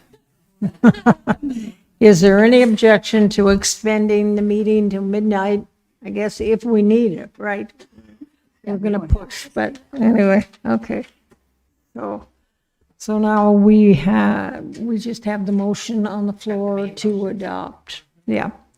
Further discussion then on ordinance 26-009. Assemblyperson Bowles. Thank you, Madam Mayor. I was just going to say my assumption is that this was probably started before the assessments came out. So I think if we're going to keep the price at $35,000, that was probably the assessed price before assessments came out. Excuse me, while they had started this process. So thank you. As a response, that's not the so I'm willing to die or argue. I'm not in the favor of charging church more. I was bringing my point of view as far as we're doing this in 2026, which I will support this. I think, Mr. Gamble, I've looked at the letters that we got supporting this thing, the impact, the positive impact that is not even up for the argument. I think they've done great work. They've demonstrated that. I'll support that, and let's get this over with. Further discussion on the main motion. Assemblyperson McKee, you have your light on? No, okay. So is there objection to passing ordinance 26-009? We do have an objection, I okay? can get the members in the room to go ahead and vote. And I just turned it off instead of hitting reset. I think I'm tired. Can I get you all to vote again?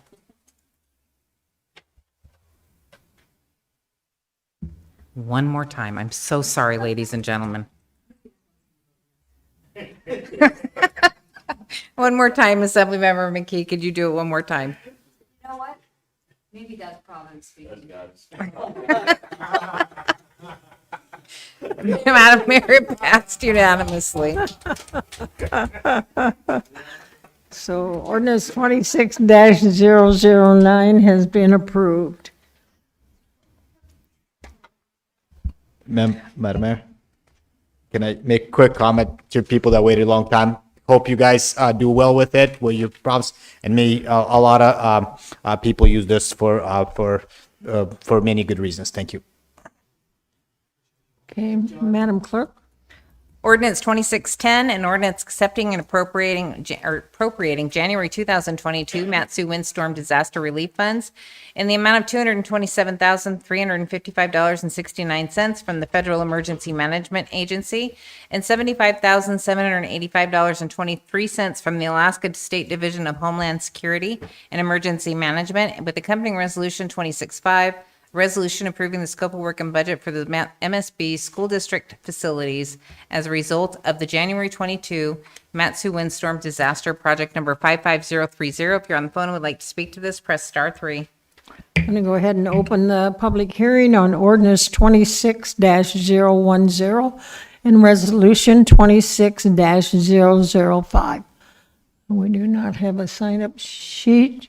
Does anybody would like to testify on this ordinance and this resolution? Do we have anybody online? We do not. One last chance. Okay, I'll go ahead and close the public hearing. I move to adopt ordinance 26-0110 or 010 and resolution 26-005. Okay, discussion on the ordinance and resolution. Any objection to the ordinance and resolution? Seeing and hearing none, then the ordinance and resolution have been adopted. Ordinance 2611, an ordinance accepting and appropriating a grant in the amount of $1,462,926 from the Federal Transit Administration for the transit operations in the borough, with accompanying resolution 266, a resolution approving the scope of work and budget for transit operations in the borough. If you're on the phone and would like to speak to this, press *3. I'm going to go ahead and open the public hearing on ordinance 26-011 and resolution 26-006. We do not have a sign-up sheet. I don't see anybody moving. Do we have anybody online? No. Okay, so I'll close public hearing. I move to adopt ordinance 26-011 and resolution 26-006. Okay, discussion by anybody? Any objection? Seeing no objection, then the ordinance and resolution have been adopted. Ordinance 26012, an ordinance accepting and appropriating a Firehouse Subs Public Safety Foundation grant in the amount of $22,935.48 for fire extinguisher training system purchase, with accompanying resolution 267, a resolution approving the scope of work and budget for the fire extinguisher training systems purchase. If you're on a phone and want to speak to this, press *3. I'm going to go ahead and open the public hearing on ordinance 26-012 and resolution 26-007. We do not have a sign-up sheet. I don't see anybody moving. We don't have anybody online. So I'm going to close public hearing and Deputy Mayor. I move to adopt ordinance 26012 and resolution 26007. Okay, discussion by the assembly. Is there any objection to this ordinance and resolution? Okay, hearing no objection, then the legislation passes. The next item is our second audience participation. Anybody that hasn't testified under the first audience participation, there you are, lady. You and Dana, that's the only two that are eligible. Yeah, we do have somebody online. Go ahead. Hello, do you hear me? Yes, go ahead. Hello, my name is Linda Spohn. A quote by Robert F. Kennedy Jr. Addiction is a moral failure, unquote.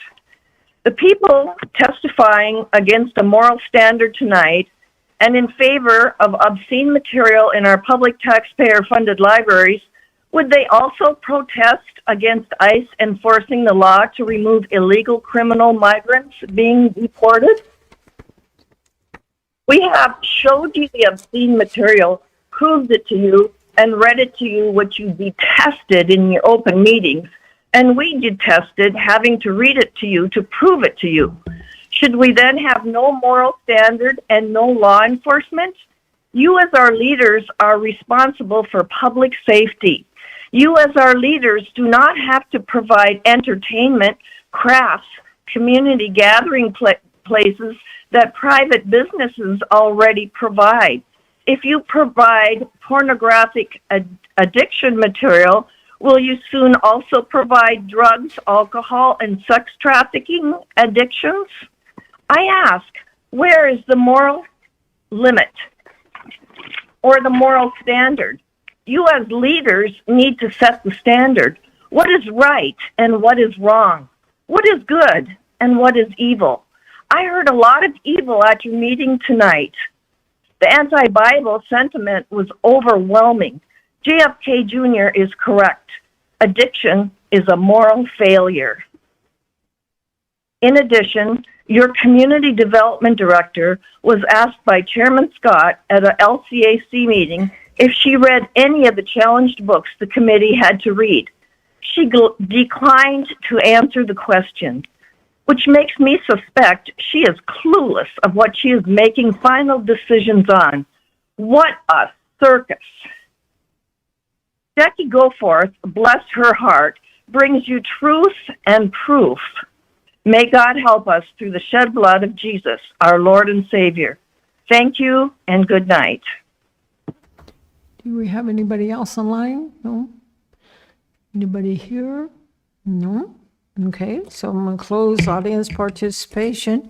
We are at the consent agenda, and there has been some items already pulled, but does any of the assembly have additional items to pull?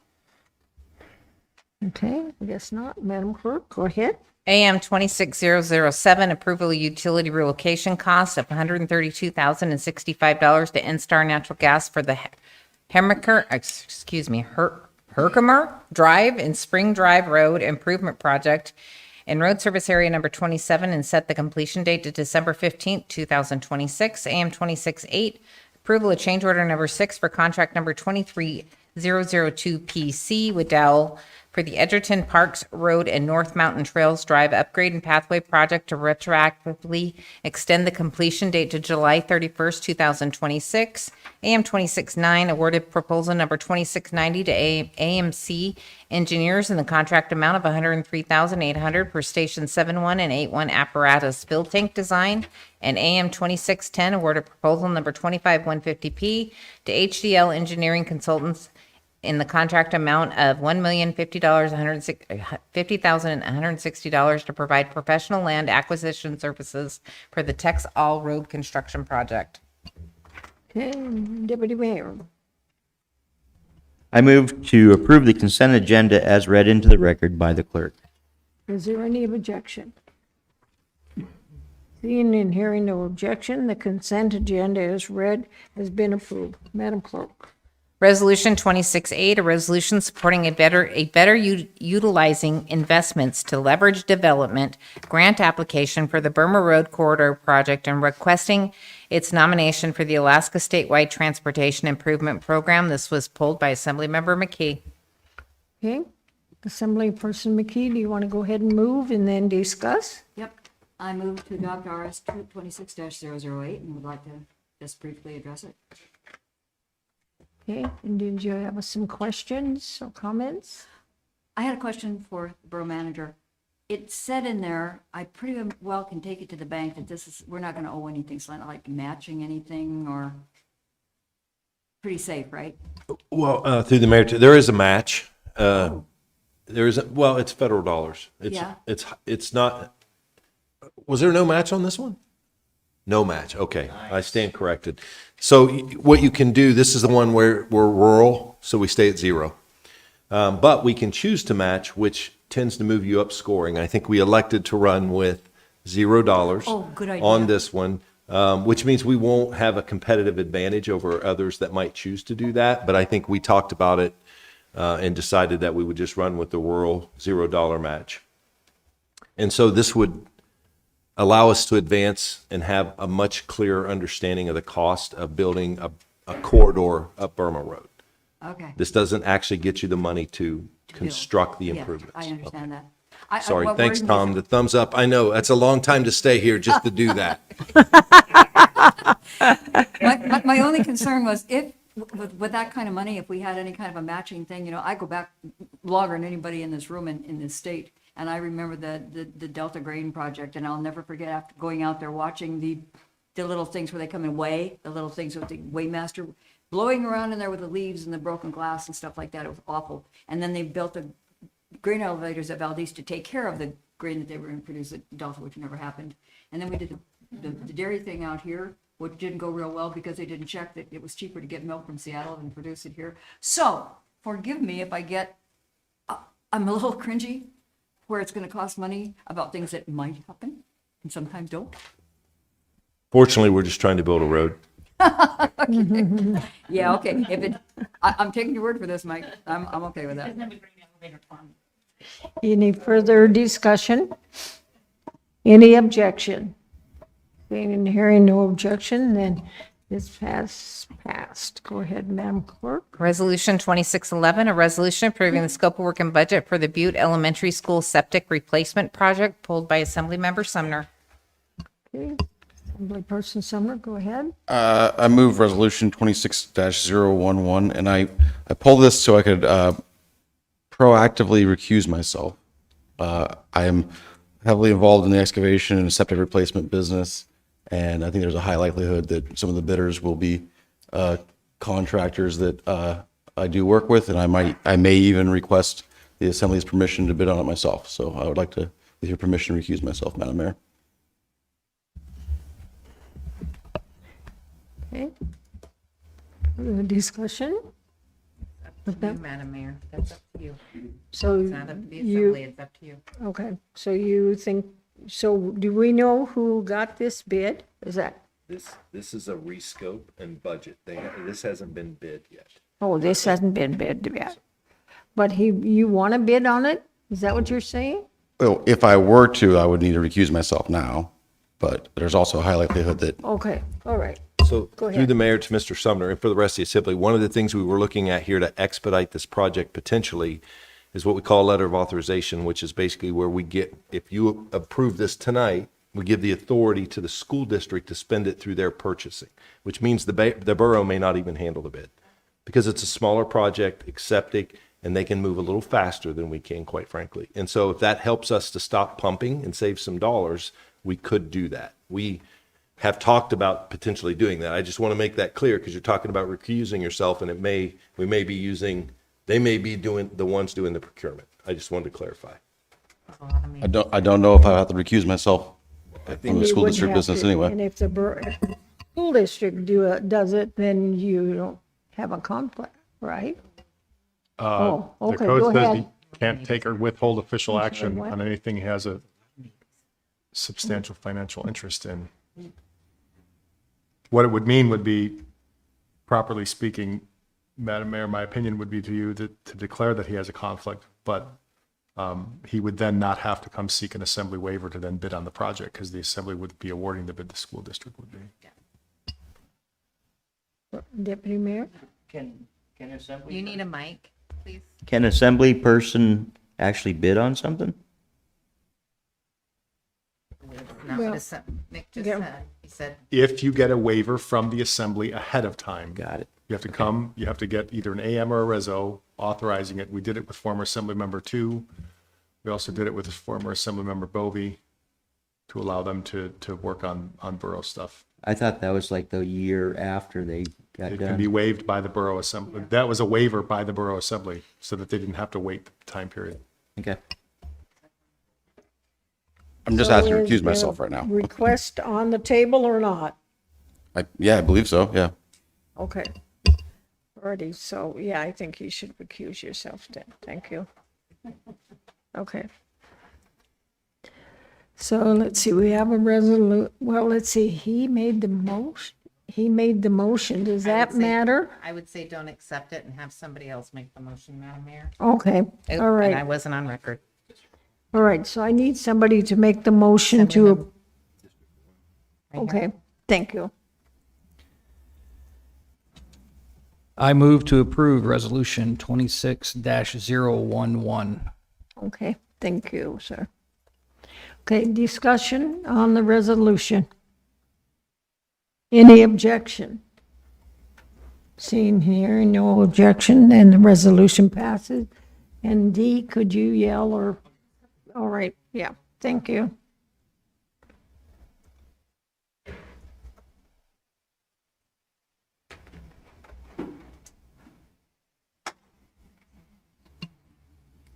Resolution 2612, a resolution amending the borough's 2026 state legislative priorities pulled by Assemblymember Bernier. Okay. Deputy Mayor, go ahead and move and then talk. I move resolution number 26-12, and I'd like to move to amend resolution number 26-12 as follows. Add a whereas clause, whereas Meadow Lakes Loop Road has approximately 1,500 vehicles daily, and project cost for the road improvement exceeds road service area capacity to fund. Add a therefore clause, now therefore it be resolved, the Matanuska Borough supports submitting for $5,450,000 in state funding for Meadow Lakes Loop Road improvements. Rationale, the RSA 27 Road Board requested borough support to submit this request to the CAPSIS for the Alaska Legislature to consider. Okay, so the discussion now is on the amendment. Yes, Assembly Person Hours, go ahead.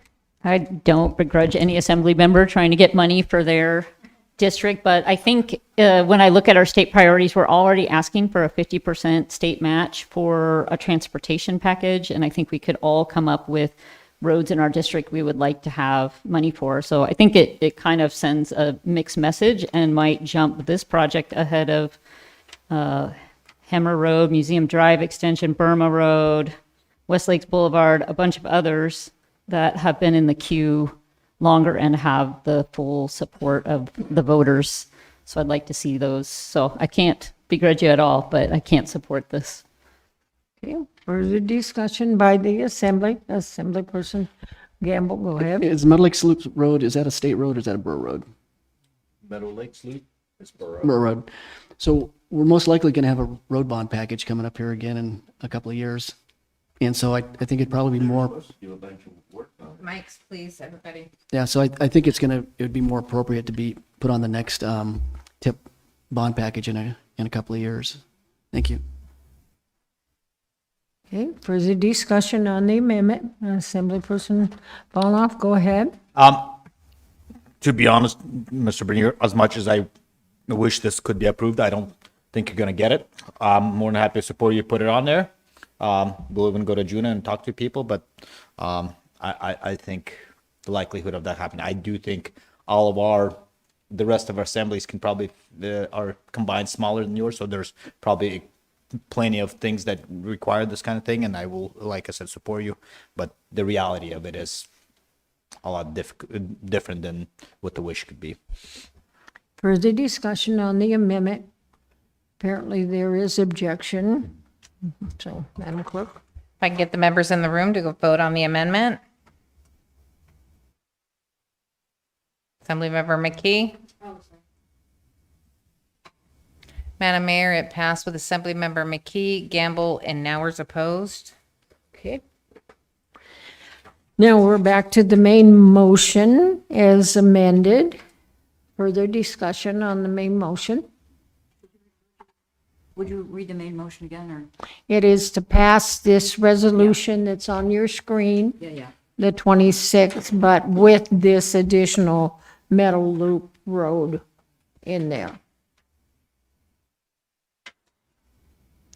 Okay, further discussion, any further discussion on the resolution as amended? Okay, go I think ahead. I might come back at a future assembly member with some amendments, future assembly meeting. Oh, yeah, we're gonna end up with a Christmas tree here that's as big as this room. Get ready, Tom. Further discussion on the resolution as amended. Is there objection to passing the, yes, we do have objection, Madam Clerk.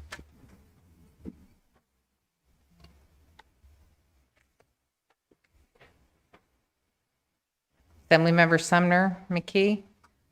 Main motion?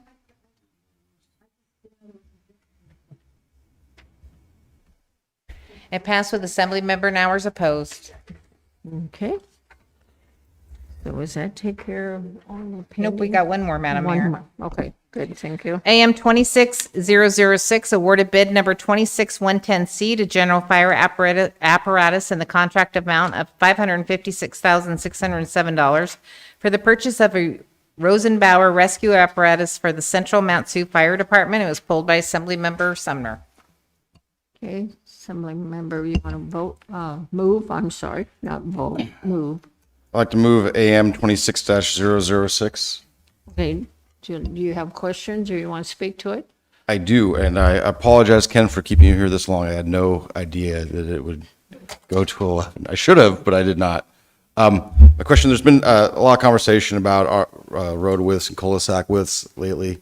I don't know anything about fire apparatuses. Is this fire apparatus bigger or have a bigger turning radius than the previous one? And is it going to fit on our roadways? Good evening, Mayor. Go ahead. Assembly and staff. Ken Barkley, Director of Emergency Services. Through the mayor, Assemblymember Sumner. So this rescue truck is to replace a 1996, like a big box truck, one of the huge trucks. And that particular truck, the maintenance on it is outrageous. We're over $100,000, or right at $100,000 in maintenance on this. So we've already turned it in. That truck's gone. This truck is much smaller. It's like a little bigger than like a 450 pickup maybe. And its capability is it's going to have rescue equipment on it. It'll have hazmat equipment on it. And it'll also have fire suppression capability. And it'll be, that's our change in our vehicles. We're getting the smaller and we're making them more universal. And this is what this is all about. So this will be a smaller vehicle with better capability. Thank you very much. Okay. Any other questions of staff? Is there any objection to passing the AM? Okay, seeing and hearing no objection, then the AM 26-006 has been approved. Introductions for public hearing on February 17th, ordinance 25-127, ordinance 2613, ordinance 2615, ordinance 2616, ordinance 2618, ordinance 2619, ordinance 2620 with accompanying resolution 2610, and resolution 269. I move to introduce the legislation as read into the record by the clerk and set the public hearings for February 17th, 2026. Okay, is there any objection? Seeing no objection, then the report has been approved and the legislation has been introduced. I'm sorry, I got on the wrong page. Okay, all righty. Vacancy report, Deputy Mayor. I move to approve the mayor's recommendations as follows. Board of Adjustments and Appeals, Sam Laffey. Commission of Salaries and Emoluments, Jeff Nels. Labor Relation Board, Michael Patterson. Plating Board, Igor Galloway. Resignation of Sidney Burtz. Greater Palmer Consolidated FSA number 132, Jeffrey Vincent. RSA 15, Michael Leach. Okay. Discussion? Objection? Okay. Legislation then passes as read into the record. Let's see, where are we? We do not have any referrals. We do not have any reconsiderations. We are ready for parting comments. Mr. Attorney, parting comments, please. I know you spent an hour talking about lake management plans and the implementation and the voting. However, as Assemblymember Sumner did point out, those votes are mostly advisory. I understand politically you may follow the course. However, there's no state law that talks about how you do a lake management plan. These are completely creatures of borough code. So even if you had 100% of the people that wanted it, you could still vote no. And even if you had 0 people that wanted it, you could still vote yes. I just want to make sure everybody understands those rules. It's different than an LID because LIDs have a state law mechanism that we have to follow. So, however, I do understand that it is important because most times the assemblies follow the will of that ballot, how it rolls in. But I know Assemblymember Sumner pointed it out. I just wanted to make sure everybody understood that. That's all. Assemblyperson McKee, parting comments? Assemblyperson Sumner, parting comments? Deputy Mayor, parting comments? Thank you, Lord, for your love, your blessings. Thank you for your forgiveness, your grace, your mercy, Lord. Please, we pray for our libraries, our librarians, our constituents. Please give us wisdom and guidance, Lord. Do your will. In Jesus' name, amen. Assembly Hours, parting comments? Yeah, we had a lot of folks come talk to us about libraries tonight, a lot of folks that we haven't seen, and a lot of people that were new and got to watch the assembly in action, and very much enjoyed hearing some of their histories that brought up memories for me with a woman who mentioned Cat Warriors, which my kids loved. And if anybody's been sucked into that series, help you as a parent. They did love it though, and the Dragon series. I want to note that the book that was handed out tonight is not on the shelves in the libraries. That was one of the original books that started this, and I believe it was through the efforts of the people who raised attention to it, plus the fact that it was not checked out very much, that got it removed from the shelf. So you cannot find that on the shelf here. You can order it through the interlibrary loan. I just looked on the Matsu Library Network. So while I have no doubt of the heart of the people who have objected to books in the library, that they have the best interest of kids at heart. I have watched that process spin out over the past 3 years and consume an enormous amount of time away from other things, staff time and community time. I think that we have gone a long ways toward making the unhappy people happy, and there are valid things that have been brought up by those folks in terms of the process, and I think we've improved on that. But I think what I heard tonight is there's a lot of happy people that we are starting to make unhappy with our moves into policing the books in the library. And I never in a million years, when I got elected, thought I would be talking about policing libraries and a service that is, in my mind, one of the greatest things we do. And I just want to be on record again, because I have heard some horrible things said about our librarians and borough staff that oversee them about their intentions with people who come to the libraries. Those aspersions that have been cast on those people is so unfair, and they have not been able to defend themselves because they work for the borough, and they, in my experience, and I don't think anybody else up here would contradict, when you walk into the library, those people are there to help you, and they're always thinking about things they could do. And I've seen that, I just want to say too, I've seen that aspersion starting to be cast on the Friends of the Library groups. And while the personalities may not get along, and you may not like somebody who's on those groups, I have never seen those groups do anything but try to support the libraries and do the volunteer things that are amazing in this community, where the same three people are doing the book sales and helping organize the kids' readings. And I want to just be on record to give them a shout out, and please say to those who have objections to the book, focus on the books and stop trying to go too far and hurt things that are working in this borough and people who are trying to make things work. So that's just a plea. I want to recognize the people who have come forward and raised questions about books. I think that's absolutely a good thing to do, but I think that we also need to make sure we are not demonizing people who have also the very best interests of the community and people at heart. A couple other things, Miss McKee, the flooding on Wasilla Creek that's going on is horrible. If anybody, Lower Road, we've got water running in Jean Road, Roy Circle, and I just want to go on record there too, that entire subdivision had been put in, a lot of those properties are in the floodplain. The borough allowed that. And that's not an old subdivision. That's something that was done in the last 15 years.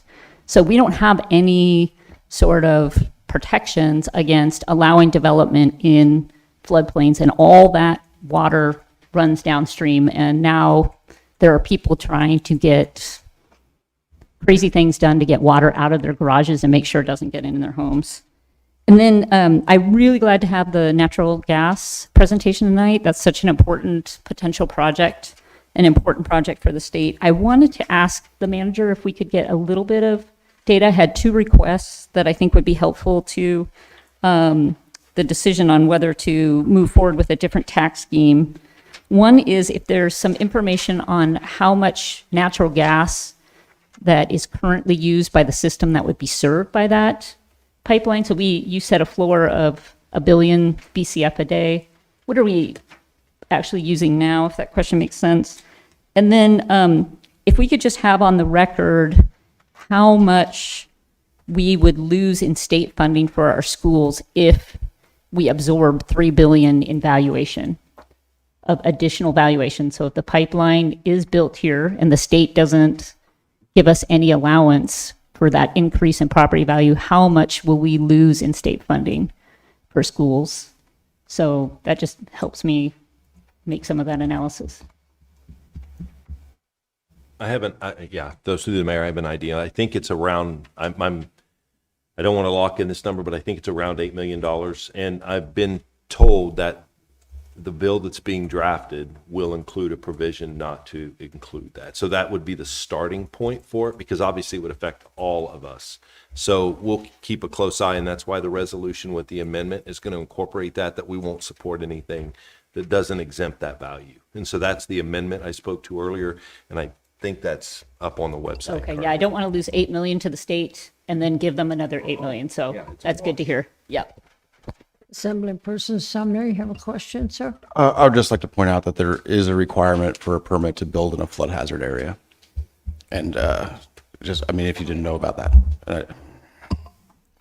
You have parting comments, Mr. Manager? Unfortunately, Madam Mayor. I just want to call the Assembly's attention to this. If this is something you want to work on, we don't need to discuss it tonight. But the governor did introduce a state fiscal plan, right, with the sales tax and some other provisions. If you want to take a position on that, I will need your help. Otherwise, we will be silent on the topic in Juneau as a borough. Secondly, trip to Juneau. We're in the season. So I know last year we had 3 Assembly members interested. If I can get a sense for what that number is, if it's 3, we'll make 1 trip. If it's 4, we'll split it and make 2 trips or do something different. The mayor's on a different schedule, so we've already talked, and I know she's planning on making a trip, but it'll be separate from us. And so I'm proposing 2 dates, the last week in February, 2/24 to 2/26 in that range, which is a Tuesday through Thursday, or March 4th or 5th, which is a Wednesday, Thursday, because we have an Assembly meeting on the 3rd. So I'm going to kick those dates out. If there's interest, let me know and I'll try to sort that out. But that way we can start making appointments with our delegation and like have things lined out as opposed to just showing up. I think that's off major weeks. Like it's not the same week as AML and some of the other stuff, so we don't have to do speed dating. But I do need to start getting that lined out if there is interest, and I need to know a number so we know if we're going to surpass 3. And then lastly, reminder, strategic planning on Saturday, the 14th, not this weekend, next. That's all, Madam Mayor. Okay. Madam Clerk, parting comments? No.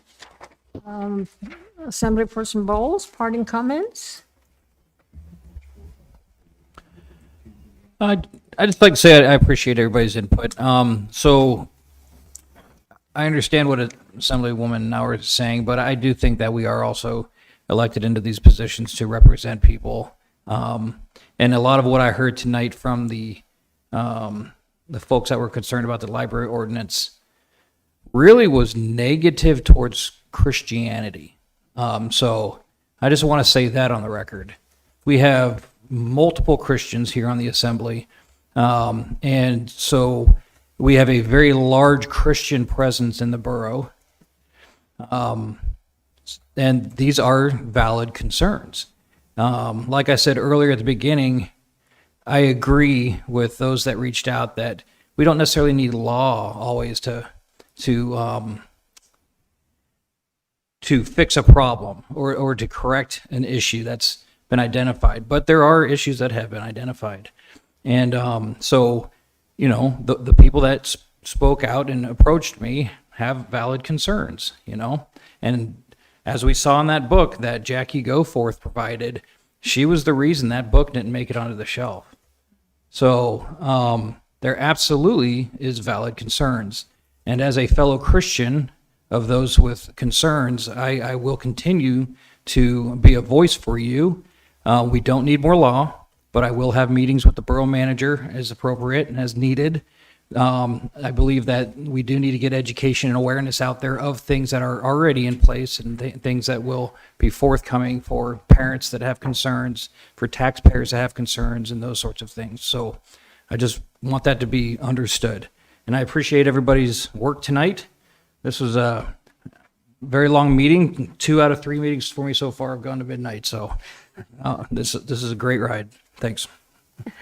Assemblyperson Gamble, parting comments, sir? Thank you, Madam Mayor. I'd just like to qualify what I'm going to say with my wife is a retired teacher / librarian at Big Lake Elementary, and I donate part of my PFD to the Friends of Big Lake Library.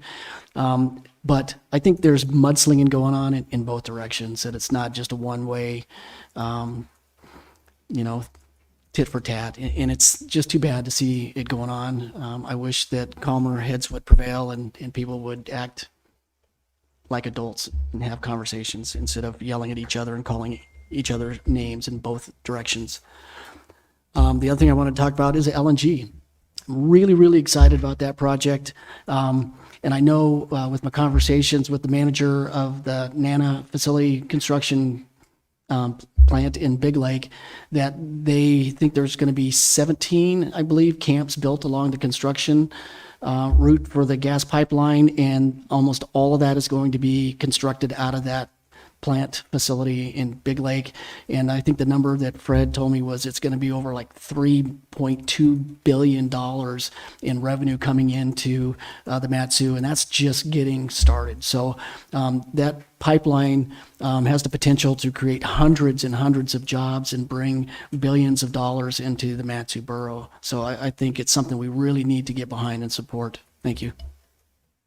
Assemblyperson Paula, parting comments? Thank you. I've got 35 minutes, according to what Mr. Ron Bernier extended the meeting to. Anyways, Mr. Bowles, welcome to the club. When you think you have a genius idea, and then you get very organized group that comes with the signs or whatever it is, and it feels like that's the whole borough.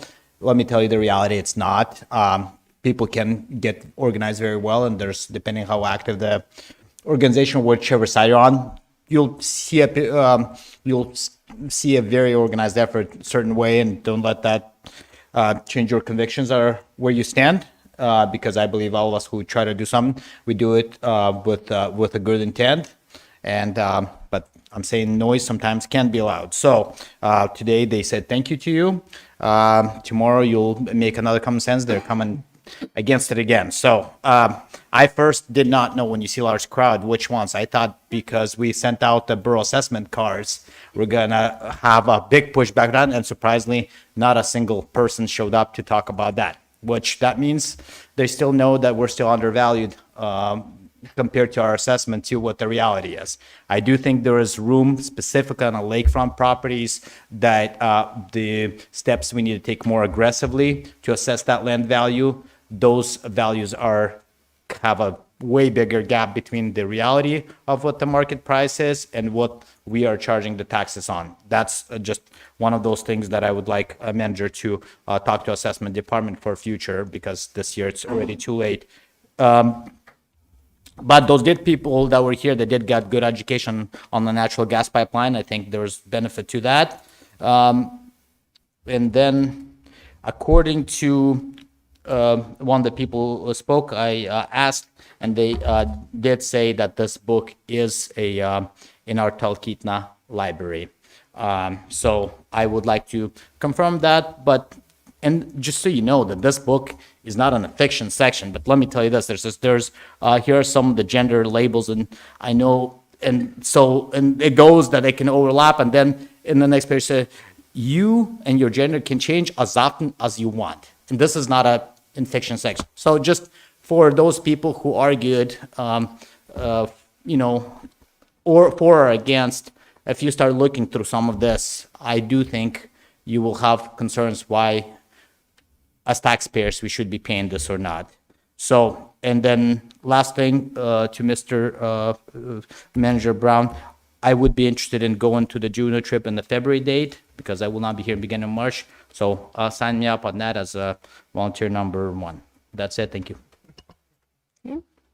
So if there's no objection, I will go ahead and we will adjourn at 11:20.